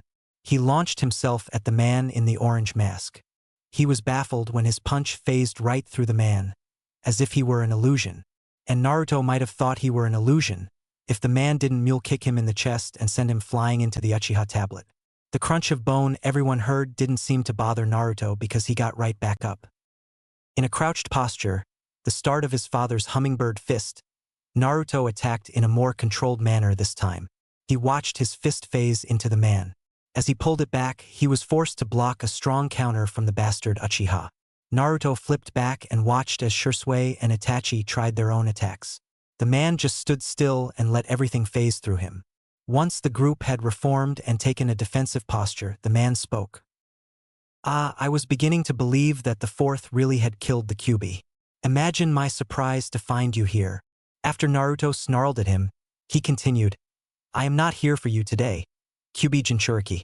I came today to measure out punishment for betrayal. It seems that he underestimated the price of betraying Madara Uchiha. Farewell for today. Know that this is just getting started, Kyuubi. The man then phased back out in the shimmer of a spiral. Just like that, his presence was gone. All attention shifted to Fugaku, who was on his last leg. A couple of ANBU medics had arrived, but there was very little they could do. Itachi, take care of your mother and brother. I am sorry it took me so long to be a father to you. Know that I am proud of you. Fugaku was racked with a fit of coughs and spit out a sizable quantity of blood. Makoto, my love, know that I will wait for you in the pure world. I thank you for your forgiveness and patience. I leave the clan to you until Itachi is old enough. You are the light that brought me out of the darkness. I will always love you. At this point he was fading out and closed his eyes, but he continued whispering, Tell Sasuke that I. With that incomplete thought, the Uchiha and Naruto broke down. They were huddled together over Fugaku's body, trying to comfort each other in any way they could. Itachi was hunched down and crying into Naruto's shoulder, while Shisui was holding the quivering form of Makoto close to his chest. The Hokage showed up and organized the cleanup operation. All deceased Uchiha were taken to the morgue and watched by 2 loyal Uchiha guards. Those that took part in the operation were taken to the hospital to have the wounds tended to. Naruto was distraught. He had to watch one of his father figures die at the hands of the same man that took his family from him. The pressure of his chakra had cracked his ANBU kitsune mask down the middle, but he still had it strapped to cover the tears that were falling freely. Kurama was working extra hard to hold back his chakra so the child wouldn't snap and lose it. The Kyuubi's chakra was naturally drawn to emotions like the ones Naruto was putting off in spades. Team Ro was huddled around him in the ANBU HQ. They remained silent, but present. They all felt like they owed the energetic young ANBU in some way. They knew they couldn't leave him alone, but they also knew he had to be the one to speak. Naruto retreated to the comfort of his mindscape and opened the door that took him to Fugaku. All of the time that he had invested into Naruto flashed into Naruto's mind. Naruto owed that man a great debt. He felt the pull from the Kyuubi as he was watching various memories play out. After Kami knows how long, Naruto pulled himself out of the memories and went to see what the fox wanted. Kurama looked down on the boy, his tear-stained face, sobs racking his form and the slumped shoulders. He knew that this was another hurdle that the child needed to overcome, but he needed the child to calm down. His chakra was leaking out and he needed the boy to get it under control. Kit, I am sorry for your loss. That Uchiha was slightly better than most. I am not poking fun at him. I was beginning to respect him, and I acknowledge the debt you owe him. Naruto looked up, barely able to make eye contact with the fox. Q, I don't know what to do. I am not strong enough to fight Madara. Whatever we threw at him just went right through him and then, wham! He just clocks me. Itachi and Shisui too. I am so frustrated. I am so angry. My heart hurts so bad.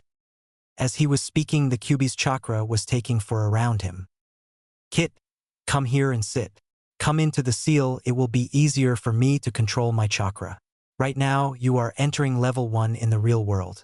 You need to rein it in. Tell me, Kit, what did you say to me the second time we met? This question caught Naruto off guard. It made all the chaos in his mind and heart pause as he tried to remember what Kurama was talking about. I am Naruto Uzumaki Namikaze. I will become the Hokage. I will never give up.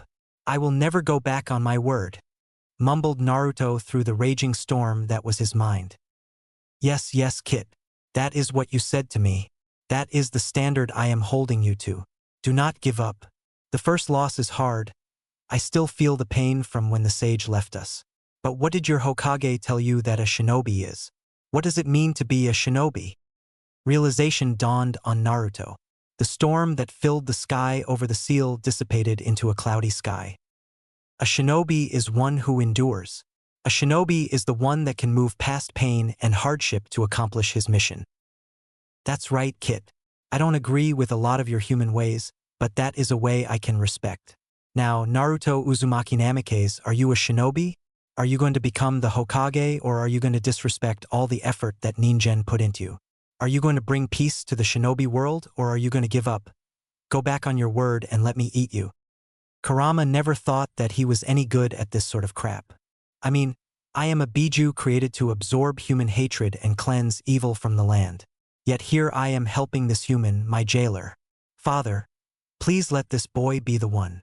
Thought the Kyuubi as he watched the life return to Naruto's eyes. The deep, dull blue brightened into their normal azure color. Thanks, Kurama. Thanks for being my partner. I don't know what I would do without you. I can feel Team Ro freaking out, so I am gonna go deal with that. Thanks again. Naruto fist bumped Kurama's paw and left the mindscape. Outside, Team Ro was looking at Naruto and they were in battle postures. They had seen the Kyuubi cloak sprout up out of nowhere and they were concerned. Hell, they were terrified.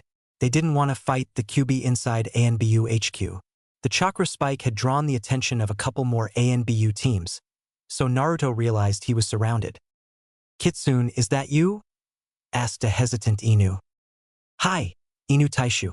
I was losing my shit in front of the fox, and he helped me calm down. His chakra is naturally drawn to those kinds of emotions, and he couldn't stop it from getting out. He talked to me and I feel better now. I am going to go lay down. The whole room watched the boy get up and casually walk out of the room like nothing special happened. Nobody knew what the fuck just happened or what they should do. So, they all collapsed on the couch before deciding to just get on with their day.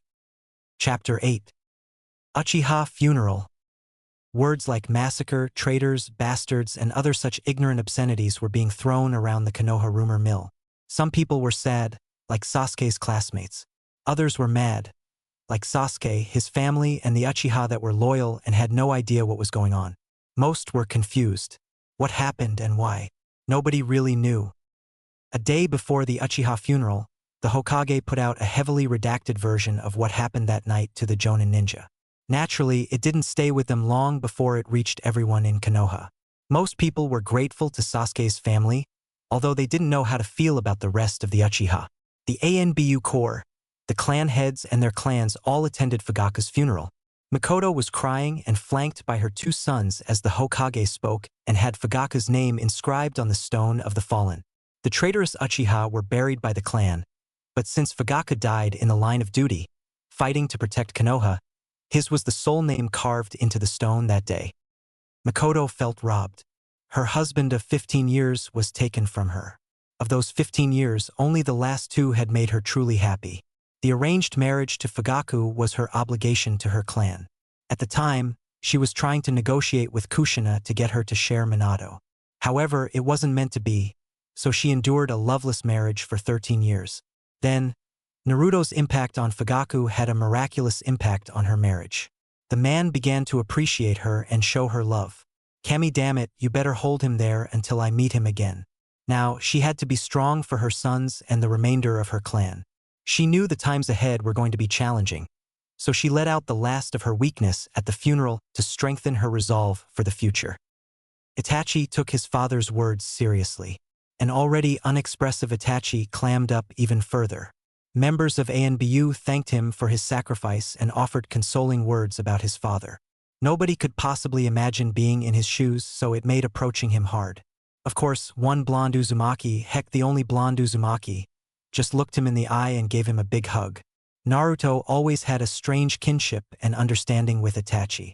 So, when Itachi's bonded brother gave him a huge hug, the single tear for the day fell from his eye. Sasuke was generally a kind boy, a bit socially inept and awkward, but his heart was in the right place. After he severed his bond with Naruto, he got quite a bit colder and less expressive. He developed a language of grunts and shrugs that he used to handle 90% of his social interactions. Most kids didn't know how to handle that, Only the girls in his fan club, his family, and Naruto could translate for him. Naruto hadn't seen Sasuke since his 8th birthday party. But today wasn't the time for that. After the funeral procession, Naruto went up and gave the same big hug he gave to Itachi. No words were needed. Sasuke returned the hug and cried into his best friend's shoulder. Naruto waited until Sasuke composed himself and told him that he would see him around. Naruto wouldn't find out for years to come how much this meant to Sasuke. The rainy day drew to a close along with the funeral. Team Ro had the day off, so Naruto went back to the Namikaze compound. He had something he had been working on with Kurama for a long time. Today was going to be a test run. "Okay, Q, you ready in there?" asked an excited Naruto. "Hell yeah, Kit. Let's do this. I can't wait anymore to be outside," replied an overly eager fox. "What's the worst thing that can happen? We have studied the notes, the seal, and everything else we could get our hands on. Oh, I dunno. Maybe trying this will break the seal, kill you, and release my wrath upon the world." Haha, Q. Very funny. Now, just in case that does happen, could you maybe promise not to demolish Konoha? Very well, Kit. You have my word. Alright, thumbs up. Let's fucking go. Down in Minato's study, Jiraiya and Tsunade watched on with looks of extreme anxiety. They couldn't believe Naruto convinced them to let him do this. I mean, it is better that he asked them, but they were talking about letting a Biju out of its seal. Didn't the QB want to kill them all and everything? These thoughts ran through the couple's minds as they watched Naruto enter his one-tail cloak and make the cross-hand sign. In a large poof of smoke, a shadow clone that looked like a grown-up appeared. Then, almost immediately, it started transforming. The blonde hair extended into long, spiky, and fiery red locks. Holding the hair back was a black bandana along the forehead. Below the bandana was a sleek face, with 4 whisker marks on each cheek and 2 narrowed blood-red eyes, and had a slitted pupil. The clone was dressed in a long-sleeve black shirt that was open down the middle, showing off an athletic and toned build. Below the 8-pack, 1 white and 1 red sash hovered above a baggy pair of deep red pants. And imagine Guy Crimson from Tensura. Kurama took a second to compose himself and then stumbled forward to Tsunade, clearly not used to a bipedal form. He took her hand, lifted it to his lips, and placed a soft kiss on the back of her hand. "Since I saw you through my kit there, I have wanted to do that," said a smirking Kurama. Tsunade was so stunned that she didn't resist at all. She could not lie, the QB was hot, with a capital H. When he kissed her hand, Tsunade's breath hitched in her chest, and she forgot to breathe. The combination of that and being extremely flustered made Tsunade break out in a brilliant blush. Jiraiya's shock ended the moment he saw the QB put the moves on his woman. I mean, even I have to admit that was smooth. Maybe I should put that in my notes late. Wait, what am I thinking? Tsunadeheim is my gal, thought an incredulous Jiraiya. Oi, fox, hands of my lady, screamed a jealous Jiraiya. Kurama couldn't help himself. He could practically taste Jiraiya's jealousy after all. He looked into Tsunade's honeysuckle eyes and hit her with, "Hey, beautiful, if that baka there messes up and breaks your heart, you know where to find me." He finished it off with a flourish and a wink. Before Tsunade could respond, Jiraiya charged at Kurama. A high-level ninja fight ensued for the next 5 minutes. Then, Tsunade and Naruto said enough was enough. Tsunade clocked Jiraiya on the back of his head, and Naruto landed a chakra-reinforced kick on the Kurama clone. Instead of dispelling, Kurama went flying into the wall of the training room. Wait a minute, he just took a real hit. Isn't he a shadow clone? Thought Naruto out loud. Kurama picked himself up out of the wall and said, "My chakra is denser, Kit. You gave me a full tail worth, so I should be good to take a couple of lumps. Not like King Kong over there could land a good hit on me anyway." Before Jiraiya could yell at the QB, Naruto cut in. "Q, that's enough. These two helped us with this, and they are important to me, so please play nice." "Very well. Tsunade Senju and Jiraiya, I am Kurama, the QB no Kitsune, Lord of the Foxes, embodiment of hatred and executioner of evil. I will tell you the same thing I told him. Knowing my name is a privilege that only I may extend. In public, you may refer to me as Q. It's nice to meet you, Q. As you know, I am Tsunade Senju. slug princess and medic of the Densetsu no Sannin, said a slightly too eager Tsunade. Kurama, very well. I am Jiraiya, Toad Sage of Mount Maboku, Warrior of Women, Scourge of Men, Brawler of the Densetsu no Sannin and boyfriend of Tsunade. Finished Jiraiya with his chest out and a challenging tone. The air frosted over as Tsunade's ice-cold tone said, "Would you mind repeating that second title, Jiraiya-kun?" Realizing his mistake, Jiraiya threw up his hands in an apologetic manner.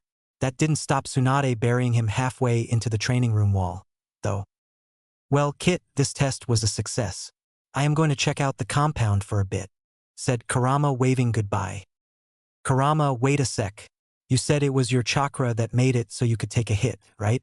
Could I infuse a seal with your chakra and apply it to my shadow clones to stabilize them?" inquired Naruto. "I don't know, Kit. Sounds doable. Why not use your free day to give it a shot? Tsunade, care to join me for some sake while I tell you about my fight with your grandfather?" asked a freakishly suave Kurama. Jiraiya was going to yell at him that he can't do that with his Tsunadeheim, but then he realized he really wanted to hear the story, so he just joined them for a drink instead. After they left, Naruto summoned 100 shadow clones and they set to work drawing up the seal. Each seal would be slapped on a new shadow clone with varying results. Naruto had to admit, watching himself punch another version of himself was amusing. By the end of the night, Naruto had created a stabilizing seal. The seal used chakra to absorb damage done to the clone and repair it immediately. Most clones with the seal could now take 2 to 3 hits before dispelling. While it may not work when ambushed, Naruto would be keeping these tags on him for his missions. Subsequently, Naruto passed out from all the chakra he burned infusing seals and creating shadow clones. When Naruto went to the kitchen the following morning, he smelled the booze and saw all 3 passed out on the table and a liquor store's worth of empty sake jars. He just skipped past it, grabbed some breakfast and went to train. Hunting a traitor. Team Ro was belting through the trees at a fast pace. They were given a mission by the Hokage to capture and return Rokusho Aoi, Idate Marino and the Sword of the Thunder God, which is a Senju family heirloom. They left the village one day behind Aoi and Idate. Naruto figured they should be close to catching up soon. Inu Taishu's summon. A dog named Pakin confirmed as much. "Inu, they are about a half-mile ahead. I still smell 2 cents. The same 2 you gave me leaving Konoha," said the talking dog. "Okay, team. The Amigakure border is less than 50 miles, and that is a no-go zone. We will catch them by surprise. I suggest Kitsune, a clone distraction and some seals maybe," drawled out a lazy Inu. "Okay, Inu Taishu. Let's keep pretending you want to test me and not just be lazy. Yeah, okay. As long as I can play with him for a bit, I'm in." The team chuckled as they hopped along. They engaged the stealth seals that Naruto gave them and waited in support about 50 meters away from where Naruto was now standing in front of an irate Aoi and a scared-looking Idate. Naruto started the conversation. "Rokusho Aoi, I am charged with returning you to Konoha where you will stand trial for desertion, treason and theft of a clan heirloom. Blah, blah, blah. Your rights and yeah, fuck this shit. Are you gonna put up a fight or come back quietly? Who the fuck do you think you are? Brat? I am a Chunin and you are barely out of your diapers," screamed an awfully piss-off Aoi. "Ah, shucks mister, I didn't mean it. I was just out here in the middle of nowhere playing ninja. I mean it's not like I am wearing a fucking ANBU mask. You washed out instructor," taunted a smirking Naruto. Aoi lost all sense of reason. With a scowl on his face and green hair flapping, he charged Naruto. What an idiot, thought all parties watching. Aoi was mere feet away, thinking that the brat couldn't keep up with his speed. Then he saw the boy glow blue and heard boom. The shadow clone exploded in a cloud of chakra smoke with enough force to create a small mushroom cloud and leave a 5-foot in diameter crater. "Get up, washed out Senpai-kun. I didn't put enough into that to kill you," said a casual Naruto walking up to Aoi's newly and forcibly relocated position. Aoi jumped to his feet, looking all disheveled and shit, and screamed, "Now you are going to die, brat." He threw his umbrella spinning into the air and called out, "Sunbon shower," as hundreds of sunbons sprayed from the umbrella and stuck into Naruto. Naruto dropped to his knees and said, "Oh no, I don't want to die." Mad, just kidding. As another clone went up in a cloud of smoke. Another Naruto appeared on scene and screamed, "Brother! New!" At this point, Aoi swore he heard laughter coming from somewhere. It may have been the ringing in his ears, though.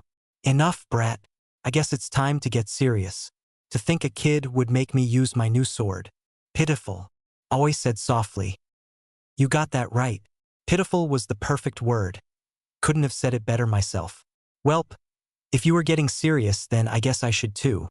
As Aoi activated the sword of the Thunder God, Naruto made the cross hand sign. Soon, Aoi was facing 10 shadow clones. Now he knew which Naruto was the real one. All 10 Narutos made the bird hand sign and whispered, "Futon Great Breakthrough." 10 blasts of compressed air slammed into a charging Aoi. The blast sent Aoi careening back 300 meters in the air, and he rolled an extra 50 meters. Team Ro watched the defector fly end over end, like a ragdoll shot out of an air cannon. There were ohs and ahs as the unconscious body of Aoi skidded across the ground and came to a stop in a heap. "Hibi-chan, could you go and secure the prisoner for me? Pretty please?" asked an obviously entertained blonde. "Man, Kurama is going to be so pissed he missed this one. This has to be one of my best performances," thought Naruto. Naruto had left Kurama at the Namikaze estate. The 46-year-old Tsubaki had taken a shine to his charm, and he was more than happy to stay out of the seal. "Ah, you're leaving the fun part to me. I knew I loved you, Gaki," said Hibi in a playful voice as she blew a kiss and disappeared in a whirl of leaves. Naruto turned to Idate. The boy was terrified. Yesterday, he broke into the Senju compound to steal the sword in order to get a promotion to Chunin. Then his sensei killed his 2 teammates and said that he is a traitor now, so his only choice was to defect with him. To an irrational and emotionally compromised Idate, it made enough sense at the time. Now, he has to fight someone younger than himself that just obliterated and humiliated his sensei. Yeah, it seemed to be a bad day to be Idate. Naruto broke Idate out of his panic. "Look, quite frankly, we don't know what happened. For all we know, you were that guy's prisoner. So why don't you come back to Konoha with us and clear this up?" Idate didn't know what to say. He thought he was a traitor already. So, he asked, You don't think I am a traitor?" Naruto responded casually, "Nah, I can feel your fear and distress. You are no traitor. Just a kid caught up in something way too big for you to handle. So why don't you come back? I know Ibiki will want to see you again. It's not like I could beat you anyway." "Okay, I will come with you," said an emotionally exhausted Idate. Naruto walked over, slapped some chakra-suppressant cuffs on the kid and called out to his team, "Hey Kuma, think you could save us a day of travel by carrying the kid? I don't want to put him in a prisoner scroll. My clones tell me those are super uncomfortable." Kuma simply nodded and scooped Idate up over his shoulder like a sack of potatoes. Naruto picked up the discarded sword and the group returned to Konoha. Kuma really did save them a day. Idate was slow as dirt compared to ANBU speeds. Team Ro arrived at the Konoha gates the following morning. A worried Ibiki was seen waiting by the guard booth with the immortal gate guards. Naruto was so glad he skipped over those useless duties. Village patrol was pretty boring, but at least he got to people watch. "Yo, Izumo and Kotetsu, anything cool happened today? No? Well, get a load of this," he shouted as he whipped out the sword of the Thunder God and channeled chakra into it. The blade sparked to life and glowed a vibrant, electric yellow. "Damn, that is cool. Where did you get that, Kitsune?" asked Kotetsu. "Picked it up off a trader," was the simple reply. "Fuck. I knew I should have worked harder. The ANBU get to do all of the cool shit," pouted Izumo. Team Ro dropped off Aoi at the torture and interrogation building and then headed to the Hokage office. Along the way, they listened to Hibi drone on about how cool she thinks the T&I department is. This brought a smile to Ibiki's face for the first time since his brother left. Team Ro made their report and let Ibiki and the Hokage handle the runaway genin. Summoning fight. When Naruto returned to the Namikaze estate after a long day of work, he was not expecting a shitload of people to be in his house. It was October 10th, 12 years after the Kyuubi attack. Tsubaki had organized a surprise birthday party for Naruto. Crammed inside his living room were the following from left to right: Jiraiya, Tsunade, Q, Tsubaki, Shikaku, Shikamaru, Yoshino, Makoto, Shursui, Itachi, Sasuke, some pink-haired girl, Ino, Inoichi, Inara, Ino's mom, Chuza, Chuji, Chiharu, Chuji's mom, Hayashi, Hitomi, Hinata, Hokage, Danzo, Kakashi, unmasked but never unmasked if you catch the drift, Enko, Yugao, Heiate Geku and Daichi, Bear. Surprise! Roared the crowd of people. Well, Kyofu, your suppression seal worked. I couldn't sense any of you, said a bemused Naruto. The party was a great event. After the surprise, the group moved out onto the patio and ate some of Chiharu Akimichi's cooking. Many of the moms, including Tsubaki and Tsunade, were insanely jealous of the rave reviews Naruto was giving Chiharu. He made it seem like he has only ever been fed slop before. Am I right, ladies? The glimpse into the female mind is a terrifying thing. Many cheers were made and presents given. Nobody seemed to know who the super-hot redhead was. Naruto just said he is a long-lost uncle on the Uzumaki side. The gifts were great, and everything was going smoothly until Q stepped forward and announced his present. As he stepped forward, he manifested a giant scroll with Kitsune, written in kanji along its length. When Jiraiya saw the scroll, he paled. Naruto, I found this scroll in my travels and I wanted to give it to you for your 12th birthday.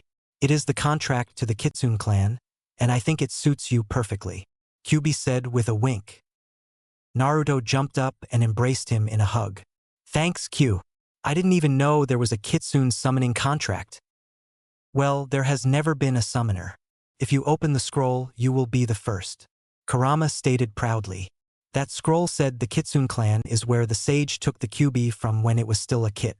Then, the sage imbued it with his power and gave it its 9 tails of power. Everyone looked on in awe. Some of the adults were exchanging unsettled looks. The Hokage had approved this with Q last week. Due to good behavior, Q was let out of the compound to explore Konoha. He approached Hiruzen and introduced himself, which made the Hokage nearly die from shock. Thank Kami Hiruzen had enough sense to dismiss the ANBU guard. Otherwise, there would be panic and mass hysteria in Konoha. This was the first Jiraiya had heard of this. Damn it, why was he distracted by those wonderful works of Kami that were popping out of Tsunade's kimono? He had planned on giving Naruto the Toad summoning contract today. He had already approved it with Bunta and Fukusaku. This distress inspired Jiraiya to jump up. Wait a minute, Naruto. Before you go and sign that, I want to give you my present, screamed Jiraiya as he pushed through the crowd to get to Naruto. Once there, he ripped the scroll off of his back. Look, Gaki. I can't tell you all the reasons you should sign the Toad contract, but if you are going to be my apprentice, then you should sign this contract. Q took immediate offense to this. Sure, he had moved past his grudges and was definitely not still pouting about that giant toad holding him down 12 years ago. If he were at full strength and not being controlled by that stupid Genjutsu, that toad would have been roadkill. More time for rumination later. Now was the time to win the kid over. Kit, while it is pretty obvious that foxes are far cooler than toads, I will be the bigger man and let you choose.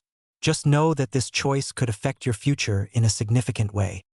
There was no way in hell Jiraiya could ignore that jab. The pride of the toads was on the line. Q, would you kindly go fuck yourself?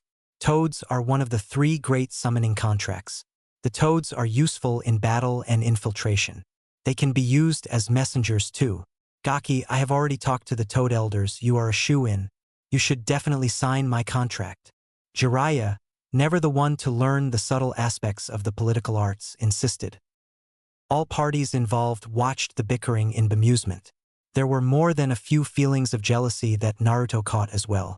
This was a party, not a time to make life-altering decision. So, he did the only thing he could. He played both sides. Holding his hands up in a neutral and calming manner, Naruto addressed his 2 favorite knuckleheads. Thank you, both of you. I feel like this is something that needs more thought, so we will continue this tomorrow when we don't have so many guests. Would it be too much to ask to sign both contracts? Both men twisted their head away from the other in disgust at the idea of sharing a summoner. It was a pretty big taboo after all. Naruto knew he was going to have to talk to the proud Kitsune about it later. Naruto took a more serious and direct tone. Later, you two. For now, just go drink some sake.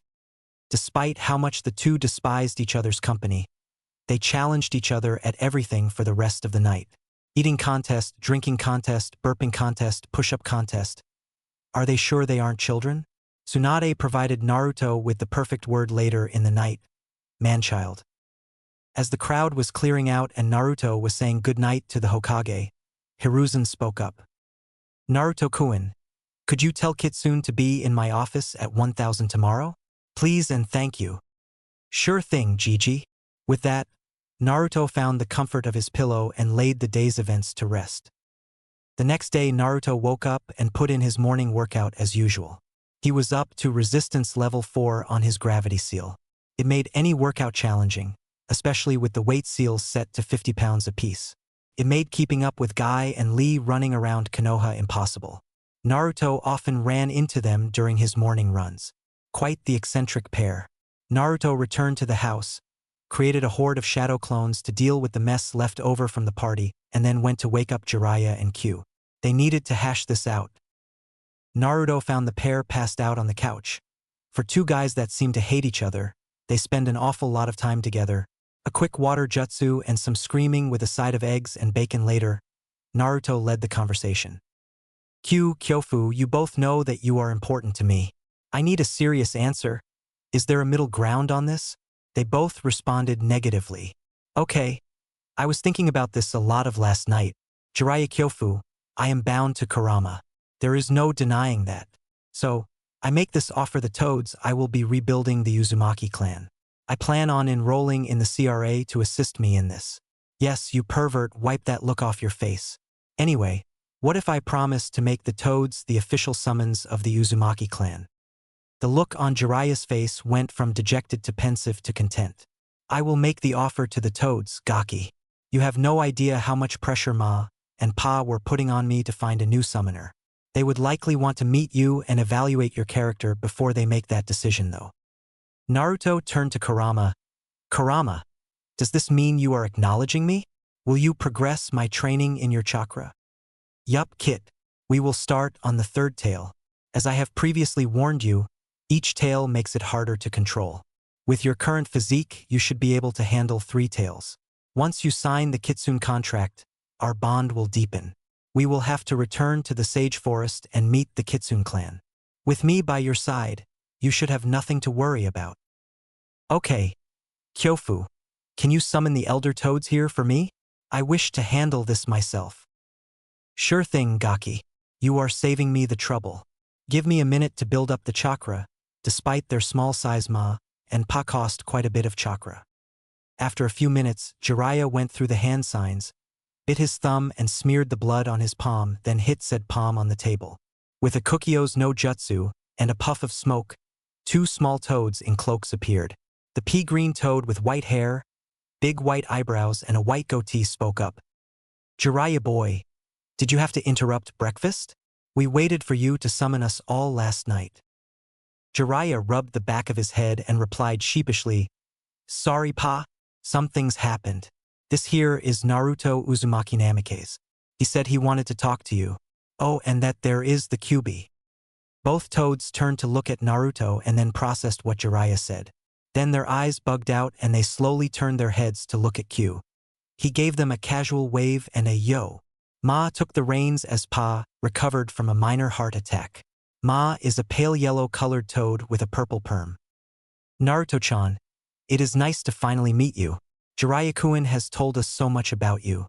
I am sure there is much to discuss about him. For now, what did you wish to talk to us about? Naruto bowed deeply into an L shape. Ma and Pa, I sincerely apologize for not being able to sign your contract.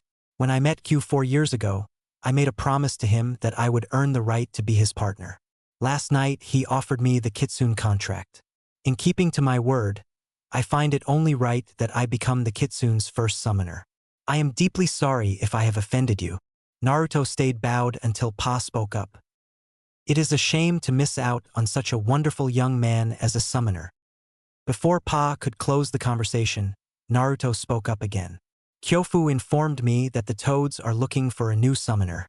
As the last known Uzumaki and future clan head of the Uzumaki clan, I promise you a summoner from my line.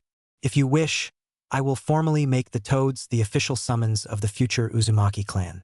Forgive me if I overstepped my bounds, but I wanted to demonstrate my sincerity to have a good relationship with your honorable clan. Pa and Ma had to roll their tongues up off the floor. Even Kurama was impressed with such an offer. Should they refuse, he would have to take Naruto up on that for the Kitsune clan. Little did Kurama know that Naruto planned to make an offer to the Kitsune clan for the Namikaze clan. That is a most interesting idea, Naruto boy. I will have to review this with Bunta and the Great Toad Elder. When we have come to a decision, we will give our reply through Jiraiya-chan here. Pa said earnestly.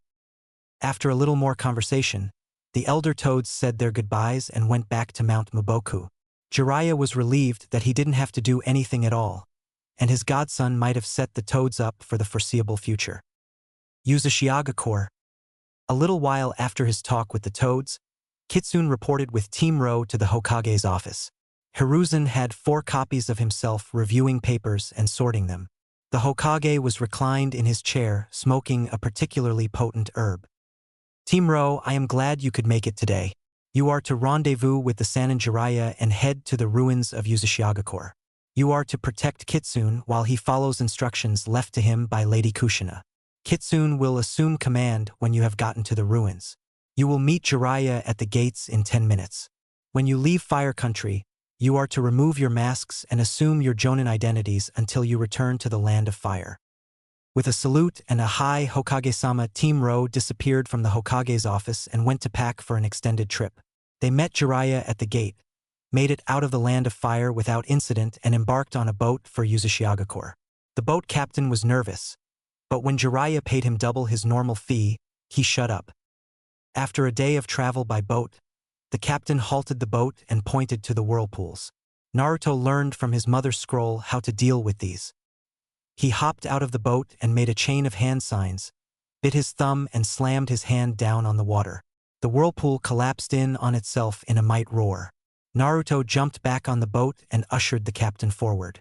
The whirlpool would only stay inactive for 15 minutes and they didn't have the fastest boat. After passing the whirlpools, the island of Uchiha Corps came into view, all at once. Naruto marveled at the power of the security seals that were still protecting the island. The captain parked the boat and said he would wait for the group for up to a week. Team Ro nodded to show they understood and set off to explore the island. As soon as Naruto landed, he could feel that something was off. Such a beautiful island should not have so many negative emotions attached to it. The deeper the group journeyed into the island, the more negativity Naruto felt. The piles of bone and weapons the group walked past only contributed to the negative energy Naruto was picking up. Kyubi offered his 2 cents. Kit, I know you feel it. This is the energy of souls that have yet to move on. It seems there are a lot of souls that never got the chance to move on here. Our seal is reacting to it as well. Q, do you think I should summon him? I know there are risks attached to it, but I can't get past all of this hate. It is clouding my mind. I don't know, Kit. He may just take your soul as the price for annoying him. Sage, who am I kidding? I know you were going to do it, so just get it over with. Naruto called the group to a halt, getting concerned looks from the group. Naruto gave them a brief rundown of what he is feeling. Naruto ignored Jiraiya's objections. The Hokage clearly stated he was in charge once they got to the island. That is what he would fall back on anyway. Jiraiya tried to stop him, but he only caught a shadow clone. Naruto distanced himself from the group and positioned himself where he felt the strongest negative energy. Naruto conjured his chakra cloak with one tail and then began the long hand sign sequence that Kurama was sending him through the mental link.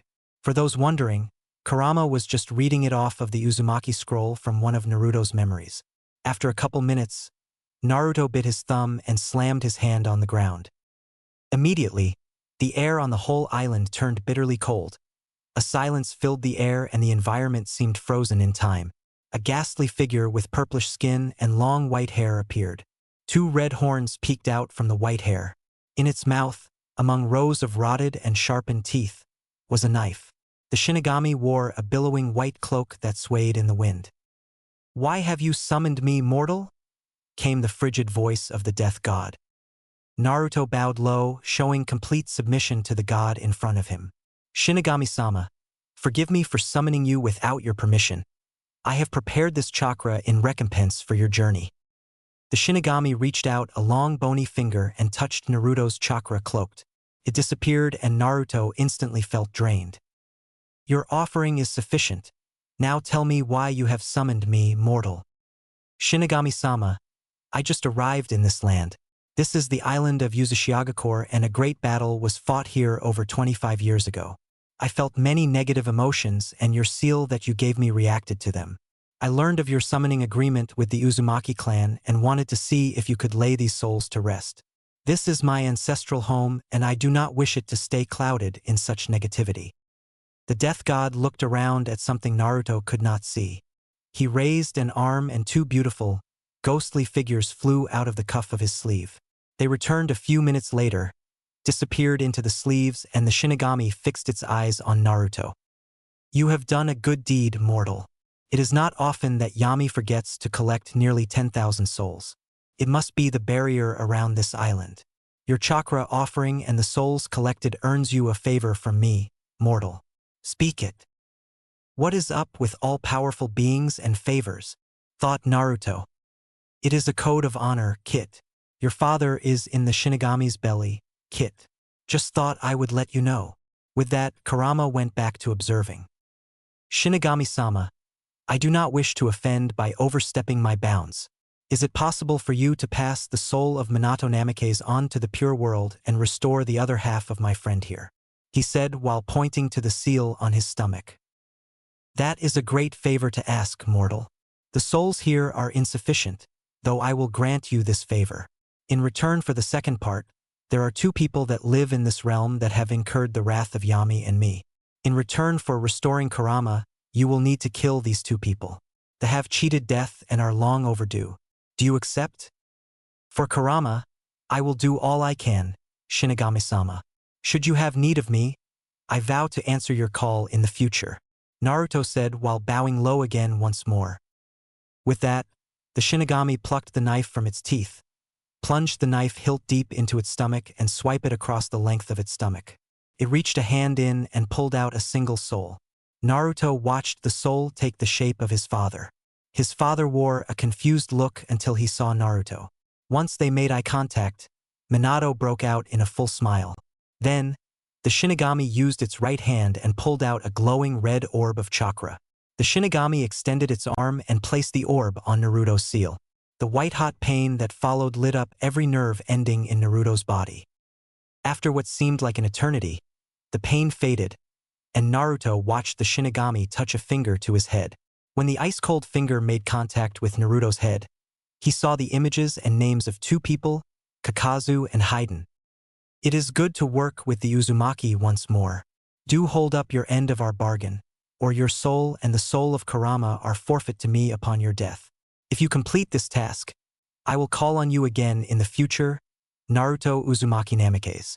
With those parting words, the Shinigami disappeared, along with the icy feeling on the island. Naruto collapsed to his knees, struggling to catch his breath and regain feeling in his body. Jiraiya raced over to Naruto and caught him before he passed out. Naruto was pulled into his mindscape, and he stumbled across the field to where Kurama normally rested. In his tired state, he wasn't ready to see two 20-story tall foxes sitting and talking in the field. Beside the Kurama that Naruto knew was an identical copy, except it had a darker coat of fur that was more burnt orange. Well, Kit, now you have done it. This is the half of my chakra that your father sealed away. I have shown it your memories and our interactions. He wishes to ask you some questions before he agrees to merge back into me. The darker furred fox moved from a sitting position on its haunches to a prone position with its head resting on its paws. Took in Naruto from head to toe. I can't believe my other half trusted a human child. One so young. Tell me, Ningen, why should I entrust you with my power? Kurama? Or should I call you QB? Oh no. It has to be Q2, mused Naruto out loud, to the amusement of Kurama and the frustration of Q2. Do not play games with me, Ningen. I could devour your soul and end this farce right now. Roared Q2. My apologies, Q2. Names are important to all creatures. Kurama has let me know how important your name is. I needed to know how to address you. That's all. As for your question, you have seen Kurama's memories. Have you not? If that character statement is not enough, I will let you think on this. I just made a deal with the Shinigami and now our souls are bound even more tightly together. If you kill me, we all go to his stomach. I don't know about you, but I do not wish to reside there for eternity. In return for your trust, I offer you the same promise I made to Kurama. I will become strong enough to earn the right to your power. I will work with you as a partner to bring peace to the elemental nations and assist your brethren in any way I can. At the end of my life, should I not find a way to free you before then, I will free you before I leave this world. Naruto delivered this with an absolute calm and confidence that added a certainty to his words. Kurama smirked at his counterpart. Q2 wasn't ready for the logic-defying confidence of this blonde gaki. At this thought, Kurama paled. I really need to kill that white-haired toad. I am even starting to think like him now. Kami, damn him. Q2 was floored, no gobsmacked. He had seen Kurama's memories, but nothing could have prepared him for that. Not even 12 years inside that blasted fourth Hokage could have prepared him for this. This child was unique. Q2 found himself agreeing with Kurama that this was the child their father spoke of. Q2 looked up from Naruto and turned to his counterpart. Okay, Kurama, let's get this over with. Naruto, before we do this, I have added a door for you to explore when you have time. I think you will find it worthwhile. That is my payment to you for freeing me from the Shinigami and reuniting me with my young half. Naruto chimed in. Thanks, Q2. I will be sure to check it out. See you on the other side. Kurama nodded and both foxes returned to a seated position, resting on their haunches. They then leaned forward and touched their heads together. A brilliant flash of light made Naruto cover his eyes. When he opened his eyes, Naruto bugged out a little bit. Kurama was now twice as big. Naruto could barely see his eyes from all the way up there. Kurama smirked as he caught the look Naruto was giving him. I thank you, Naruto Uzumaki Namikaze. I am Kurama, the true Kurama, as was made by the sage of the six paths. I hereby vow to honor all previous agreements made between us. I will hold you to all promises made as well. A gift was granted you by my in half before we synchronized. As for the gift from my yang half, it asked me to grant you all of my senses. You already had enhanced senses. However, now when you channel my chakra to your senses, you will see and perceive the world as I do. Be warned, it is a lot to take in. Now I need my rest. We will continue this at another time. With that, Naruto faded from his mindscape and rested in a dreamless sleep. Inheritance. Naruto woke with a start. Enko was sleeping in his sleeping bag, curled around him. This is no surprise. She did it nearly every night in the Forest of Death. Naruto wriggled out of her death grip and exited the tent. Jiraiya had the last watch and turned to look at him when he exited the tent. I see you returned to the land of the living, Gaki. Do you want to tell me exactly what in the hell happened? His tone sounded strict, but Naruto picked out the concern in it as well. So, Naruto recounted his encounter with the Shinigami, the halves of Kurama and the full Kurama. Naruto thought he really should start carrying a camera on his person. The pictures he could get from gobsmacking people would be excellent blackmail. Yes, he thought, yes, I turned gobsmacked into a verb because I am awesome, Databeo. Breaking from his thoughts, Naruto waved his hand in front of Jiraiya's face. Finally, Jiraiya broke free of his trance. Only you, Gaki. Holy shit, what am I gonna tell Tsunadeheim? She would kill me for letting you summon the Shinigami. Do you have to tell her? Naruto answered him with a bemused smirk. Naruto felt good today. He felt like he was whole again. Felt like he was stronger. With this thought, Naruto made the tiger hand sign and let out a great fireball jutsu into the air. It was bigger, almost 1.5 times its normal size, but it wasn't nearly as controlled. Kami, damn it. This means I will have to do more chakra exercises, he screamed. This woke the rest of Team Ro. They all checked in on Naruto in their own unique ways. Passing this impromptu checkup, the team ate and then headed to the ruins of Uzushiagakure. Walking through the ruins of the city, Naruto couldn't help but feel sad. Despite encouragement from everyone, even the new Kurama, the grief lingered over Naruto.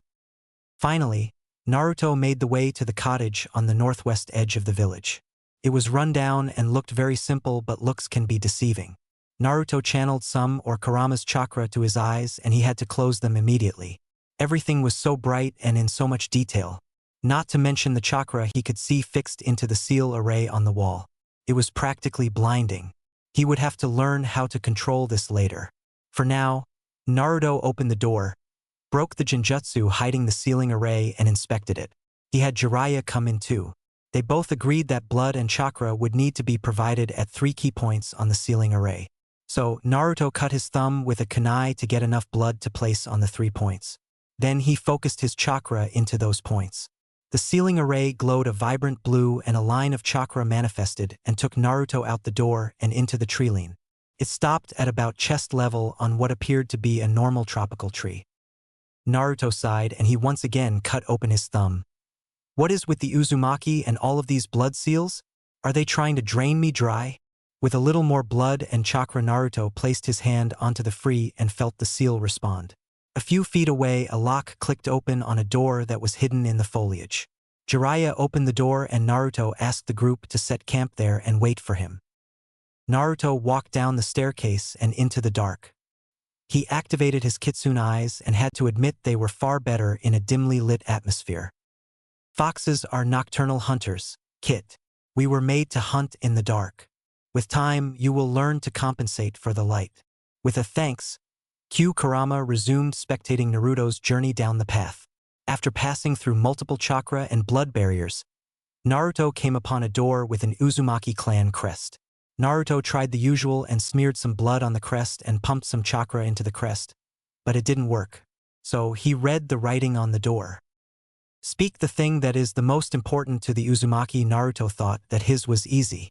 He said, family. With that, the first door opened.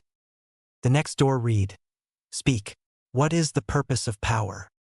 Naruto had to think on this one a little bit. He had read over his mother's scroll extensively. He almost always had 5 clones devoted to working on it.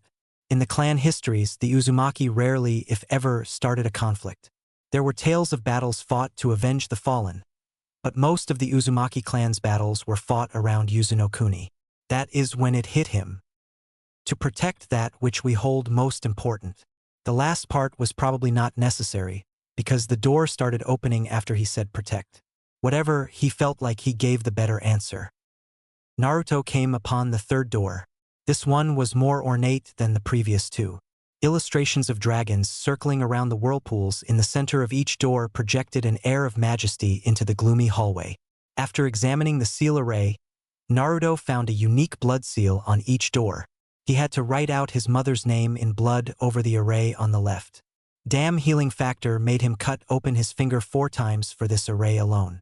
He resolved then and there to limit the use of blood in all future Uzumaki seals. This was just getting ridiculous.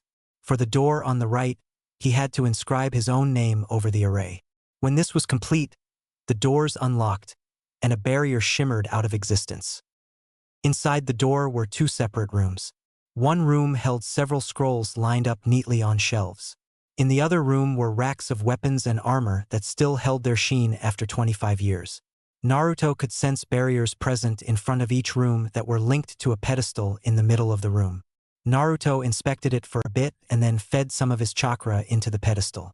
A chakra projection brought itself into existence using his chakra. Greetings, my fellow Uzumaki descendant. My name is Orishur Uzumaki, the final Uzukage of Uzushiagakure no Sato. I am preparing this message in hopes that a true Uzumaki will return to our ancestral home and never let our storied history die. In these vaults is the summation of the Uzumaki clan's history and achievements. I am proud of all we have accomplished, and I pray to Kami that you will maintain the honor and traditions of the Uzumaki clan. I do not have too much time, but I wish to make a final request. The Uzumaki have always fought for our people and for our home. Do not seek retribution for what was done in the past. Blood only begets more blood. Be better than the previous generations. Seek peace with a strength none dare to defy. Live boldly so that others may see the example you set. Find happiness in that which is precious to you. Do not waste time on frivolous possessions. Finally, use your power and might to help those that cannot help themselves. We will be watching you from the pure world. Dear ancestor, may Kami protect you. Naruto was silent after listening to the final message of a once great clan. Naturally, Kurama felt he had to chip in. Now I see where you get it from, Kit. It is in your blood. I regret never meeting this clan without being its prisoner. It seems they inherited the sage's teachings. I will leave you to it, but I wanted you to know that I would ask the same things of you. Naruto couldn't help but smile at his partner's words. Despite the tears falling from his cheeks, Naruto felt the happiness of knowing who and where he came from. He couldn't get that from his father's scroll. It had a time seal on it and wouldn't open for another year. Due to this, he felt fulfilled by getting access to his Uzumaki clan history. At the entrance to each room was a master seal. He channeled his chakra into it and the room of scrolls was sealed into a big master scroll, like the one his mother left for him in Konoha. He secured this one to his back. Before he did that, on the armory side, he saw a beautifully crafted wakizashi in the armory. It had a blackened blade that glistened in the ambient light. The edge of the blade was a tinted red metal and thinned down into a razor-sharp edge. The hilt was wrapped in a blood-red fabric, and it had a beautiful, cut ruby laid into its pommel. Naruto could see the seals embedded into the blade. At the base of the blade, extending out to about a third of the blade's length, was the name of this magnificent creation. Yuzu no Hashi, the whirlpool's edge. This one he would carry on him. Removing his current blade, he placed the Yuzu no Hashi in its scabbard, which was a faded black with red tinting. Kurama growled his approval from the back of his mind. After making sure he secured all that was left for him and securing his belongings, Naruto made the trek back to his comrades. When he emerged, the sun was setting. They agreed to camp there for the night and then return to the boat. Naruto told them about his adventure under Uzushio and the message left by his ancestors. He was excited to share what he had learned about his clan. He was even more excited to return to Konoha and begin sorting through what was left for him. Chapter 9. The next day came quickly for Naruto. With first light, the group returned to the boat and made the trip home. It was lively, with Hibi talking non-stop about all of the dango she was going to eat and Nico talking about spending time with Hayate. Jiraiya wouldn't stop giggling, drooling, and repeating Tsunade's name. Kumo remained as silent as ever and Kakashi had IKA wherever he went, so no issues there. Before he knew it, the gates of Konoha came into view and he was reporting in to the Hokage. Kitsune asked the Hokage to clear the room and then threw up a privacy seal. He then recounted the trip in its entirety. He had his camera that he picked up on the way back ready. When he was done recounting everything about the Shinigami, he snapped a picture of the Hokage. Hiruzen was so gobsmacked that he did even notice the click, or the giggles that followed it. He then told him about the Uzumaki clan library he found. He promised to keep him updated when it came to anything that could benefit Konoha. That is quite the tale, Kitsune-kun. Without your teammates here, I would be having difficulty believing any of it. Now on to something more serious. Kitsune and Inu, please step forward and remove your masks. Gasps went out from Team Ro. If an active duty ANBU was asked to remove their masks, it meant that they were being relieved from duty. It was Inu that spoke up. Hokage-sama? Did we do something to offend you? No, nothing of the sort, Kakashi. You have been in the Corps for too long, and it is time for Naruto-kun to step into the light. At this, Anko stepped forward and removed her mask. If Kakashi and the Gaki are going, so am I. I have been talking to Ibiki about taking up a role in T&I, and this feels like my cue, Anko said while respectfully bowing to the Hokage. Very well, Anko-chan. I am sure Ibiki will be glad to have you. I will approve the transfer as soon as it hits my desk. Now, Kakashi and Naruto-kun. I will have Naruto-kun attend the last couple of months at the academy, and then you will be his Jonin-sensei Kakashi. Hokage-sama, any chance I could refuse? I love working with Naruto, but I am not cut out to teach brats and babysit them. Naruto chimed in, Hokage-sama, do I really have to go to the academy? I can run circles around the instructors there with my level 4 gravity seals activated.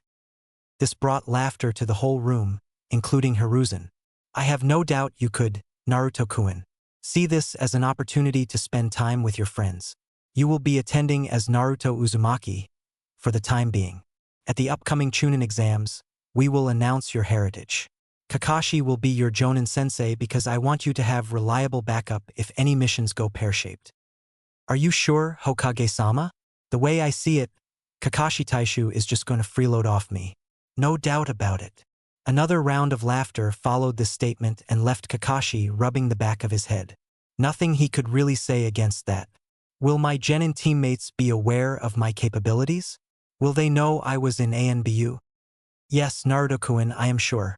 To your second question, regretfully, you will not be able to tell your Genin team. I don't want too much information about you getting out before the Chunin exams. I have thought this out and talked to all necessary parties. One last thing that I wish to say to Team Ro. The Hokage stood up and bowed gracefully. Thank you for your outstanding service. Team Ro bowed in return and departed from the Hokage's office for the last time as a team. That night, they went to the bar as a team and ate and drank together for Ro's last hurrah. Naturo used his Kyuubi-enhanced henge to age himself to look 18. He didn't want people seeing a kid in the bar. He didn't feel like fielding all of the questions that would follow. The night was a smashing success and Naruto had his first ever make-out session. It all started when a tipsy Naruto stood up from the table and asked Anko to dance. He went over to the karaoke machine, slotted in a coin and played Crazy Bitch. After a wild dance, accompanied by hoots and hollers from other jonin in the bar, Naruto dipped Anko at the end of the song.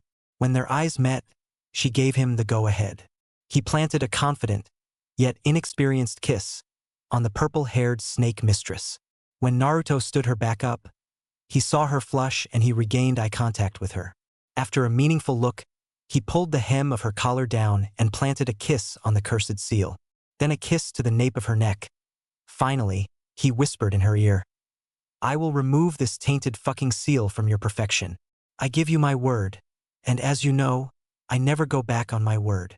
It was at this point that Anko hopped into the transformed blonde's arms, wrapped her legs around his waist and began a heated make-out session. If Yugao didn't drag a very drunk Anko home that night, kicking and crying out to Naruto-kun, then Naruto most definitely would have become a man that night. Ah, academy days. Naruto didn't like the feeling of walking through the village streets in broad daylight.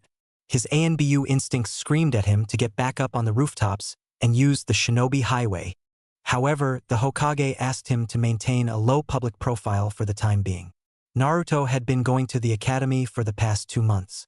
He had to admit that it was nice being able to catch up with his old friends. ANBU life didn't exactly leave him with a whole lot of free time. Walking down the streets to the academy, Naruto kept chuckling as he thought back to his first day in class. Flashback, 2 months ago. Naruto was waiting outside the classroom door for the instructor, Irika, to call him in. He could feel the wild range of emotions that the children of the academy let out in droves. It was overwhelming after pretty much living at ANBU HQ, where everyone was trained to keep their emotions, and therefore chakra fluctuations, in check. He heard Irika call for him to enter, so he opened the door and walked through. There were nearly 30 kids seated in the classroom, not even one of them registered as a threat. Sasuke had the largest chakra pool, but it was only 1/100th of his own. Naruto gave him a slight nod as he entered and walked across the front of the classroom. When Naruto planted himself squarely in the middle of the chalkboard, he turned to the class. I know some of you already know me. To you guys, I say, sup, long time no see. To the rest of you, I am Naruto Uzumaki. It is a pleasure to meet you, he said in a confident tone that made multiple high-pitched squeals come from the room.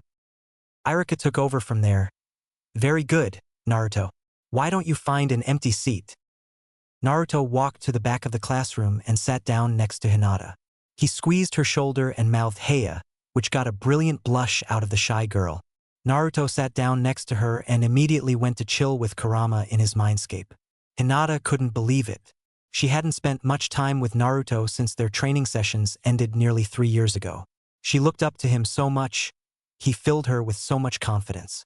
It was because of Naruto that Hinata was the top kunoichi of the class.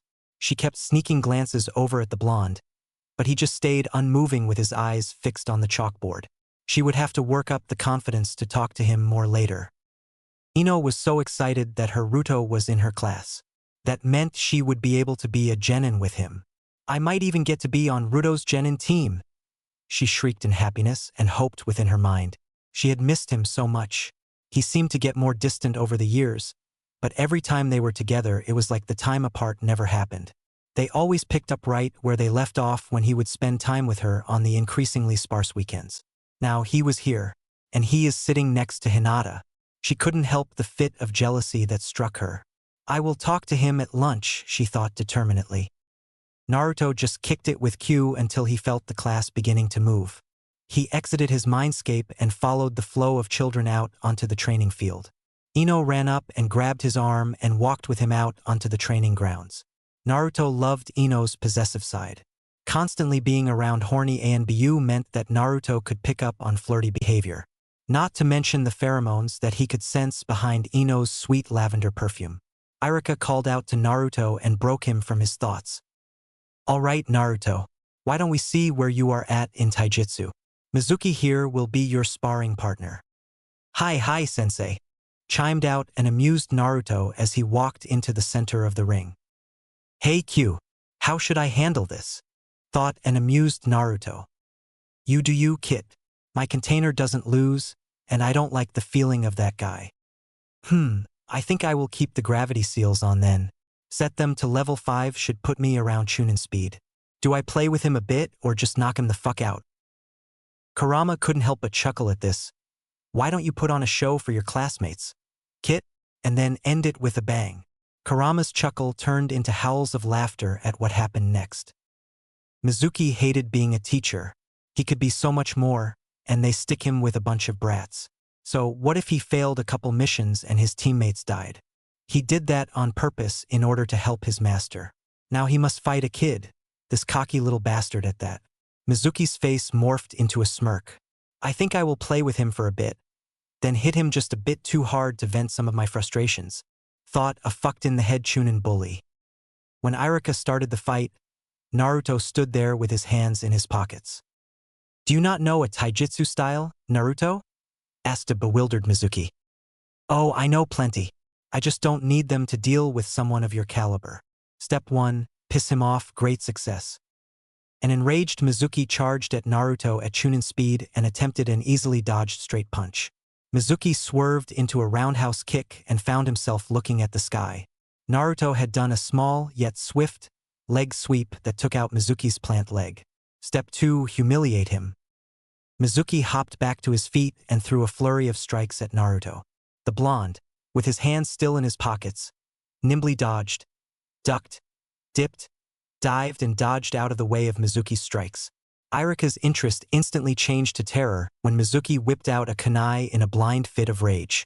Naruto ignored the gasps from the students and the shouts from Irika to stop. Step 3, find a way to justify excessive force. Plan complete.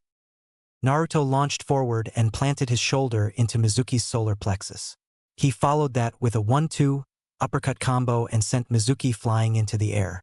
Naruto then jumped, twisted and planted a straight kick into Mizuki's face. The Chunin flew about 20 feet and crumpled to the ground unconscious. Irika dismissed class for the day and rushed Mizuki to the hospital. The whole class stood in a stunned silence until Naruto asked in a casual tone, Ichiraku's? Anyone?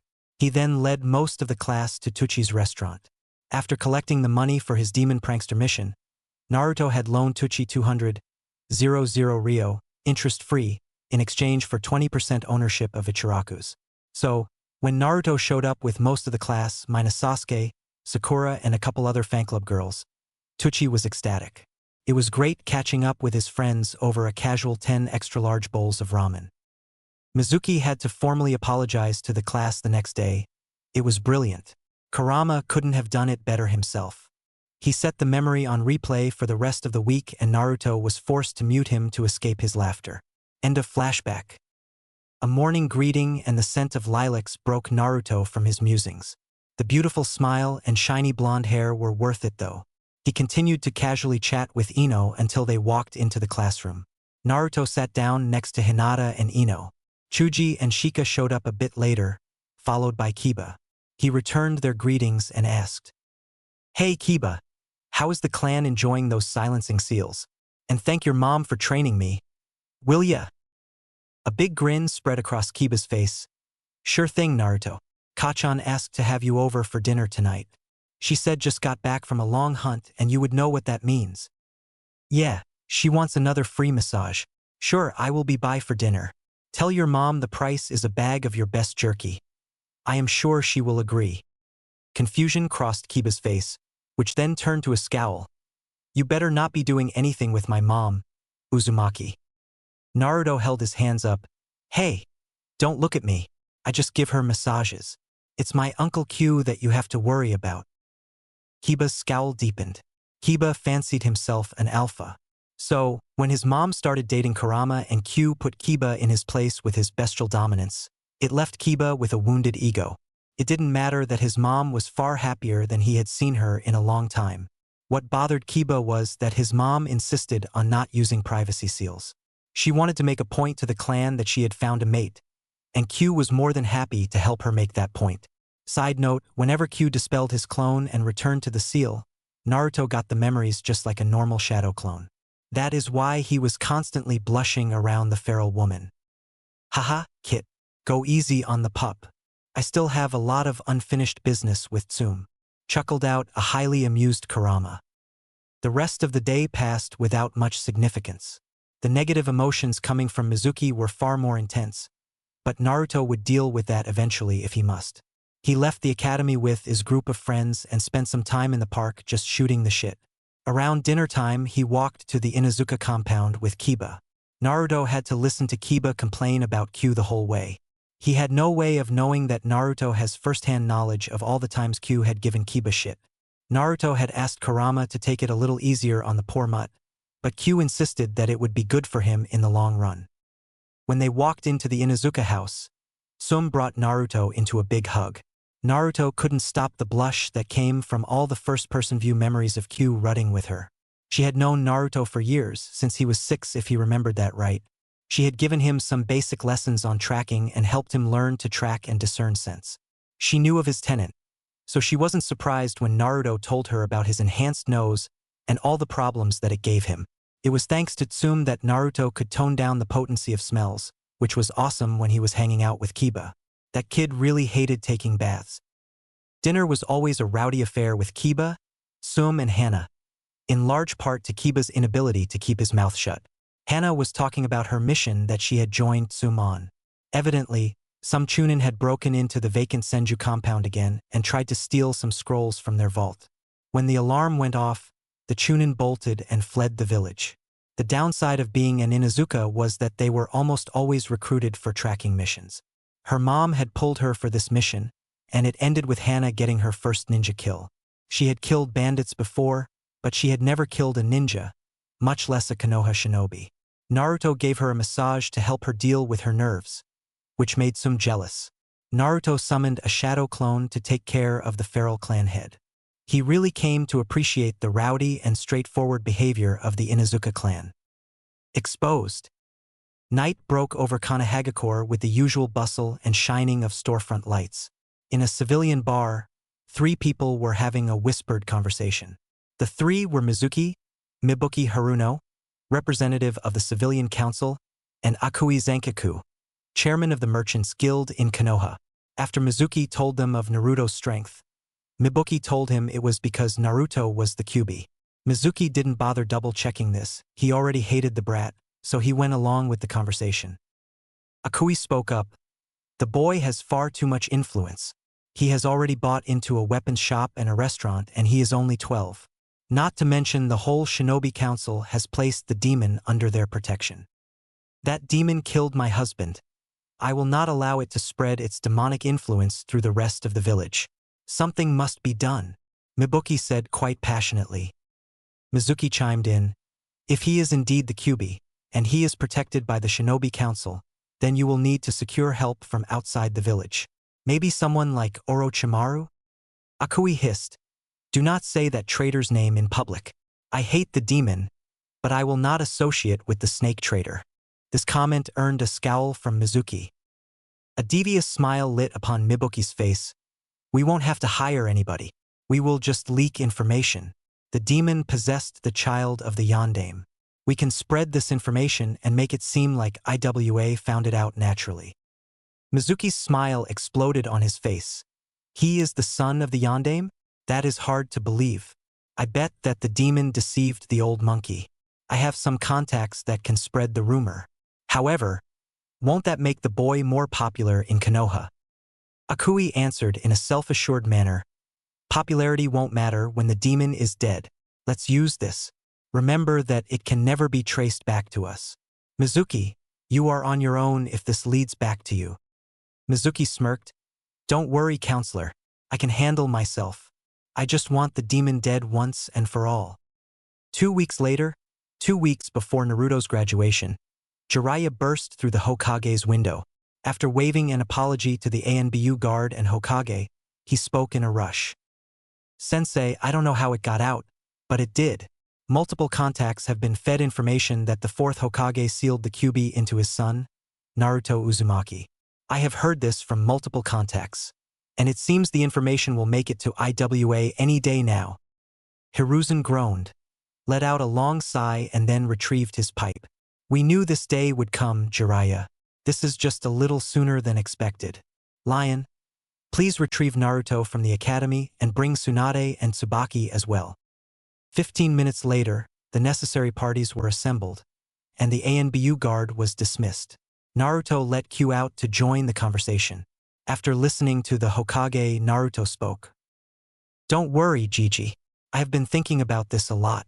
My clan asked me to be better than the previous generation. I don't want the bad blood between us, Kumo and IWA, to affect my home. I want to be the bridge to peace. This doesn't bother me, but how about instead of waiting for them to react, we get ahead of it, like we did with Kumo? Those in attendance couldn't help but be impressed by the young man in front of them. He stayed calm and accepted the danger associated with news like this without breaking a sweat. I think you might be right, Naruto-kun. I had planned on sending out invites to IWA and Kumo for the upcoming Chunin exams. Maybe we could slip in a message with that. Sighed out Hiruzen. Naruto looked at Q, then back to the Hokage. Gigi, I have an idea. Why don't I be the messenger? I would like to deliver a message to both villages, and I think they should meet Q. This received incredulous looks from all in attendance. It was Jiraiya that broke first. Gaki, you can't be serious. Both of those villages want your head. Naruto raised a hand to Jiraiya, made a hang sign and slapped a stabilizing seal on the back of his clone. With his point made, Naruto continued, I want to get ahead of this news. For both villages. I want to write a letter explaining myself and offering peace. As I said, I want to be the bridge. The best part is that I won't ever have to leave the academy. I will overload some clones with Q and head there myself. The worst that can happen is the shadow clone is popped a bit early. Even then, we would have their response. Gobsmackage. Naruto was proud of his ability to surprise others. He quickly took pictures of each face to add to his collection. After Jiraiya coughed from a fly forcing its way into his mouth, the conversation resumed. That is a most interesting idea, Naruto-kun. Hiruzen looked around the room and got hesitant nods from those in attendance. Will your clones be able to make it there? That is much longer than I have ever heard of a shadow clone lasting. Hi, Hokage Gigi. When I infuse some of Q's chakra into them and slap a stabilizing seal on them, they can last up to 2 weeks, although the backlash gets pretty severe. Hiruzen marveled at the resource he now had at his disposal. What do you wish to write in your letters, Naruto-kun? One letter will be to the Kages, since both of them have unfinished business with my parents. I will do my best to defuse the situation. I request your permission to enter the CRA and use that to make a marriage proposal from IWA and Kumo. Gigi. Gobsmacked again, successful 2-hit combo. Complete. Tsunade stuttered out. Marriage? CRA? What in the actual fuck, brat? Tsunade's confusion turned into a feminine rage. You think you can just take girls without their consent? Do you, brat? Naruto was shaking his head negatively behind a daydreaming Jiraiya. Jiraiya knew this kid was gold. He heard about the incident with Enko, he heard about the affections of the Yamanaka, and he had seen the Hyuga following Naruto around once or twice since he went to the academy. If only he were a toad summoner, then he would be the perfect godson. Jiraiya was forcibly brought out of his musings by a frustrated Tsunade's fist. She was tired on chasing the brat around this obstacle, so she removed the obstacle. A panicked Naruto begged Tsunade to let him explain, with his hands in the air. Bakon, wait. Please, hear me out. The Ki in the room fell marginally, so he continued. My second letter is a letter to whatever girl they may choose. I will introduce myself, explain my situation and my completely pure motives. I will be upfront, honest, and I will only marry a girl I love, and her me in return. I want to bring the nations together, but I will not force anybody into a loveless marriage. I need the CRA to bring back my clans. I will need multiple wives to do that. He stopped, took a deep breath, smirked, and continued. Besides Bakon, is there anyone else that could spoil multiple women the way I do? He finished his point by forming his signature hand sign. Just how much thought have you put into this, brat? Replied a much calmer Tsunade. A lot, Bakon. You have seen my clone debates. Well, after reading my dad's journal and visiting mom's ancestral home, we had a 10-clone debate that lasted 3 days. Gaki, you're telling me those 3 days you were locked in the study were used so you could talk to yourself? Asked a highly amused Jiraiya. Yup, Q was spending the weekend with Tsum, so I used that time to think up some possible solutions. Never thought that I would have to use them this soon though. GG, while my clones deliver these messages, you should investigate who let this leak. Whoever let this leak knew that I hold Q in me, and they knew who my parents were. That should be a pretty short list of people. Hiruzen's chuckling died out as her heard Naruto finish. Right you are, Naruto-kun. I think Kakashi was looking for something to do. I will put him on it. As for your plan, let me draft a letter and have your clones ready to leave tomorrow. When they return with the responses, we will have to talk to the council for final approval. Hi, Gigi. I will get ready. Iwagakure no Sato. Naruto Clone 1 in his kitsune mask, dubbed Ruto for this chapter, and Q traversed through the mountain ranges of IWA.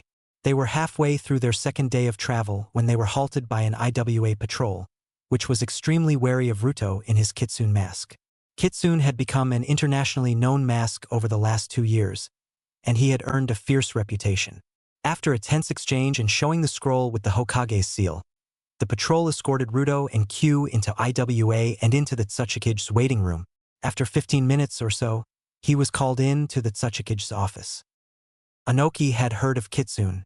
He had even been aware of some of his missions over the past 2 years. That is why he was surprised when a 5 feet 4 inch tall boy in a kitsune mask stood in front of him with an imposing Q standing behind him. Good afternoon, Tsuchikage-sama. I am Kitsune, this is Q, and we have been tasked to deliver 3 messages to you. I request permission to take out the scrolls and to remove my mask, said a boyish voice in a very mature tone. The Tsuchikage hesitated. Why on earth would Hiruzen send an ANBU here and have it unmask itself? He wanted to see how this played out, so he gave a slight nod to Kitsune and kept an eye on Q. When the boy removed his mask, Anoki vaulted out of his chair and pointed a finger at Ruto from just over his desk. He then cried out in pain as he tweaked his back. You, who are you? I heard a rumor about you yesterday, but I will have my answers now, bellowed a confused and irrational Anoki. Ruto gave a slight bow. I am Naruto Uzumaki Namikaze. This is my partner Q, the Kyubi no Kitsune. We have come in good faith to offer you a chance for peace. For too long have ancient grudges wreaked havoc among our people. Your attack on the Uzumaki, my father's destruction of your forces, and the petty squabbles that have continued since. I come in good faith to break this cycle of hatred. I have written out all of my reasons in this letter to you, Tsuchikage-sama. Naruto could feel the Ki radiating off the golem guards in the room. Golem is Iwa's ANBU. The Tsuchikage's outrage turned into a bizarre sort of respect. This young boy, the son of Iwa's proclaimed greatest enemy, walked willingly to his office without a trace of fear. Then he claims that his partner, standing next to him, is the Kyubi. Wait, the Kyubi? Anoki's realization and subsequent battle-ready stance were the cue the golem guards had been waiting for. They surrounded the pair and held all forms of pointy objects at kill points on the two. The pair never moved a muscle. They sat there, looking amused at the Tsuchikage. You better have a good reason for bringing the QB into my village, boy. This could be seen as an act of war. You have 1 minute to save your own life, so speak. Tsuchikage-sama, I carry Q with me everywhere I go. Him and I are bound by the Shinigami. I brought him here in this form as a demonstration of my strength, resolve, and most importantly, my sincerity. I wish to be the bridge to peace. I have come to deliver the invitation to Konoha's Chunin exams, a letter from me to you, and finally, if you approve of my offer, a letter for a woman of good standing in IWA that would be willing to let me court her," replied the blonde in an even and calm tone. Gobsmack struck again. I count 5 jaws hitting the floor. It took Anoki over a minute to snap out of his stupor and return to his seat. As he did so, the golem guards withdrew their weapons. "You are young, boy, however. I find your boldness intriguing. That look in your eyes is just like your father's." Ohanki let out a deep sigh before continuing. Truth be told, IWA and Konoha were to begin peace talk a couple of months before the QB there attacked your village. Tell me, will you be participating in the Chunin exams? I don't see a Hishiate on you. Hi, Tsuchikage-sama. Due to my unique heritage and tenet, I was kept in the shadows for most of my life. Kitsune is no more and cannot be linked to me. I am currently finishing at the academy where I will join a normal genin squad and start my career. I assure you, there will be heavy restrictions placed on me in the Chunin exams. I promise that I will not personally kill any personnel you are willing to send. I know there is a significant and difficult to overlook history between our villages and clans. What I humbly ask for, Tsuchikage-sama, is the chance to demonstrate my sincerity and resolve. Anoki couldn't stop a begrudging respect from growing roots in his chest. For your response, I will accept the invitation to the Chunin exams. We will send a messenger hawk with the teams and names. For your request for peace, I will read your letter and give you my response should you make it to the finals of the Chunin exams. For your third request, I must talk about it with my council. I would not expect a prompt answer on this. In return, I ask you to tell me on thing. After a nod from Ruto, he continues, "Why do this?" A small smile flickered across Ruto's face. "Tsuchikage-sama, I recently visited Uzushiagakure and received the final request left by my mother's clan.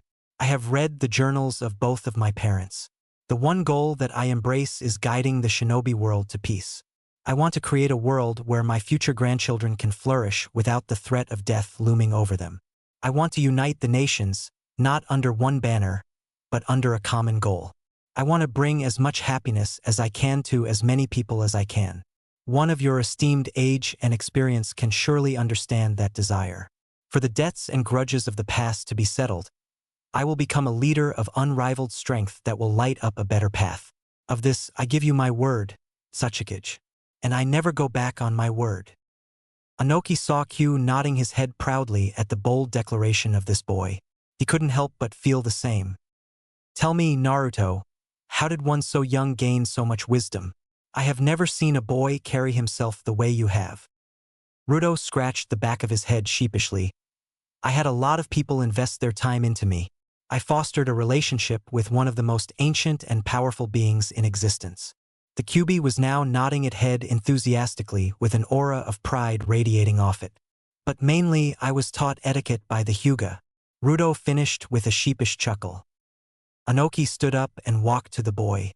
"Very well, Naruto Uzumaki Namikaze. Anoki of both scales, the fence-sitter of IWA and the third Tsuchikage of Iwagakure no Sato, promise that I will consider your offer of alliance.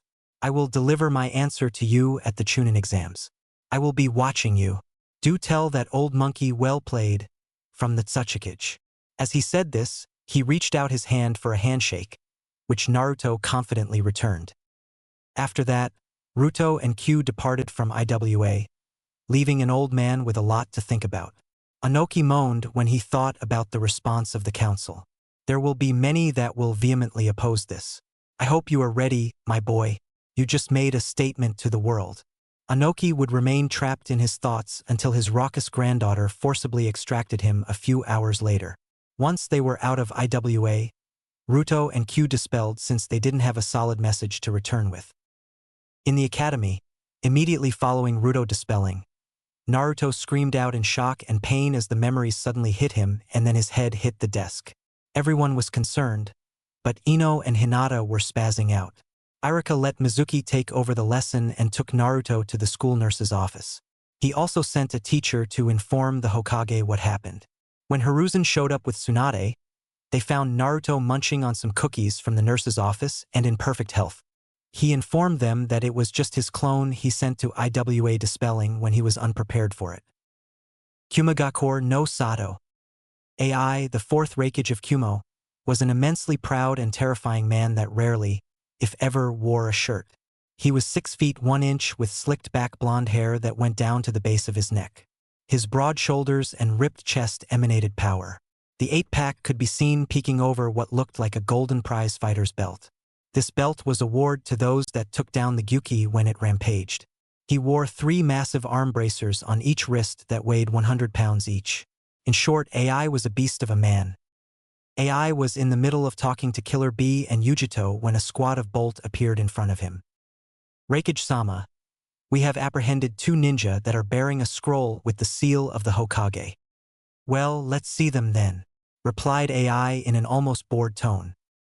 When Naruto Clone 2 wearing the Kitsune mask, dubbed Naru for this chapter, and Q walked through the door, Killer B and Yujito jumped in front of the Reikage and assumed defensive postures. Yujito, B, what is the meaning of this? Demanded AI. You should be asking him, Reikage-sama. That boy is the Jinchuriki of the Kyuubi, said Yujito preparing for a fight. Easy, Matatabi and Gyuki. We do not seek a fight, said Kurama in a bored tone.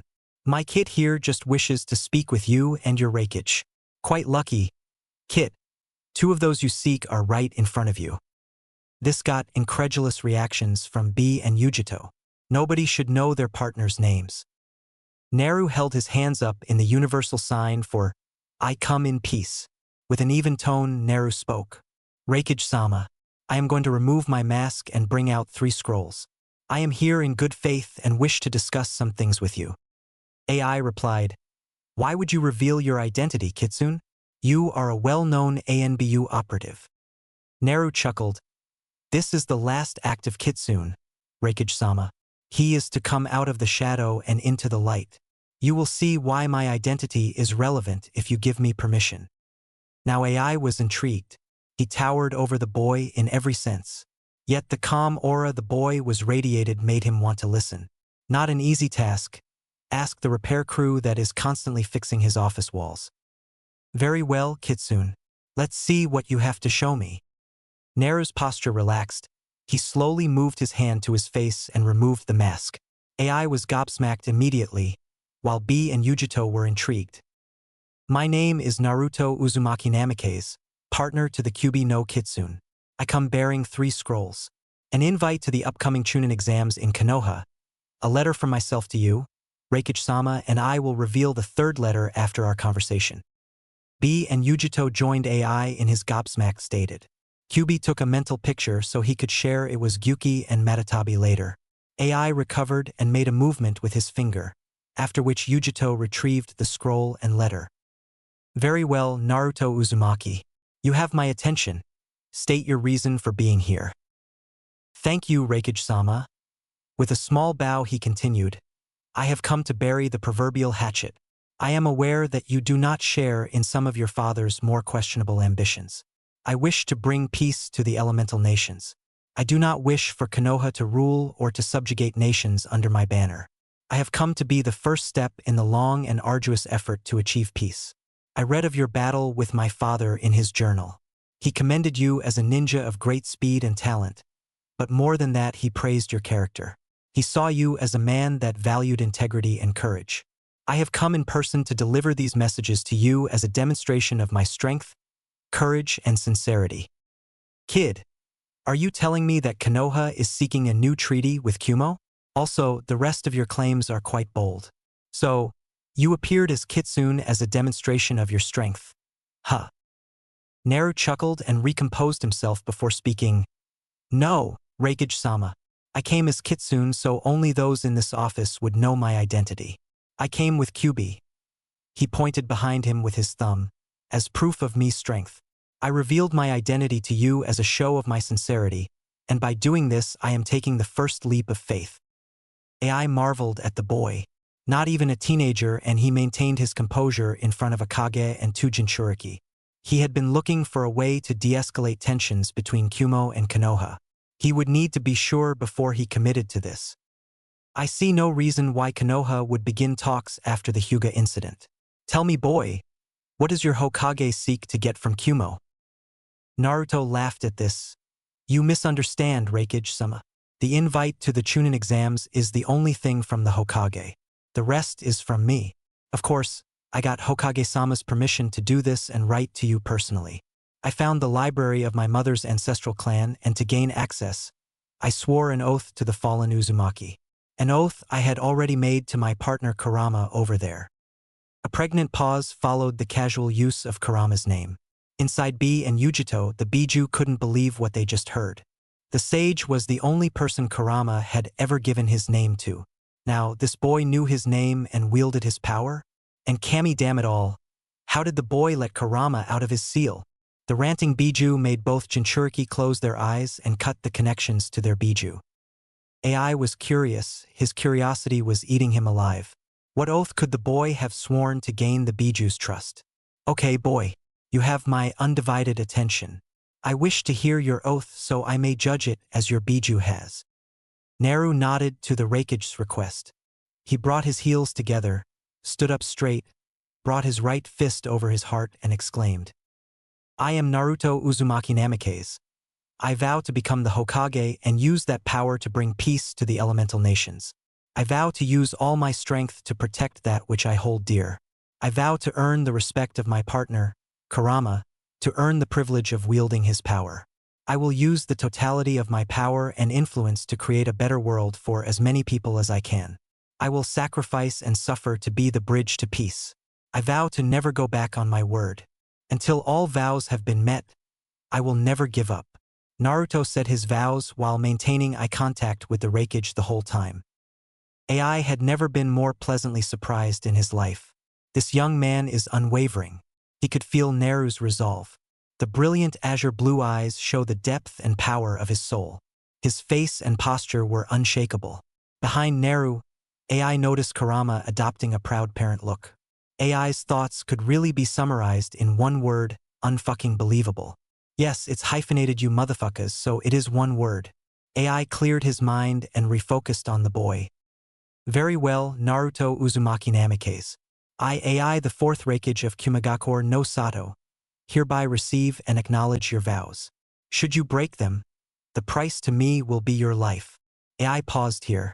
Now, the biggest question to me is, how do you wish to Kumo fit into your vows? Naru produced the third letter and handed it to AI. I propose a political marriage between Kumo and Konoha. As head of the Uzumaki and Namikaze clans, I am assigned the great task of rebuilding both great clans. I am enrolled in the Clan Restoration Act and will take multiple wives. The third letter is to any you wish to give me the honor to court. Naruto paused here because of the Ki Yujito was radiating. I do not ask this lightly. I will only marry a woman I love. I will not accept any who are forced to marry me, or those who attempt to marry me for power. I vow to my ancestors that I will treasure any and all women that bestow that honor upon me. If the idea of a political marriage is appealing to you, and you do not wish for me to be the one selected, then the Hokage said you may select another eligible clan heir. AI couldn't believe the brass sack on this kid. Saying that he will be the bridge to peace and then requesting a political marriage for himself, that's insane. Or it would be insane for any man that didn't earn AI's trust. He believed the boy to be earnest. He couldn't sense any darkness in the boy. That is a most interesting proposal. You got quite the pair on you, kid. I will address this with my council and see if there are any girls that may be interested. How would you court them? At this, Naruto threw a familiar three-pronged kunai to AI, hilt first. In his stupor, AI nearly dropped the softly thrown kunai. AI adopted a serious look and said, "You can use the flying thunder god?" A mischievous shrug was his response. The boy looked AI in the eye but gave nothing away. AI could do nothing but chuckle. Very well, go with B and Ujito. I will talk with my council and get you a response in 2 days. B and Ujito walked with Kitsune and Q through Kumo. They understood his desire to keep his identity hidden. The yellow flash left quite the mark on Kumo's forces after all. They made small talk as they walked through Kumo. B rapping and rhyming in his ridiculously offbeat way. Naru appreciated that though it was genuine. Q was just laughing his ass off at his brother's container. Ujito and Matatabi had gotten used to B's antics, but even they were embarrassed in front of the boy and Q. Naru could sense an underlying tension between Ujito and himself, but Naruto decided it would be up to her when to confront it. Meanwhile, Matatabi was purring seductively in Ujito's ear telling her to jump Q's bones. Naru was led to a hotel where he would stay overnight. The clone didn't need to sleep, but it did need to conserve chakra. After the Naruto clone fell asleep, Q snuck out of the room and met up with Ujito at a bar. While they were drinking, Q gladly talked to Ujito and Matatabi about Naruto's life. He sounded so much like a doting parent that Ujito couldn't help but find him attractive. What dads are sexy? Then, when the drinking took effect, Q asked Ujito about her experiences in Kumo. Her strength of spirit to overcome the discrimination of the village and earn respect inspired Q. The space between the two shrank as the night went on, much to the pleasure of Matatabi. Q walked Ujito back to her apartment, as you would expect from a gentlemanlike being of his age and stature. At the door to Ujito's apartment, Q gave Ujito a passionate kiss, which Ujito returned. However, Ujito pulled away and said good night. Don't you dare walk away from that fucking hunk. Rip his clothes off, roared and extremely turned on Cat Biju. He is a stranger, Tabi. A kiss is all he will get from me, replied Ujito with as much self-restraint as she could. As Ujito was unlocking her door, Matatabi flared her chakra and took possession of Ujito's body. Her eyes became a deep aqua blue and her pupils slitted. Her nails elongated and she started breathing heavy in response to Q's aura. Tabi, hereby referring to Ujito's Matatabi-controlled form, ripped her hand away from the door after she unlocked it, turned around and started an intense make-out session with Q. After a few minutes of making out, Tabi walked back to the door with an overly exaggerated and sensual sway to her hips. I have waited centuries to do this. Don't let me down, Foxy-kun, she whispered over her shoulder as she opened the door. XXX Lemonish start XXX. You didn't need to tell the great Kurama twice. This Ningen was sweet, like the forbidden nectar. Q was so turned on that he didn't realize that he was essentially making out with his sister, but that's just a minor detail. He eagerly followed Tabi into the apartment. The making out intensified and both Biju were losing themselves in the lust and sensations of the moment. Q threw her on the bed and savagely ripped off Tabi's shirt. Ujito's protests in the back of Tabi's mind didn't register with Tabi. She was lost in lust. His hands roamed her now bare body as he positioned himself between her legs. Q took Tabi's right breast into his mouth and alternated between nibbling and sucking on the perky bud. Tabi's hands roamed through Q's hair as she pushed his head down to her honey pot. Once again, Q couldn't bother with the fabric. The only thing on his mind was the sweet nectar that was emitting an intoxicating aroma, hidden in a tiny, pink fold of flesh. Q lightly inched a finger in, and his tongue began tickling the bundle of nerves at the top of the slit. The taste was divine as Q could taste Matatabi's chakra flowing into the juices.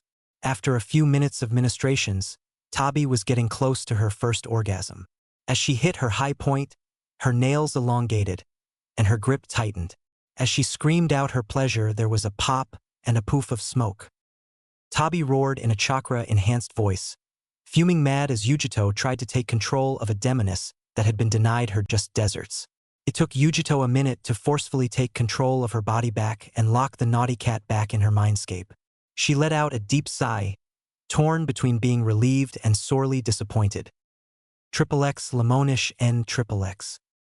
Meanwhile, back in Konoha, Kurama was resting inside of Naruto's mind. When the 40-story fox got the memories of its clone, it sprung a massive hard-on. Who knew shadow clones could transmit blue balls? Naruto was forcefully awakened from his sleep by a pouting Kyuubi. The massive fox was roaring loudly in his mind, complaining about stupid shadow clones.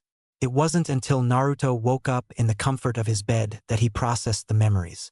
The teasing he gave the pouting fox only incensed it further.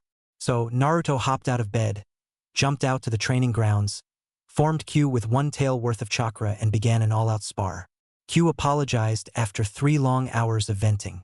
Naruto was burned, beaten, and his clothing shredded by Q's claws and sneaky fox taijutsu style.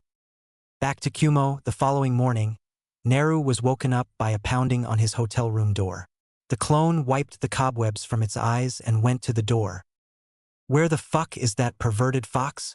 screamed an enraged Yujito. Yujito-san, what are you talking about? What happened to Q?" asked Naru in the most innocent tone. Yujito had almost forgotten that the boy in front of her was only 12. The cute way he asked that question immediately converted her rage into embarrassment. How could she explain what happened to a preteen? Had he even gone through sex ed yet? Naruto-chan, have you seen Q? We were, hanging out last night and he kind of popped. All that's left was smoke. Naru's eyes bulged as he put the pieces together. He had to come up with something quick or they would find out he is a shadow clone too. "Yujito-san, did you perhaps injure Q? The jutsu I used to let him out is quite fragile and takes a lot of chakra. So I can't exactly let him out again. Can you tell me what happened and why you are mad at him?" asked Naruto in his most innocent tone. He could put 2 and 2 together, but it was so much fun teasing this Kumo Jonin. Don't you worry about it, Naruto-chan. Just tell him he owes me next time we see each other," bumbled out an ultra-embarrassed Yujito. "Will do, Yujito-san. I will see you when the Raikage summons me. Have a great day," replied Naru as he closed the door. Once she was gone, Naru burst out laughing. He could only imagine how pissed Kurama was and how much hell he raised with the boss. The next morning, Naru was summoned to the Raikage's office. Kumo had agreed to the marriage of their finest kunoichi Naruto's age, Samui. Samui was a buxom blonde, with short shoulder-length hair. She had icy-colored eyes similar to Naruto, and she had a long, red-handled katana strapped to her back. Samui was 13 and was an inch shorter than Naru was. When Naru made eye contact with her, the usually stoic blonde kunoichi blushed and looked down at the ground. A blush flared on Naru's face as well in response to Samui. He swore that if the boss didn't treat her right then, he would summon himself from the boss's chakra and kick the boss ass. Ai and Yujito noticed this and were happy to see an initial spark was there. Yujito had brought the proposition to Samui the night before. She delicately worked her way into the subject by telling Samui about the meeting with the Raikage. She couldn't believe that she may end up marrying the Yellow Flash's son. Samui was given the letter to read by Yujito, and this is what made her take the leap. "To my chosen one, please know that I write my true feelings into this letter. My name is Naruto Uzumaki Namikaze, and I am the son of Kushina Uzumaki and Minato Namikaze. I do not tell you my lineage to entice you nor to intimidate you. I tell you because I never knew my parents and their memory is important to me. I want them to watch me make out world a better place from the pure world. First and foremost, for a potential life partner, I am the host of the Kyubi no Kitsune. I have befriended him, and he will be with me, hopefully us, for the rest of my life. I have made promises to him that will make the path I walk a difficult one. It is my hope that I may get to know you so that you could join me on my journey. I am a training nut. If you agree to marry me, I will show you the secrets to my training method. Unfortunately, it is one that is probably unique to Jinchuriki, but I would do everything I can to help you improve. I value family and friends above all else. They are the reason I work so hard. I struggle to gain power so that I may protect them and build a better life for them and future generations. I will not tolerate liars, schemers, or traitors. I know your loyalty is to your village and I would never seek to change that. My hope is that our union could strengthen the ties between our villages and become a step forward on the path to peace. Now comes the hard part. I am the last known member of 2 historical clans. My mother was the princess of Uzushiagakure before its fall. When I visited my ancestral home, I vowed to rebuild my clan. I was due to be enrolled in the CRA, but I volunteered for early entry so that I may control my destiny. I will not marry for money, children, jutsu, influence, or anything short of love. I know it seems preposterous that a boy you do not know is promising you love. If you cannot tell from this letter, ask Uchiha. I know I will make the right impression and they should be able to speak to my character. I write this to you before I meet them, but I am sure my light will reach them. I do not ask for an answer immediately. All I ask is that we may exchange letters and get to know each other. I wish to meet you and spend more time with you at the Chunin exams in Konoha. I want to be your friend first to see if I could be your lover always. With best intentions, Naruto Uzumaki Namikaze. Samui was blown away by the raw emotion and honesty she felt conveyed in the letter. She could tell whoever wrote it meant every single word. She did not know how she felt about the sharing part of it, but she did know that she would give it a try. Hell, most women never get to feel half the love Samui could feel from that letter. When her eyes met the brilliant azure blue orbs, the stars aligned and Samui believed she had found her life partner. That is why, for pretty much the first time in her life, Samui blushed and was forced to break eye contact. After a brief conversation with the Reikage, which included an explanation of what happened to Neru's partner, Neru secured the Reikage's reply scroll, donned his kitsune mask and returned to Konoha the old-fashioned way, a whole hell of a lot of running. The clone was running very low on chakra when it approached Konoha during the second night of its travel. It took the ANBU entrance and took the reply scroll to Naruto in his father's study. When Neru dispelled, the backlash rendered our blonde hero unconscious with his head planted firmly in a stack of seals.